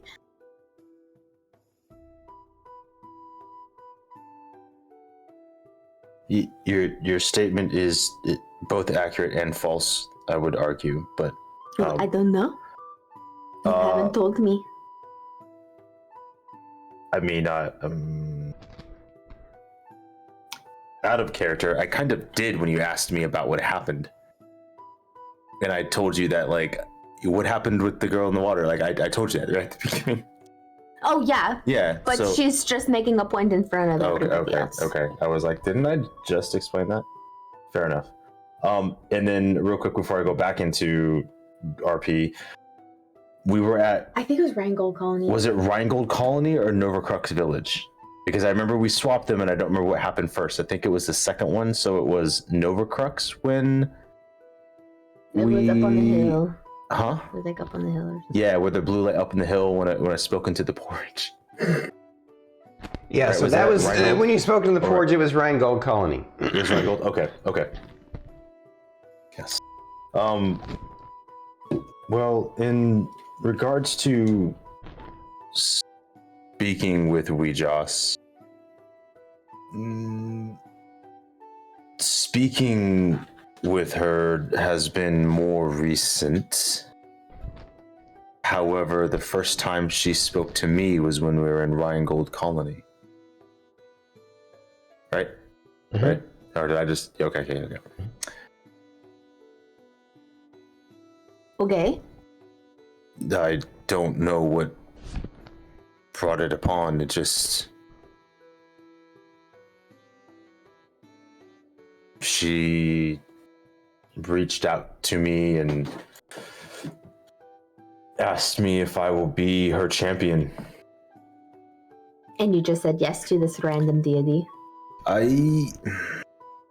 Much like with Cat in the grove, it was more of a instinctual response. Again, much like saving you, was very instinctual response. So you're saying it felt like it was the right thing to do? yeah, it felt like the right thing. Or not necessarily the right thing, but it did not feel like the wrong thing to do. So I don't quite understand what is happening. I don't quite know what happened in that grove. I just let it happen. Are like Melora and Weejoss like sisters or something? I do not know Rylar! Weejoss that well. Yeah. Are like are like Melora and like Weejoss like sisters or something, or? Not that I know of. Not as far as I've learned about that kind of stuff. But there are people who know more than I do. I mean, I know a lot, I suppose, somehow, but I don't know. Maybe.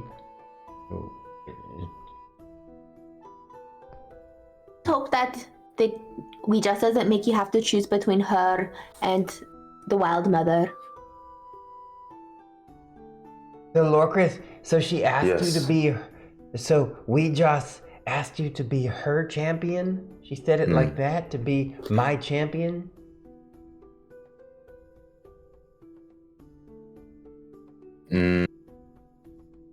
I do not believe it's an intention to be a champion of Weejoss, because she did not use the term I or my champion. She did not refer to herself. She said her champion, which implies something else. Who do you think she was referring to? Melora? Nope. He'll just look at Fern.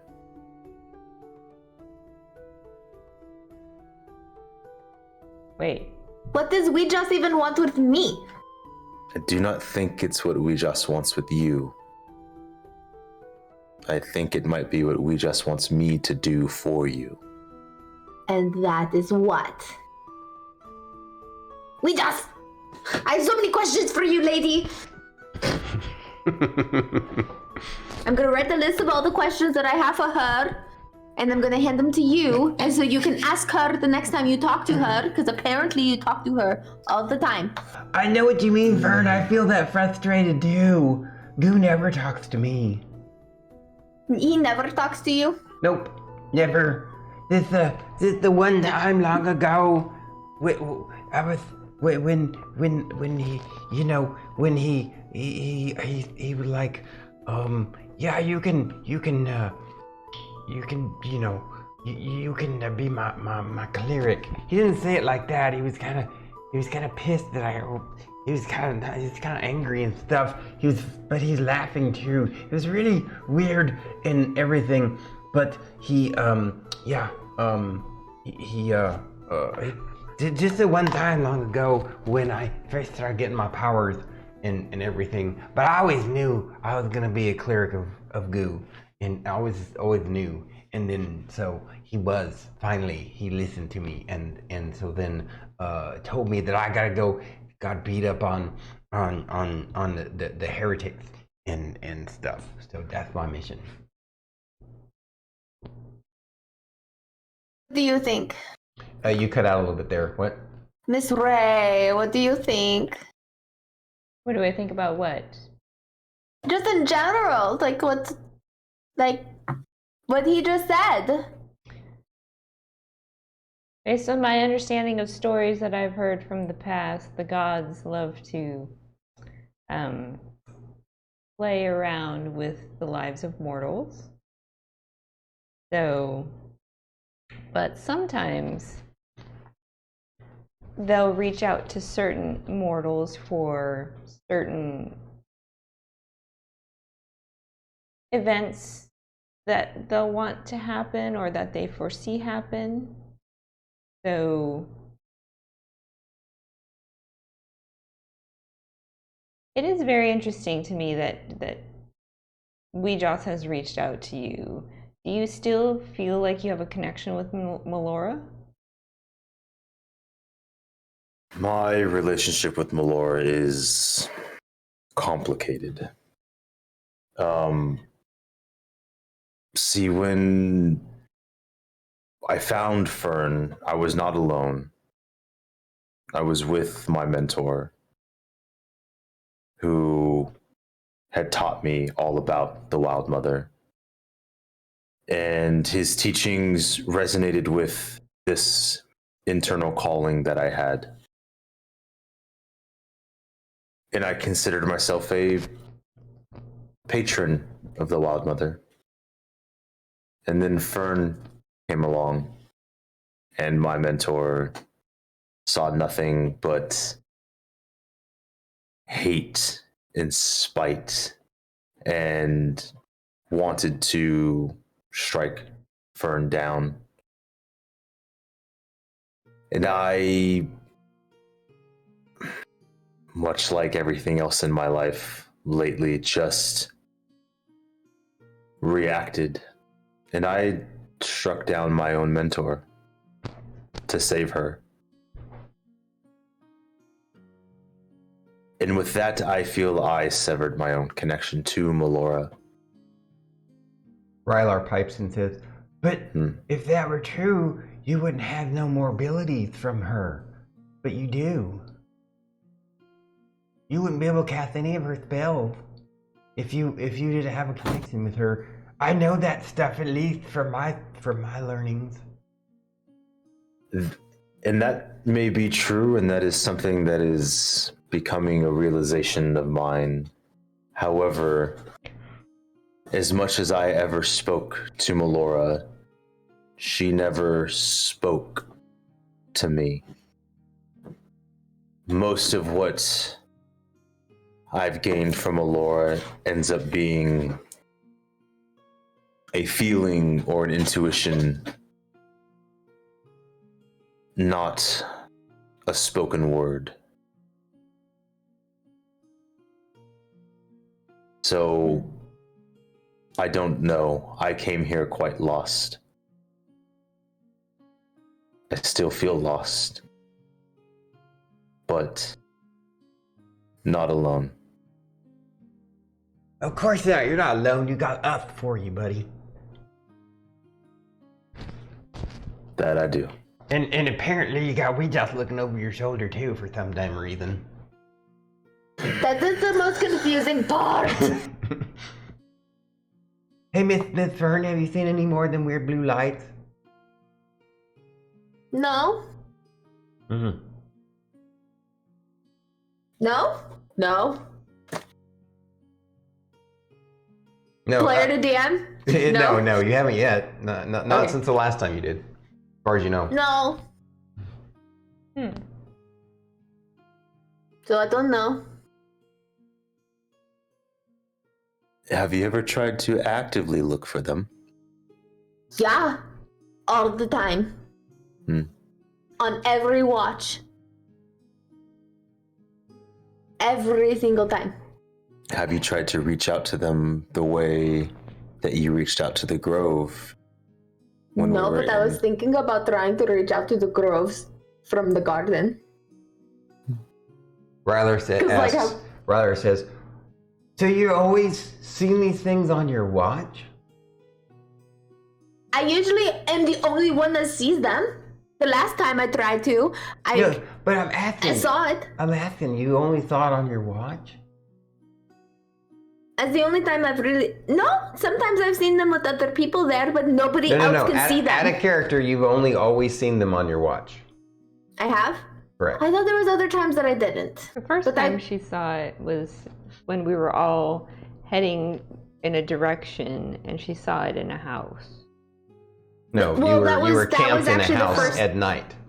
Oh, okay. On my watch. Okay, yes. I've only ever seen them on my... Yeah, only on my watch. So doesn't that mean that you've always seen them at the same time? Well, sometimes we go to bed later. Sometimes we go to bed earlier. But did you pay attention to the time? No. Maybe there's something to do with it. I will write that down so I don't forget. I tried to wake up Lorkris once to see it, but I could still see it and he couldn't see it, and then it disappeared as soon as he turned to look at it. Well, maybe next time, if you can guesstimate when that time is, maybe we can kind of plan it and stuff. I don't know, I'm just throwing out ideas. I'm not the smart one. Sounds like a smart idea. It does? Mm-hmm. Yeah. Really? Mm-hmm. I did something Yes. smart. Yes. Always do something smart. That's why I want you to be my partner in crime when we do prank wars. Rylar likes to laugh and joke with me, you know? So we have lots of fun. It will be lots of fun. But just remember, Fern, actions can have consequences. Yeah. And I guess we should also make sure when we're playing pranks and stuff, we gotta think about like, we don't want them to be too bad, right, Miss Fern? Oh, I don't want them to be upset. I already accidentally got most of our team 2 killed once. What? So, I have to be careful. Why do you think that? Huh? Why do you think that? Well, because I accidentally killed our team 2. You didn't kill Team 2. Well, I said sit off, and then they turned around and did something really stupid. Well, yeah. I thought Mr. Jocko told us that they were already. It turned out they were already planning that. Yeah. That wasn't your But he fault, also Miss said Fern. that I didn't help. That is true. Well, that's That still is not very your true. fault. But it's not your fault. You weren't the one that made them go out there and do that. They chose to go out there and do that themselves. Could they have gone sooner because of something you said? Maybe. But they were still going regardless. Much like you're still going to make Rylar look through walls regardless of what we say. And like I'm still going to ask her, our team 2 leader, what the heck she was doing with Count Dracula. Who's Count Dracula? I don't know. I heard somebody call him that once. And Who? Well, that's when we were in the hostel that the people were calling him that. I'm making shit up. Okay. So, Are we gonna go party and go to the Castaway Inn because Miss Ray has a new song and stuff? oh, did We you have a guys party want to do ticket. that tonight? I think that'd be a good way to start the next session. I think so too. Because I think Yeah. it's we're a little past 10:30 now. Probably a good Yeah. place. I Oh, was thinking shit, yeah. also it would be nice to roleplay chatting up the mystery Miss Emillynn a little bit too, because there's still lots we don't know about her. Oh, I know. So We were going around the circle. Yeah. I think Rylar, when you guys head off to go to the Castaway Inn, he's gonna take Miss Fern and Lorkris inside and says, after we should after she does her performance, we should sit her down and get her some drinks and talk to her about herself. I know, because I want to know more about her troop and stuff, and why they kind of like told her to go by herself to go try to make more songs and whatever. So. Yeah, and I want to hear about. We have lots of questions. Her experience finding how she found Philip and stuff. She talked about that a little bit. I love Philip. I see you dancing in your head. You got music in your head over there already. Yes. So, yeah. All right. So we're going to start wrapping this up. I think next Saturday we will start with the Castaway Inn. You guys will be over at Castaway Inn getting the celebration. I take it you wanted to take Team 2 with you, I think is what you had said, right? And you were going to meet the, hopefully meet the guard there too, meet Lieutenant Dan. Mm-hmm. Have him party with us. I would 100%. I would say probably like to invite Jocko and Silvis. Yeah, didn't they say that they were going to party for them or something? Or there was that celebration or something, and because we were back, we can all do it together. Right, yeah, so it's still afternoon. You guys were going to go have the dinner party there and then go over to the Castaway Inn in the evening afterwards, right? Yes, it's the after party. Oh, okay. Yeah. But yeah, so invite all our good friends. Okay. And if they show, they show. If they don't, that's fair. Mm-hmm. If they don't show up, they're going to get an earful. Earful of what? I mean, What are you going to put in there? we also haven't gone by the Castaway Inn to see if they actually have an open stage tonight. Oh, you know that they would open the stage for you. At the very least, you could. Yeah, Yes. You're right. That is a good idea. You may have to go talk and plan something for the next day or something. Mm-hmm. Because Jocko kind of hinted when you had your meeting with him that it's best to have to wait a few days, or not to wait a few days, but have a several day rest period. Before you. There's a couple of things Lorkris wants to take care of, or at least start the process of. Good night, Artology. Okay, so this is a good time to wrap up. Good night, Artology, and Eric. You guys have a good one. Appreciate you. If it was way earlier and we missed you, sorry. The misadventures of a druid and a warlock cleric would be a hilarious spin-off. But thank you guys for sticking it out with us. You guys are amazing. We love you. Make sure to, if you guys missed this, enjoy. We intend that you enjoy the YouTube video. So, yeah. Yes. So, man, What it's a been wonderful awesome. session. Mm-hmm. Such a good session. I love our combat sessions, like truly. But I also love our RP sessions because it gets just so we get so much out of it. And yeah, so good. So good. Yeah, Aries, I can't wait for you to hear my next song. I know. I'm sorry that we didn't get to it tonight. That's okay. Yeah. I'm excited for it to pop too. I'm excited It's for gonna start everybody in off well. chat to hear my Yeah. next song. You guys gotta definitely tune in next Saturday. You're gonna love this song. Mm-hmm. It's so good. It's so good. Already? Yeah. Oh, yeah. Oh, yeah. Alright. Da. Well, And then afterwards, Fern is gonna get Miss Ray drunk and interrogate her. And find out the truth about Philip. I just want to know. I want to know if Philip gets drunk with her or not. Just total tangent, theory craft. How much you want to bet that Emillynn is 100% faking the entire time? She's like, yeah, no, it's not real. I just want to talk to myself. It's an excuse. That'd be so. I know that's. I really hope that's not the case. But that would just be like, you. Thanks. Thanks. Yes, it's all part of the persona. Yeah, no, I think it's great.